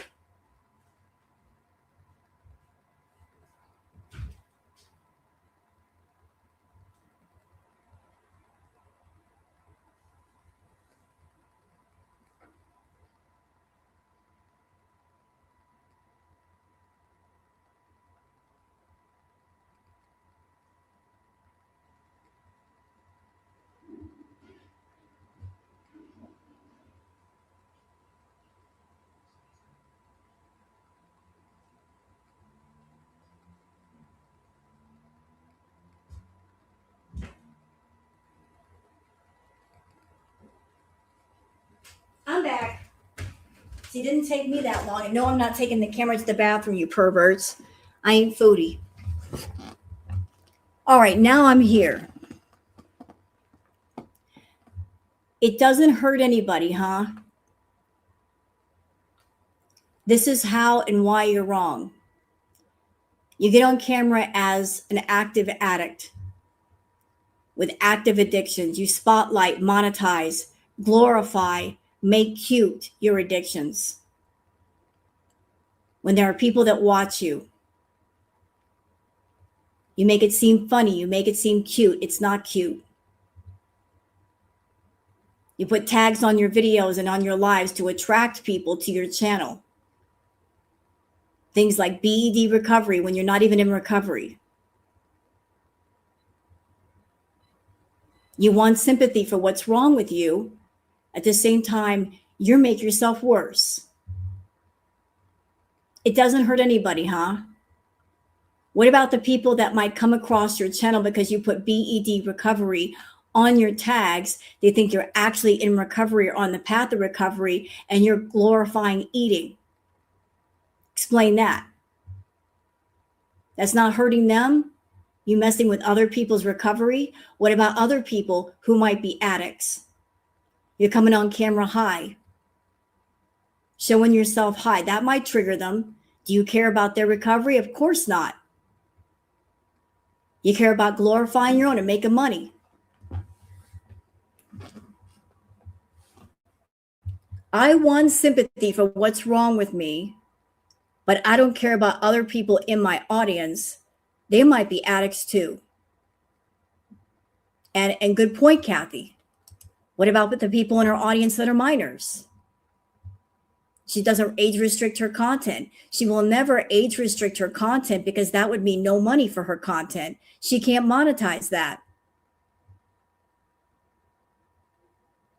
What scares me and what's always scared me is that there might be somebody out there. They want a successful channel.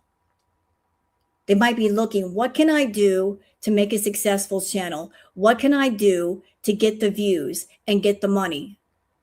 And they come across her content and they see the size of her channel and think, well, this looks easy. I could just eat a bunch of food on camera and fart and ruin my health and I'll get a bunch of paychecks. And they're not thinking about the backside of that. What it leads to, ruining one's health, gaining so much weight you become bedbound. They're not thinking about that. They're just thinking about, I want to be successful in whatever way I can. Like sometimes people follow what they think is successful and they're not thinking about, hang on, what are the side effects? I'm not hurting anybody. Bullshit. You're hurting yourself. You're hurting yourself. And you're putting your content in front of people who might be underage, that might be easily influenced. They want to be somebody. They want to make money. They might look at you and say, I can do this. Nobody should be looking at this shit. You shouldn't be doing it and they shouldn't be watching. Interfering in anyone's life. Like, how do people even support that behavior? I know. Exactly, Breezes.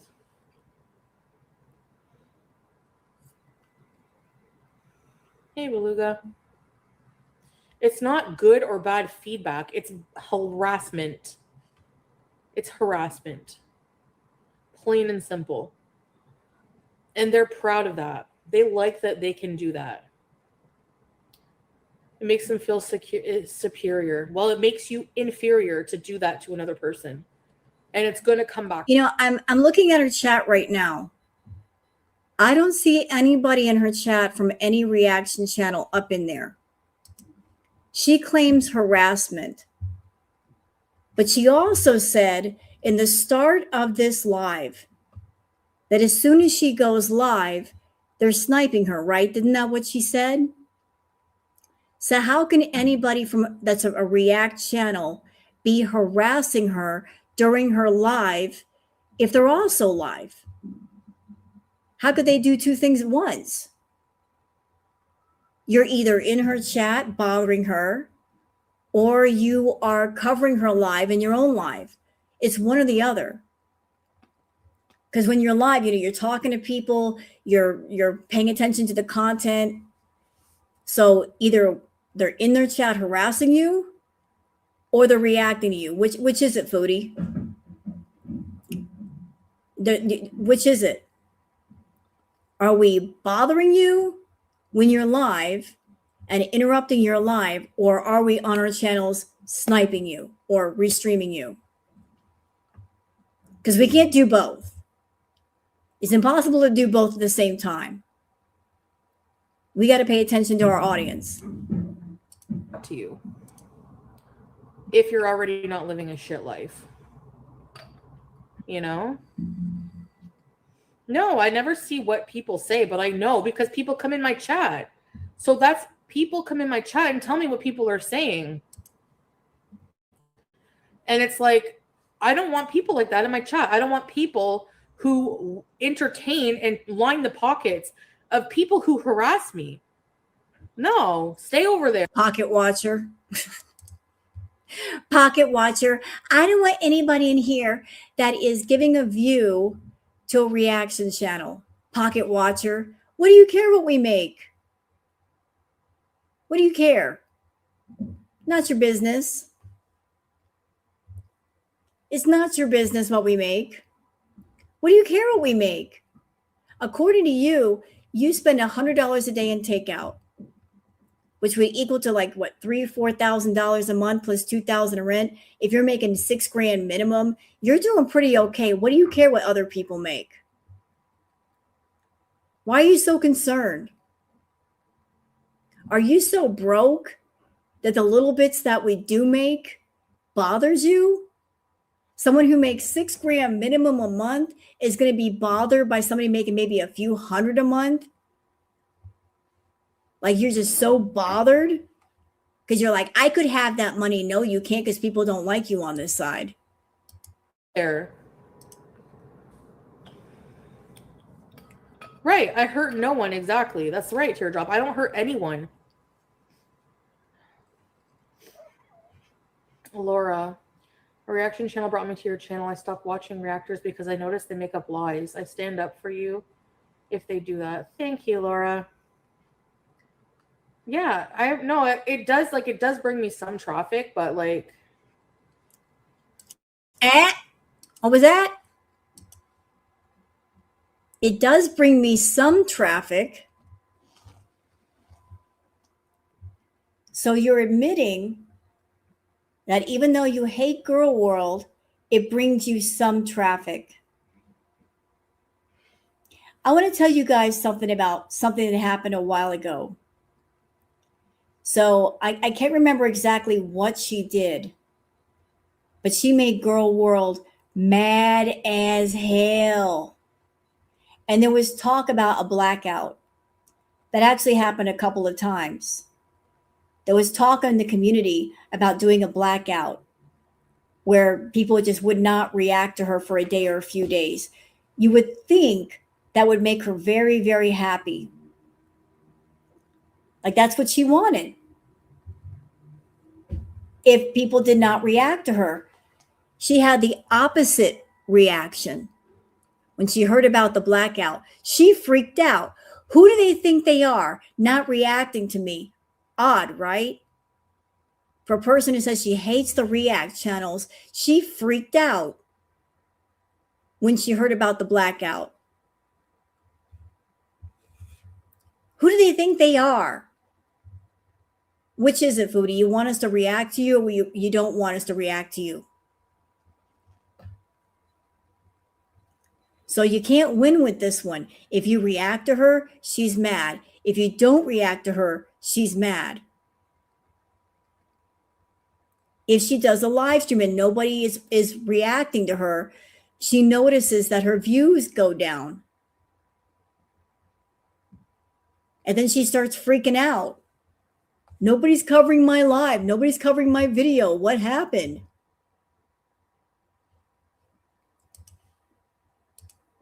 True, Teddy. Astaghfirullah. Yeah. True, H2O. They incite people to go real life. They do. Yeah. No, we don't. No, we don't. Again, I've been in many different chats. I have yet to hear any reactor say, hey, audience, go real life with Foodie. Call her apartment complex. Call her. We don't do that. We don't get on our channels and say, hey, go real life. But if we want to talk about weaponizing your audience, let's talk about how you went to Girl World and you said, hey, Girl World, I don't like Natter today. Go after him. How about you going to kiwi farms, people you say you hate with a passion? You went to the farmers and wanted to pay them to dox Natter. How about we talk about how you doxed Dee Dee's mom in the nursing home that she was at, a woman who had nothing to do with Girl World? You want me to keep going? You've gone real life. Boogs. It's the boogers. Boogers making an appearance. She's telling these lies to weaponize her audience. She's telling these lies with purpose, because then she wants the people that are talking with her, they're going to believe her and go after the reaction channels. because they think they're guilty of these things when they're not. Yeah, and they go after reactor kids too.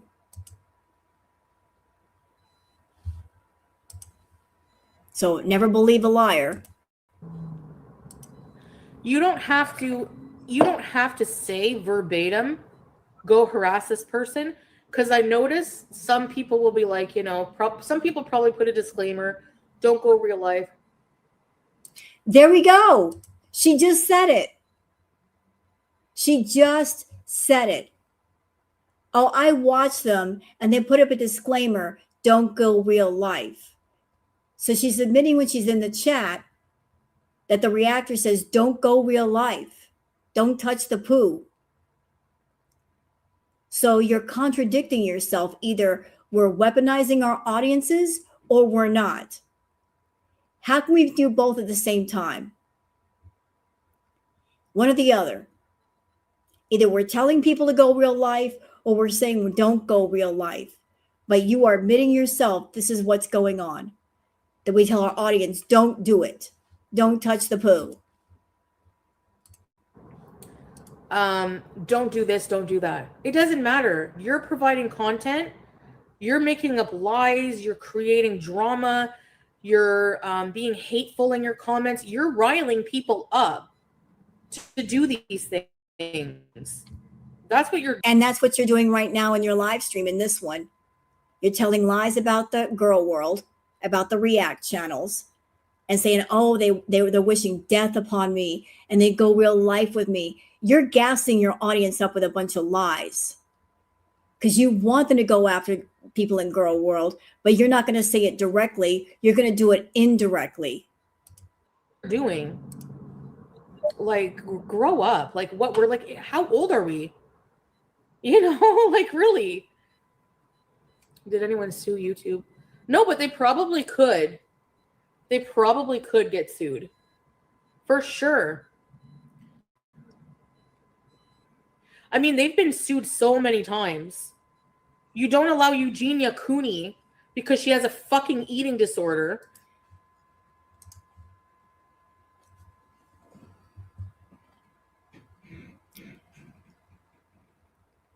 So how do we bring Eugenia into this?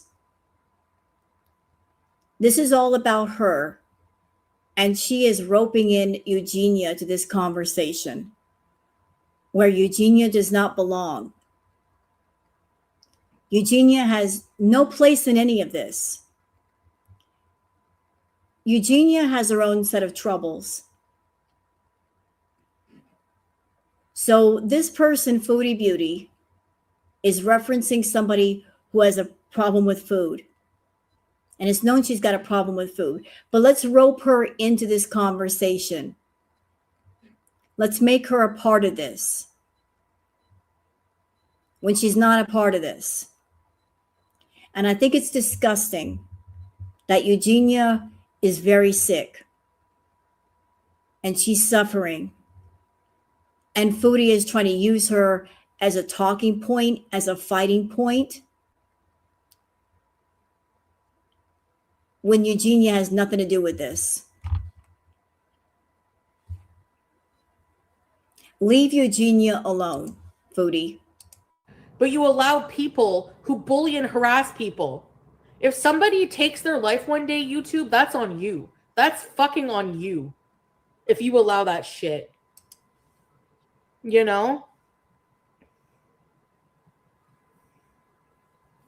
See, that whole part of the conversation doesn't make sense to me.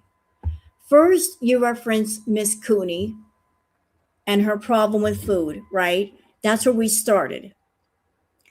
Then you're also trying to rope in, if somebody unalives themselves, that's on you.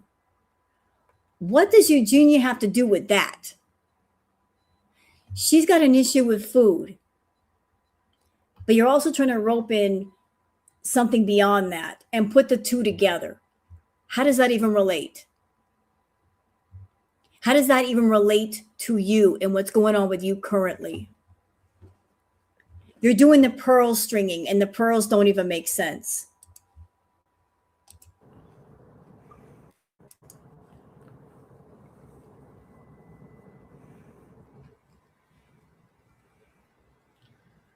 That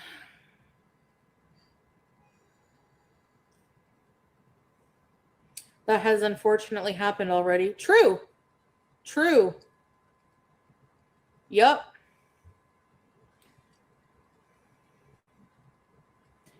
Once in a while, Zara. And since you're yelling and screaming about harming content, Foodie, you're on Kick. And there's been some pretty disturbing things that have happened on Kick. I don't know if anybody knows about these things. I've seen things on Twitter where it's unfortunate. An older gentleman had been tortured for days and he passed away on live stream from just being tortured for too long. And there was another clip of, there were a couple of people that were heavily under the influence of, I don't even want to say what, but they were nodding out hard. This is the kind of stuff that Kick allows, that's happened on their platform. You're on that platform with all of those things happening. Why aren't you screaming about Kick and what they allow? Why are you screaming at YouTube when you're on a platform that allows some pretty disgusting behavior? Oh, that's right, because they allow you to do your disgusting behavior and make money. That's why. Yes, Kick is changing their terms of service. And I'm sure she's not happy about it, but she's still doing what she wants to do over there. But there's been some pretty disturbing things that have happened on Kick, but no word about what's happened on Kick. She's focusing her rage on YouTube. And if you want my opinion, it's because she's mad at YouTube for not letting her do what she wants to do, what she used to do, and make money. Because they changed their policies and they're backing it up. She's mad that she's got to split everything up and on different platforms. She wants to be on one platform and make the most money. She can't do that no more. So she's still salty as hell about that. Yep.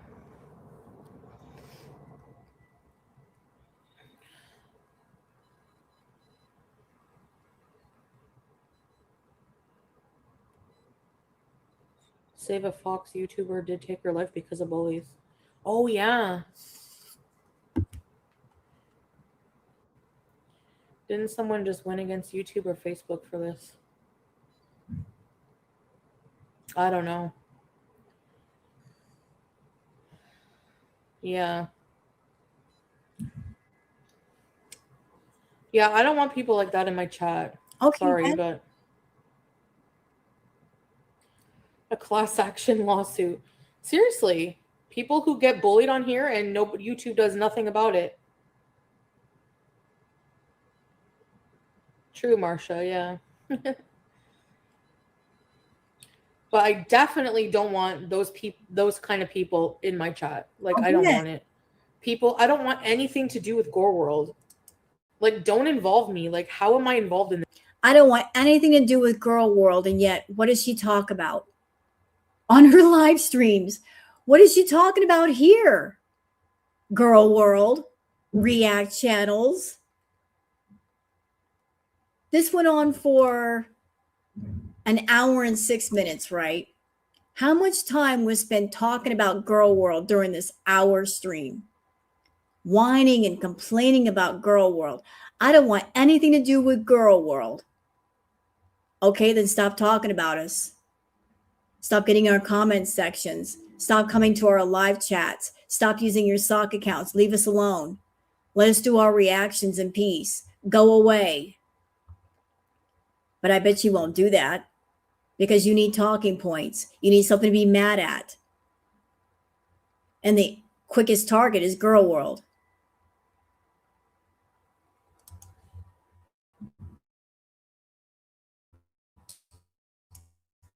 This shit. Like, vile, subhuman people, parasites who literally do nothing with your time except be hateful, and try to ruin people's livelihood. You try to stop people from making money. You try to get people evicted from their house. You try to get their pets taken away. You dox people. You mess with their family. I had somebody send 150 fucking page email to my mom's work before. Really? You think they give a shit about what I do? Like, these people are insane. And those are the audiences of these hate channels. 100%. Thanks, Witchy. Yeah. 150 pages. 150.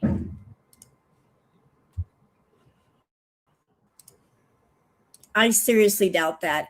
Who the hell is in 150 pages to somebody? It would take you the next 10 years to read all that.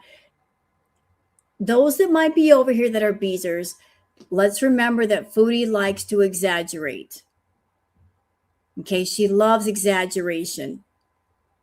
Remember what happened with Natter about the supposed accusations. She said, I exaggerated the claims, the DV claims, the SA claims. I exaggerated the claims.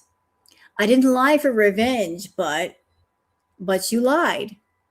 So if somebody can exaggerate something once, they can do it multiple times, can't they? It's within their power.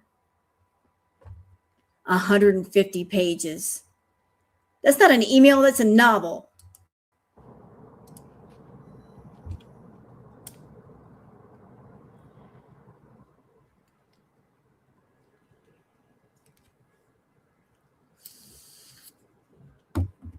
It's insane. How can you type that much? How, like, who cares? Why would they give a shit about what I do? Am I working for them? No. You have to report people. Yeah, legal. I've contemplated it many times, especially for certain people. But like at this point, like, yeah, I don't know. I got some real things to think about. Welcome, Bossman Jack. Ready, set, bees.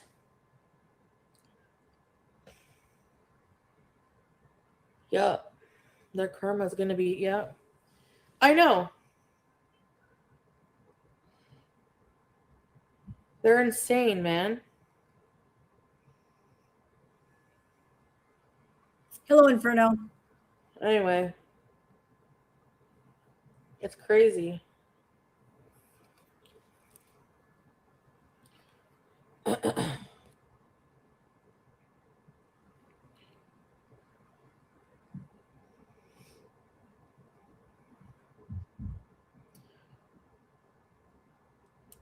Oh, have mercy. The Knock Knock It's Karma series, the 7 Deadly Sins. I've actually reacted to a lot of those here. You're right. Wonderful series by Knock Knock It's Karma.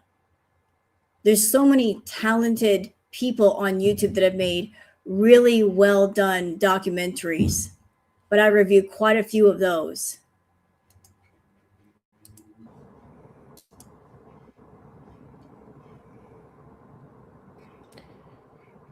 But anyways, yeah.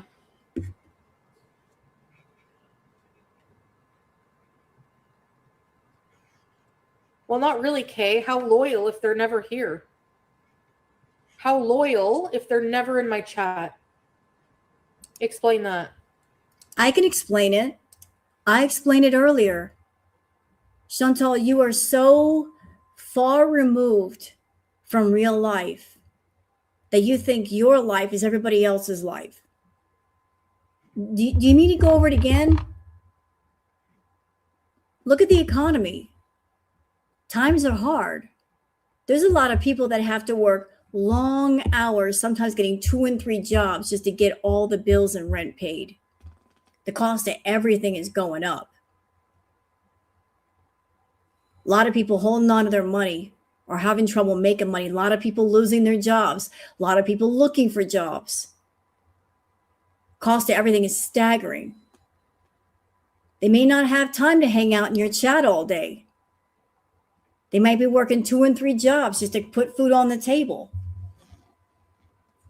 And you're like, you're mad because people can't hang out in your chat and give you the view. That's all it is. You're like, why aren't you here being part of the numbers that gives me the views so I can get more money from monetization? You don't care about your audience, what they're going through. You care about what you're going through and how much fast food you can deep throat down your throat. Yeah, you're spoiled. You're like, why don't I have bigger numbers? I want more monetization. I want more ad money. That's your problem. Other people got their problems. You can't expect people to be around all the time, especially if you're on 3 different platforms and people got to play leapfrog trying to find you. They don't know when you're going live. You don't schedule anything. They can't plan their day around you like, oh, she's going live at 2 p.m. So I'm going to get everything done in my day so I can be there at 2 p.m. Or she's going live at 10 p.m. Then I can make sure to have dinner done, feed the family, and then be right there when she goes live. See what happens when you don't schedule anything and you go late at night? Hello, people got to get up early in the morning for work. Spoiled brat.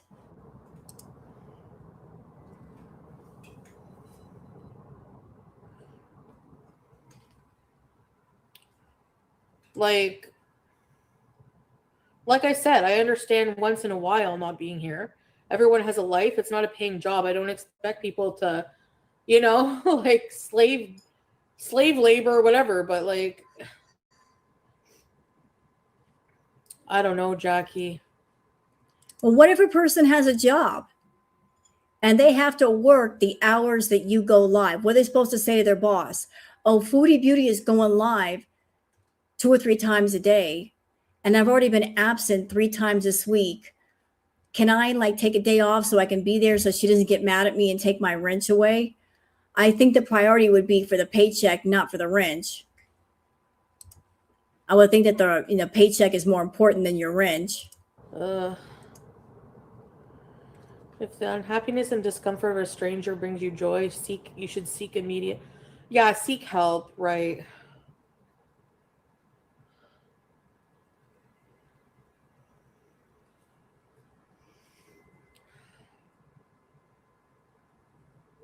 Yeah, every stream is a lot.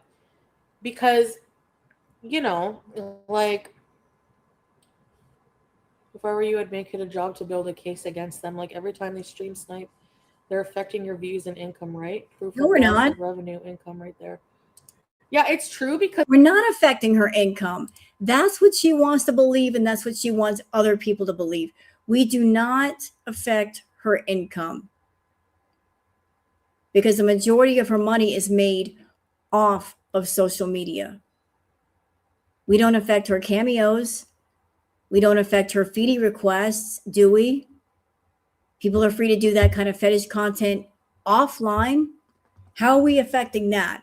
If that's 80% of her income, how are we stopping that from happening? And if she's on Twitch and YouTube and Kick, are we blocking people from watching her? No, they're just choosing to watch us on our channels. And the people that watch her that don't like her are going to come to the girl world side anyway.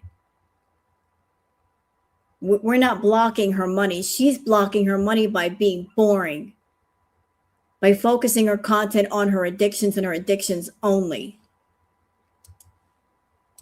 Because, like, honestly, a lot of these people can say that they wouldn't watch me. Nope, they wouldn't. But I don't think that's true. It is true. Because they're still watching through a reaction channel. Can I tell you something, Foodie? Do you know why people still watch you? And I've heard this so many times in the community. It's like watching a very, very long movie for 10 years. And the beginning, the movie is very, very, very, very interesting. So you start watching it and you get wrapped around it for a minute because it's interesting. And then the movie starts to suck. It really starts to suck. But you're like, you know what? I've been watching this movie for 10 years. I'm invested. I've invested my time. It's a sunk cost fallacy. We've been watching this movie, this show for 10 years. And it's kind of like that, what's that old TV show? It's Cheers, where everybody knows your name, you know. So everybody's watching this movie. So it's a combination of watching a long movie and also being at a bar.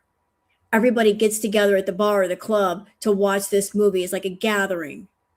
We all get together and watch this long ass movie.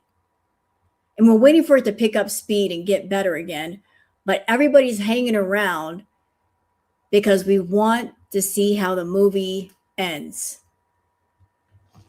We don't know when it's going to end. We don't know how it's going to end. We're like, we've invested 10 years in this bitch. I want to see how it ends. I don't know. I don't know when it's going to be over. I don't know how it's going to be over, but we want to see how this ends. We all understand this. We all understand this. And it feels like the ending is coming up. I don't know how it's going to end, but I've been here for a long time, just as you guys have. I've been here this long. I might as well stay a little longer, right?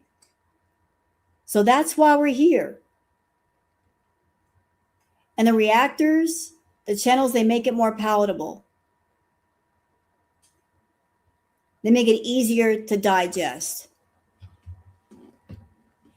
And you gotta listen, those of you in my audience, you gotta take your hats off and applause for all the different channels. It's amazing, isn't it?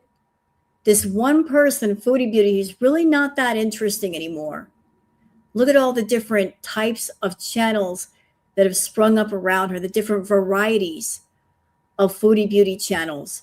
You've got people like Cheyenne Jasmine, who does the impressions very, very well and giving the comedy relief. You've got people like Sansa Cooks coming through with the macros. You've got the animated channels. You've got the regular react channels. You've got like people doing silly songs of her, like the different directions that people have taken her content. The creativity is insane. Like the different directions that we've gone with her content and with her for the sake of having a laugh and being more entertaining. Like, I don't know about Foodie anymore. Hello, Booger. But just people finding new and creative ways to make this more interesting and palatable it's incredible. Absolutely incredible. It's crazy. This one person that you can go on different react channels and watch the same content with a different reactor and be entertained by all of them. Queen Booger. Yeah, Bama Chapstick she's funny. She's very funny. There's maybe some people who wouldn't, sure, okay? But there's also still a lot of people who would. So they are, no matter what, taking views. And a lot of the time they don't add shit to their content. Like, it's just bullying, you know? And like, okay, that's fair use, whatever. It's not even that. It's like the type of, it's bullying and harassment. That's probably the angle I would go for. What do you mean? We all added our content. I mean, I become a songwriter because of Foodie. It's brought out my songwriting talent. I've written songs for Foodie. She's inspired me to write songs. And you guys enjoy my songwriting content. I mean, if not for Foodie, I would never have written Baby Carrot Blues. I mean, that's a hit. That's shooting right up the charts, isn't it? And there's more to follow. I'm really going to explore my songwriting talent. For fun. Like Foodie has weirdly inspired me to use my writing talent more. Yeah, more songs. Are you kidding me? I got a subscription to a site where I can make X amount of songs per month. I'm going to use that thing. I ain't paying the money for nothing. And I'm doing it for the laughs, for the shits and giggles, not because I'm making money off the music, because it's fun. I like having fun. Or with like mental anguish. It's just like, I've emailed YouTube so many times about problematic channels harassing, coming for me like every single time I go live, just saying the most vile things, talking about my funeral, just pure like vitriol. And that's exactly like the type of shit that riles people up. I don't know. You can't strike them for copyright. You can't, because you have to take them to court. Or they just get their stuff reinstated. They're like, it's fair use. Hey, Nubby. They treat people like they're not human. Exactly. 8 going live with me. Exactly. Right. Yeah.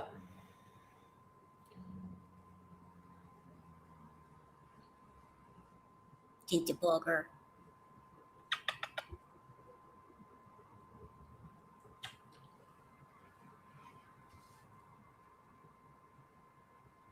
I received a membership today to a hate channel and I wasn't even in the chat. I had no idea I was even subscribed to them because they don't show my algorithm. I immediately unfollowed though. Yeah, like, I don't know. Like, to me, I don't want to be around people. Like, how do people support that kind of stuff towards somebody and then claim to be like a supporter of mine?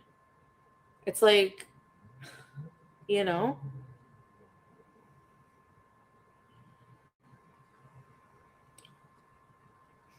They would totally watch. YouTube looked at Foodie and said, "You're not the boss of me. Don't talk to me."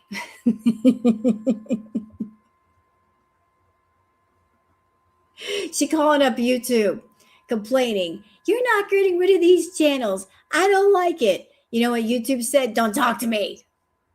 Did. Click. You're not the boss of me. We're the boss of you. Don't talk to us. It's no coincidence that when these reactors do any other content but you, they hardly get views. Exactly.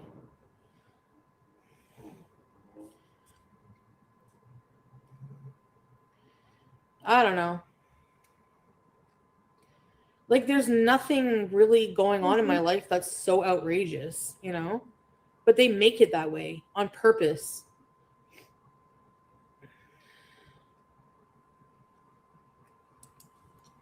Bitch, what are we supposed to do? You're giving us slices of potatoes in a pot with some water. That's your content. It's like taking a metal pot, putting some water in it, slicing up some potatoes and saying, "This is my content." And we got to take that and turn it in an entire stew. So we got to add our own ingredients, our own spices to make it into an entire meal. What are we supposed to do? Get on our channels and say, "Well, here's Foodie. Yeah, she's eating again. Oh, look, she's eating a Nashi. Oh, we got some moldy chicken. And now she's falling asleep. Well, I guess that's it. Bye. Is that what we're supposed to do? Just say what it is and be gone? That wouldn't be a long live stream. Yeah, we got to be interesting for our audience. I don't know. I feel like there's a lot of people like in my corner even that probably do watch like hate channels. But whatever. I don't trust many people. Like I don't trust people. And that's why I prefer solitude over being around people because, you know, they just want BG. Not liking how many carbs I eat is not a reason for the type of hate I get. What? You know what I mean? Like, I don't get it.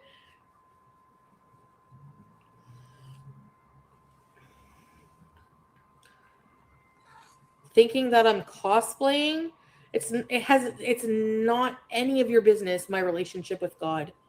You have no proof of what's in my heart. Just because I sin often. I know what's in your heart. Cholesterol. And sometimes I'm crude and swear. Doesn't mean that I don't believe in God. Or in Islam. Like, I don't understand people, man. Thank you, Ginger. Hey, Missy Man. I have three friends. Yeah.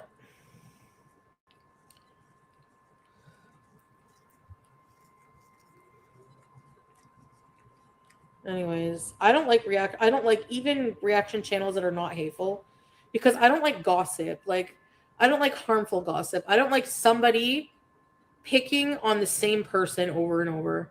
Like, that's why I came to Amber's defense. I don't care if you don't like her. I don't give a shit. What people do to her, it doesn't make them any better. Like, do you think you're any better of a person? Like, sitting there and making fun of her legs, making fun of her this and that. Like, how does that make you a better person?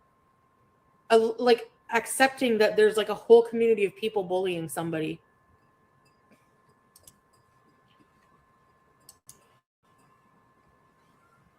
Even if she talks shit about me, I still don't condone people harassing. You know, I don't care. It's the same it's the same premise.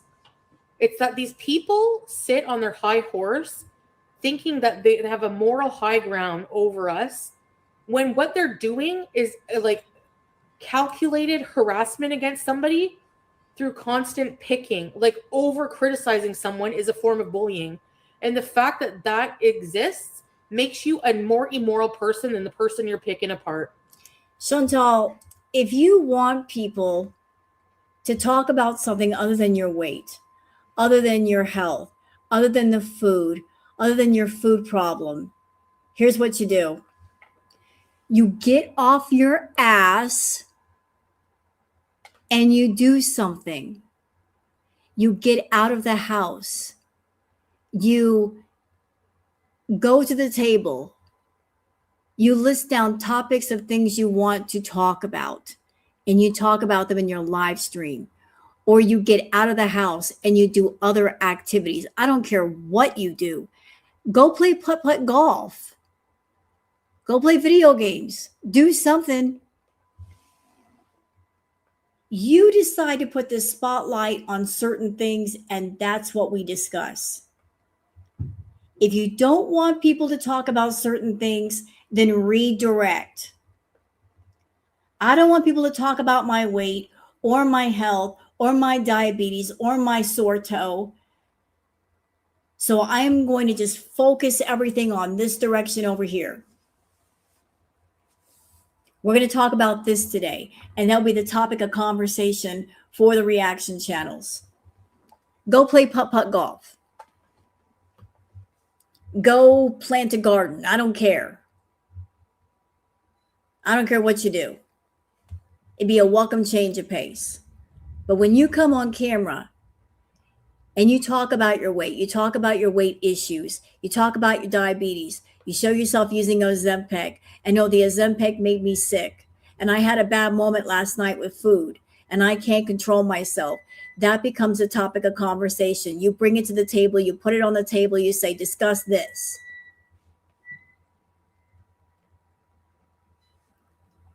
It's like just use something else. What is this? Reese's Pieces scandal. They released an ice cream to cover up they changed the recipe in the CEOs. I heard about that. I also heard about the fact that the grandson, I believe it was, of the man who invented the Reese's peanut butter cups, he actually came forward and said the recipe sucks now. That it's not what it used to be. So they came forward and apologized because he called them out. And now they're also admitting they did change the recipe to save money. All because the grandson or the relative of the person who created Reese's peanut butter cup says, yeah, they changed the formula. And shame on them. So now they're having to admit that they did the bad. Why change it? To save money. They were cutting costs.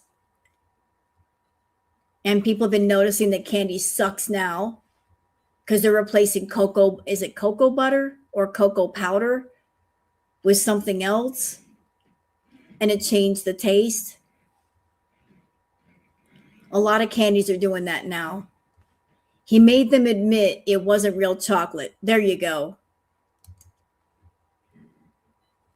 He made them admit they were using a substitute. Boo. Boo. Shame on you, Reese's. I don't care what you say. People like hate on the stupidest shit and they come up with really harmful things. Like claiming she wanted her cat to run away and she killed her cat. Like how fucked is that to say? I'm sorry, but I don't care. I don't agree with that kind of shit at all. I don't like that kind of stuff, man. You've had a lot of people backdoor the hell out of you. I thought I got a membership to the gaining ground. I was like, cool, I guess.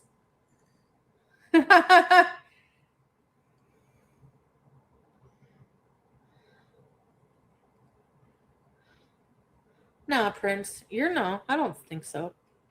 I'm not saying I don't have a sense of humor about myself. You guys know what I mean. No, Bossman Jack. I don't want to mention. I want nothing to do with these people. Like, I don't want to think about them. I don't want them in my, thoughts. Coward. So this entire live stream, you've been making accusations against Girl World. Oh, they're doing this. Oh, they're doing that. But I don't want to say any names. I don't want to say who's doing this or that.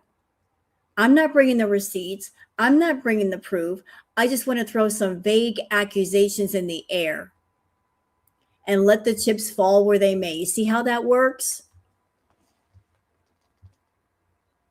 Let's make some vague accusations. I'm not going to attach any names. I'm not going to point any fingers. I'm just going to rile up my chat. You guys can scatter to the wind, if you will. Go fan out with all the reaction channels. See what you can do to make trouble for them. And then I can be on my channel saying, wasn't me. I didn't say anybody's name. She's throwing rocks and she's hiding her hands. If there was something out there that she could prove, she would bring the proof. Oh, so-and-so said this about me. So-and-so said that. They're guilty of this. No proof is being given. She's just basically doing a blanket accusation against Girl World, but where's the proof of it? What's she saying? There's none. Manipulative.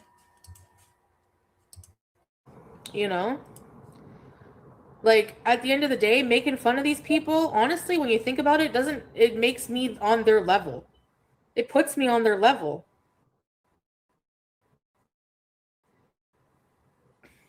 I don't feel right. I'd rather just ignore them. Thanks, Jackie. Yeah. Oh, for anybody in my chat, this is just like a side issue. For those of you in my chat that you like Reese's peanut butter cups, there's an old recipe called Buckeyes. My grandma used to make Buckeyes. They're like homemade Reese's peanut butter cups, only 10 times sweeter. My grandma made a batch. They're like peanut butter balls with like corn syrup and stuff in them. And then you basically dip them in melted chocolate. Yeah, they're called Buckeyes. And oh, they are so good. You eat one of those, you're done. You're like, I'm good. I got all the sweet I need in this Buckeye. Eat a couple of those, you're done. So if you like Reese's peanut butter cups, go on YouTube and look under recipes for things called Buckeyes. They're simple to make, and they're so good. It's like homemade Reese's peanut butter cups. You eat one or two of those, and you're done. You're like, I got all the sweet I need today. Thank you. They're really good. It's lovely. Oh, it's fabulous. It's fantastic. Grandma made them. I'm like, I miss Grandma. I want the Buckeyes back. And I'm not saying Amber's never said or done bad things. Everybody in life has, but I'm not like, I don't know her whole lore, to be honest. I don't care. I'm just saying, I find that very hypocritical for, let's say, a channel to pick on someone every single day, be overcritical like that. That becomes toxic, you know, and that can weigh on a person. If you are cool with possibly being the reason for someone's mental decline, that's on you. Oh, no. You're not doing that. You are not going to do that. I'm not going to let you get away with that. You're trying to blame your mental health on other people. At the same time, you don't take care of your mental health. You can't do that. You've got bad mental health. You've got emotional issues. You cannot look at Girl World and say, oh, you're the reason why my mental health is bad. Your mental health has been bad for a while, and yet you've never sought help or therapy, even though other people have told you need to go. Your family's told you need to go. Girl World even told you need to go, and you're not going. So you can't blame anything on complete strangers, Chantal. If your mental health is bad, if being on social media is bad for you, guess what? Get off social media. Get away from it. Disconnect. Unplug. Go take care of yourself. Just go do it. Take care of you for change. But don't blame it on other people. You can't blame your mental health on other people. I will not accept that.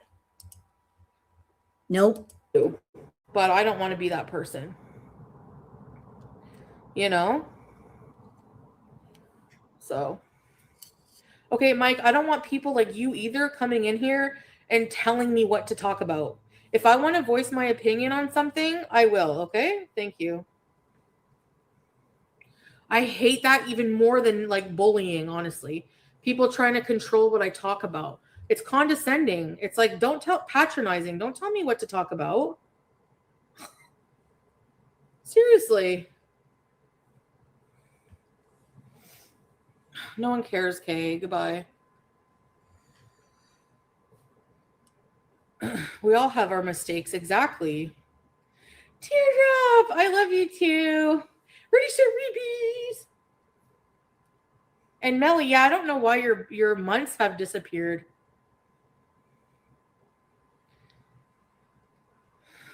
I know. I don't like when people try to control what I talk about.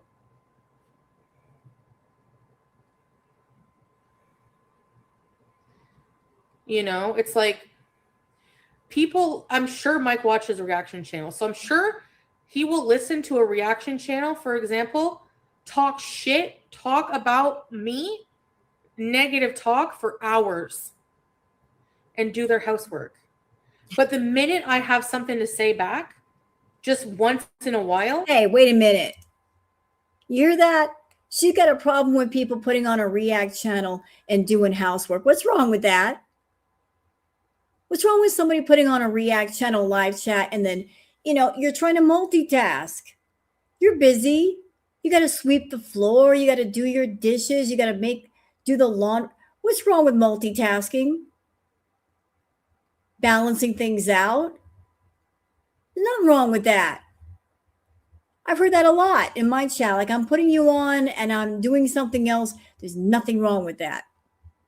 A lot of people do it because they know the chats go on for a while. If you got things to do, you got to accomplish those too.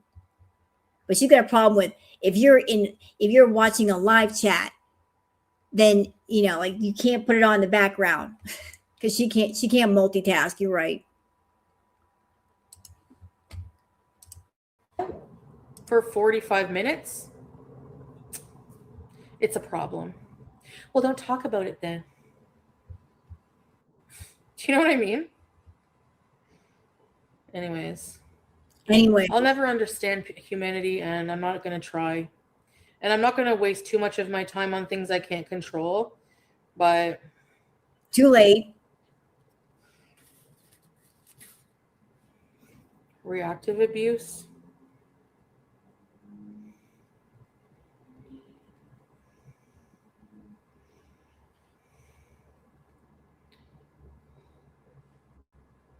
The loyal beezers. So I don't find it like funny. I find it disheartening when I try to like do something and just everyone's just complaining, and then I find I hate incendiary or like malicious buddy trolling, like trying to start drama to get a reaction, try to get me to rage, making claims like I have rats in my apartment. Tell the truth, Chantal. You like raging. You like it. You had a lot of self-loathing and self-hate inside. And every so often you got to let it out. And it feels good to let it out versus hold it in. You hold in that rage and that loathing like a fart.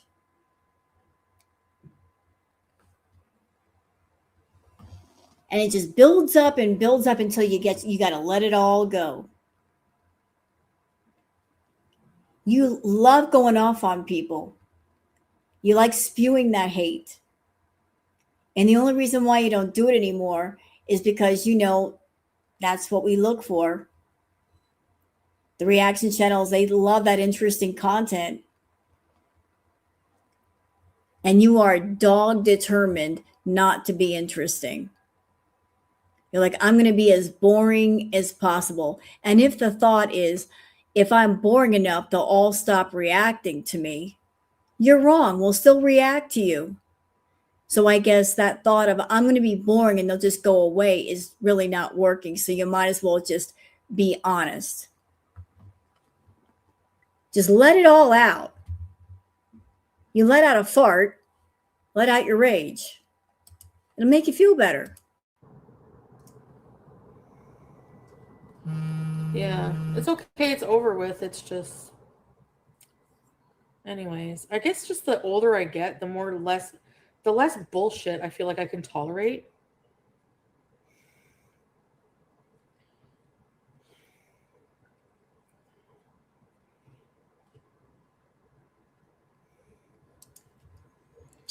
She got that emotional constipation going on. She's all backed up.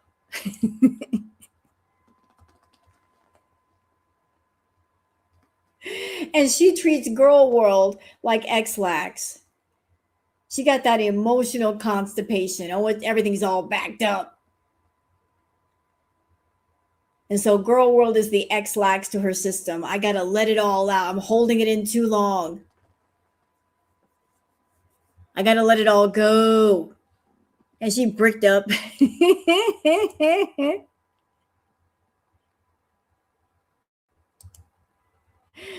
She's had some major bricks for a while. She just had to let go today. Yeah, I take a lot of shit on these platforms. Like, and I've done like what have I done? And YouTube does nothing exactly. YouTube does nothing. Even though they acknowledged when I messaged them that one time, yeah, the apartment's brand new. I'm on a top floor. There's no rodents.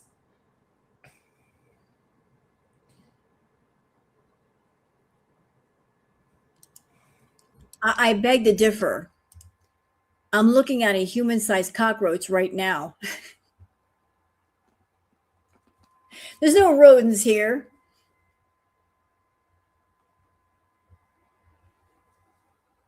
We do call you the human cockroach. There's one rodent right there. So you're wrong about that. There's a rodent in that apartment. Has been since you first moved in.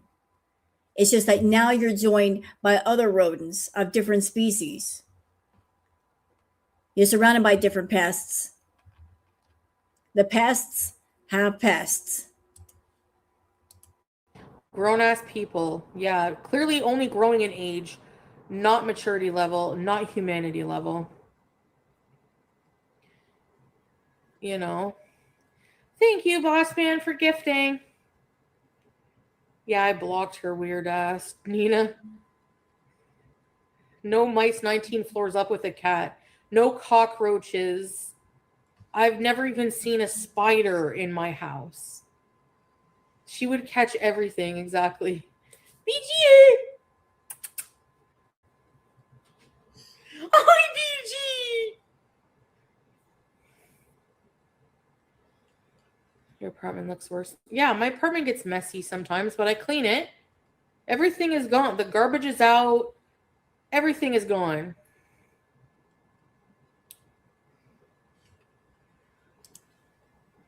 Everything is gone, huh? Show us the apartment then. I want proof. Prove it. Pick up your camera and show us the whole apartment. I want to see. I don't believe you. Pick up the camera, put it in your hand, and walk around and show us all the rooms. I want to see. Show us all the rooms, Chantal. Even the storage room. You said the storage room was not good. I want to see. Show me. And show us your bedroom. Show us the storage room. I want to see proof of this claim of yours. Like, I was just being transparent and, like, open, you know? Like, this, sometimes it gets like this. Let's clean it together. I can't do that. I can't, like, do anything. Like, literally. I don't mind people making fun of me for it. It's the going real. And you know what? Since we're here, since she wants to bitch about things, so Miss Nina gave her $500 for this trip. Is that right? That's what I heard earlier. She got $500 for this trip. So she had $500 for the trip. So if you get $500, why not take a little bit of that and hire a maid service? I don't know how much it would cost in Ottawa, but you can't hire a maid to come in and clean up.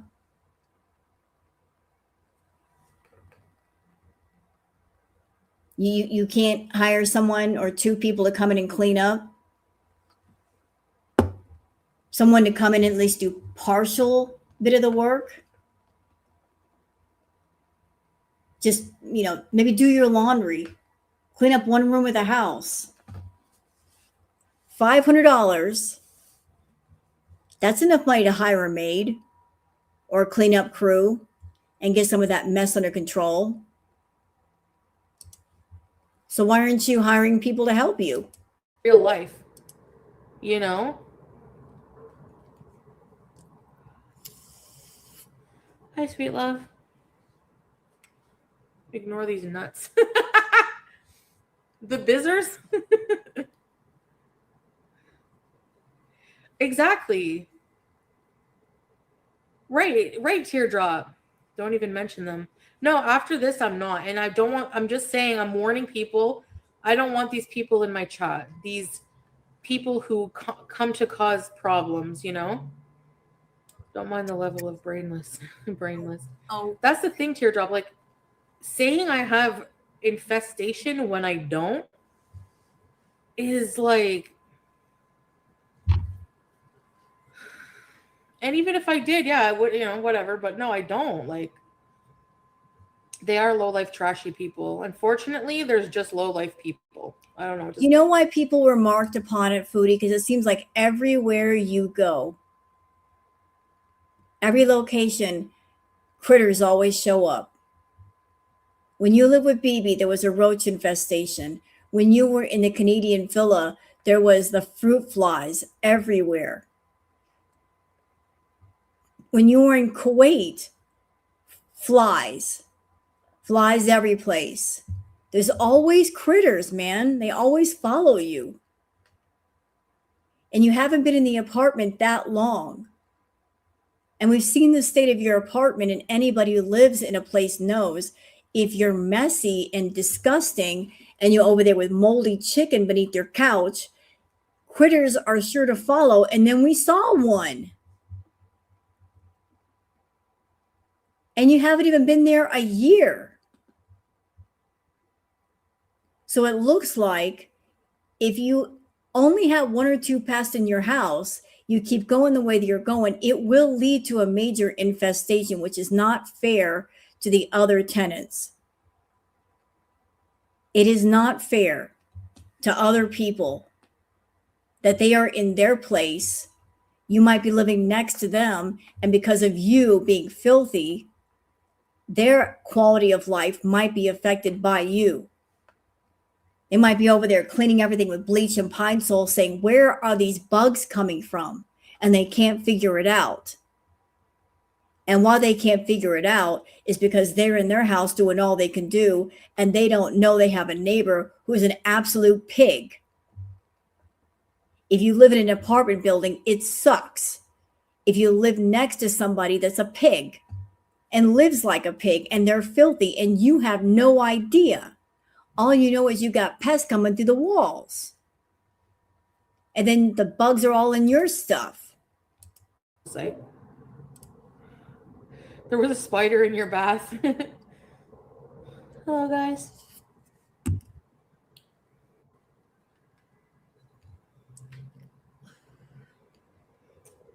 Anyway, I might go to the movies. Bae, there's a new horror movie out tonight called Faces of Death.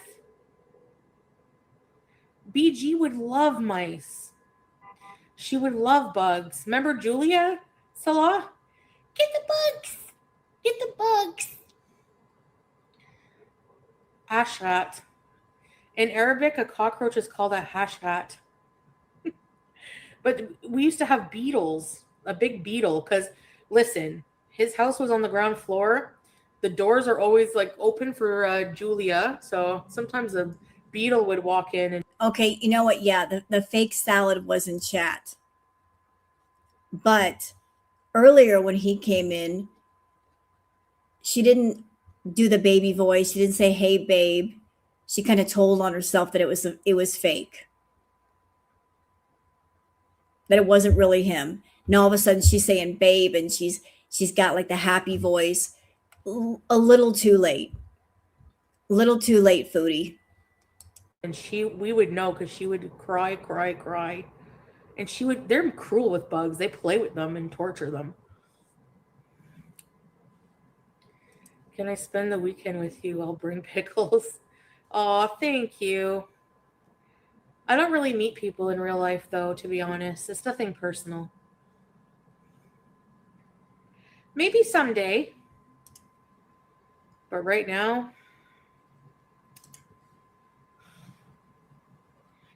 Faces of Death. Yeah, I know I can't watch the original. If you hurt animals like that in real life, forget it. No way.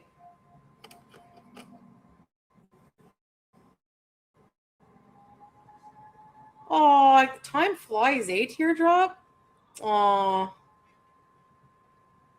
cute. Hi, Iona. Hey, Comic Brook. Look at your cat. Look at your cat. Please don't leave us tonight. I'll come back. And I don't know about Canada, but one thing I will tell her about cockroaches, they can fly. And she's infamous for leaving her window open, is she not? Cockroaches can fly. I lived in Florida, and we had these things called palmetto bugs, which were the size of Buicks. Those fuckers can fly, and they will fly at you. They don't care. They're like that long. But cockroaches can fly. So she leaves her window open. They can fly in through a window. And tree roaches.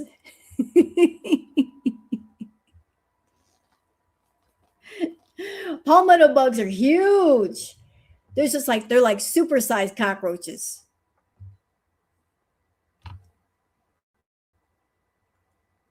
So I don't know what kind of roaches they got in Canada, but they can fly. And if she's got an open window, they can get in through that. I'm just saying. I used to have huge centipedes at my last apartment. Oh, no. Those are the freakiest, eh? No, I haven't seen They Will Kill You. No, I haven't seen it. Bring Salah and Julia here. Hey, Squeaky. We have to kick these. Too many legs. Yeah, see the movie. Tell us about it. Yeah, I won't be late because it's like, you know. So I wasn't singling any. Well, I was, I guess. I don't know. I feel like sometimes, Strawberries is like, I feel like they can be a fan, but at the same time, like, I feel like they also support the hateful channels.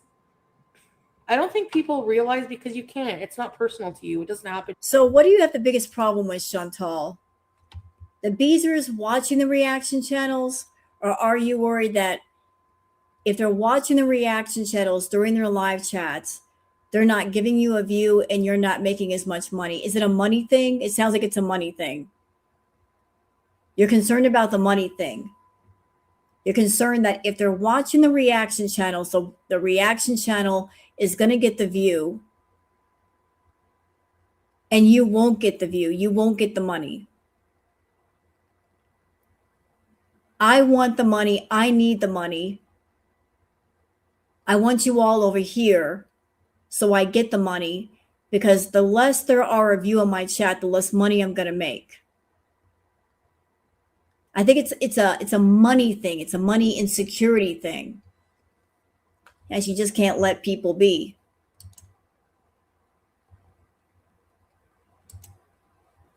We steal views from her. Not exactly. People can still watch her when they want. People can watch who they like. They can still watch her streams. But I think it's absolutely pathetic that she's worried about little teeny tiny reaction channels and how much money they're making when she's over there making money. That's like somebody making thousands of dollars and being angry that somebody's making a nickel. You know, like, you're making money. Shut up. Don't be concerned about what we're making over here. Be concerned about what you're making over there. Do you? I think people just think it's entertainment and it's just, you know, but it's not just that for me. It's like very toxic. And so I really appreciate, like, you decent people who, you know, support me and are just kind. I really appreciate it. Like, I really do. No, you don't. You know? You don't appreciate your viewers. You're constantly putting them down and controlling them and manipulating them. So how are you appreciating them if you're telling them, I'm a content creator. I'm not your mother. I'm not your father. I'm not your family, but I'm going to tell you what to do. I'm going to try to control what you watch and who you watch and how you watch. If you appreciate your audience, you know what you say? Thanks for being here. I hope you enjoyed the content. Give me some ideas about what you'd like to see me do, and then take their ideas and do something with them. That shows appreciation. You don't do that. You take your audience for granted. And you're angry because they're not giving you more money. You're angry because you're like, I'm losing money. I'm losing money. It's not because of the other channels. It's because you are saying, I'm burnt out. I'm entitled and I'm burnt out. I don't want to do anything. I just want to make money, but I don't want to do anything to make the money. You're not grateful for the fact that you're on social media. And where a lot of people have to get up in the morning and work long, laborious hours for a paycheck. They got to get up in the morning, battle morning traffic, get to work, stay there for 8, 12, 14 hours, get in their car, battle evening traffic, get home, maybe have an hour before bed where they can decompress, eat a meal, and go to bed and do it all over again, 6, 7 days a week. What do you have to do? You get to get up when you want. You can do videos and live streams when you want. You make better than average money. You ain't got to worry about some things. And you're not saying, I am blessed. I'm on social media and I've got more freedom and money than most people. Even in this economy, I am blessed. You don't count your blessings. You take them for granted. And you take your audience for granted. And you never say thank you for the freedoms that you have, that they give you by supporting you financially. That if it weren't for them, you wouldn't have that time, that space, that opportunity. If it weren't for your audience, if it weren't for the Beezers, where the hell would you be? Where would you be? You never say thank you. You never express your thanks. For all the money you make, you don't do giveaways. You don't give anything away. You don't mail anything to anybody. You don't give out free memberships. None of that. You never give back. You just take. You've always been a taker. And I think people are getting fed up with how much you take and how little you give back. Because you're stingy.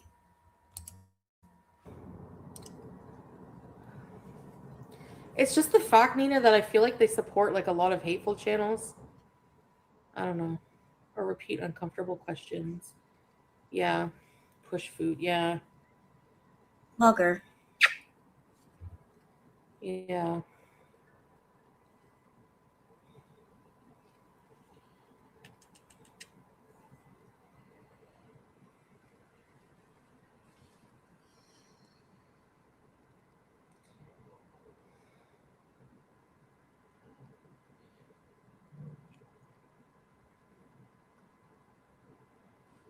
I only push puts-ins. Yeah, and that's an interesting point right there, Billy. You're right. All the people, all the handles that I used to see in her chat for Crackhead Olympics, I don't see a single one of them left. All the original Beezers from back during Crackhead Olympics, there's very few that are still around. And it makes you wonder, where do they all go? Why is it that the OG Beezers are gone and it's just the new batch, the new breed? What happened? Where are the OG Beezers, that the names that we recognize? There's only like maybe 3 or 4 left. The rest are gone. Wasn't Sofa King back? Ooh, that guy. He's around.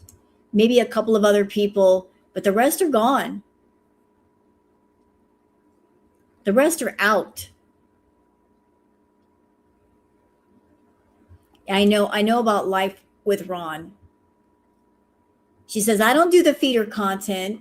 Yet over there was an entire ass live stream of him saying, Foodie Beauty's feeder. That was the title of the live stream, Foodie Beauty's feeder. So you don't do that kind of content? But here's somebody who was your mod saying that you were doing content for him, that he was your feeder. So why would he say this? Why would he make that claim if it wasn't true? I have questions.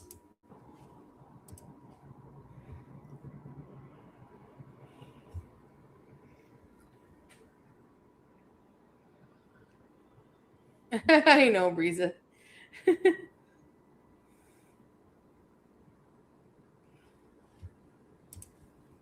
Yep, he sure did. Yep, he sure did. Hold on. I'm looking for the comment. Hold on. This one. That part. He came into Milky Chai's chat and said that. Why would he say that? Nobody forced him to say that. Nobody knew that information. Why would he say something like that? So she got 10 grand to go back to Canada to get set up. So on top of the $10,000 that the Beezers gave her, she had somebody helping her with a rent. All the money she makes and she needs help paying her rent. Why? Why does she need help paying her rent?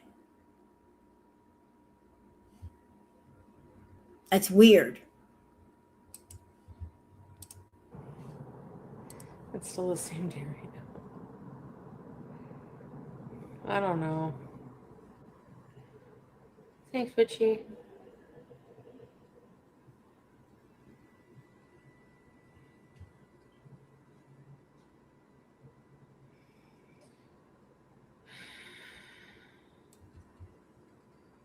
Anyways, I think I'm going to go for now. But I'll come back in a couple hours or so, okay? I'm not sure if on Twitch or YouTube, but I'll put on my community tab if I go on Kick. I mean Kick, not Twitch. So I just wanted to speak my mind, but yeah. Thanks, guys. Thank you. So that was it. That was her little rage stream. That was it. And she did a live stream while I was live. So I take it that she did not rage during that live stream. And she was basically trying to act like, I'm so sorry. I ran my mouth. I love you guys so much, right? Was that how it went? Like she did the exact opposite of this live stream. I didn't mean it, guys. I was just mad and venting. Maybe I was hungry, yada, yada. Is that what she did? Lying her ass off. I just felt like going off on the reaction channels and letting off some steam. I kind of figured that's what she would do. But that's it for this one, y'all. It was content. So I want to thank you guys for dropping by tonight. I'm going to go because as you can see, Queen Booger is like, are we going to bed now? Can we go to bed? This is her like asking me to go to bed. That's what this is right here. You see this? She's like, I'm tired. I'm just trying to push me into bed. All right, everybody, I'm out. Don't forget to like and subscribe. And I'll see you guys on the next one. Take care, everybody. Bye.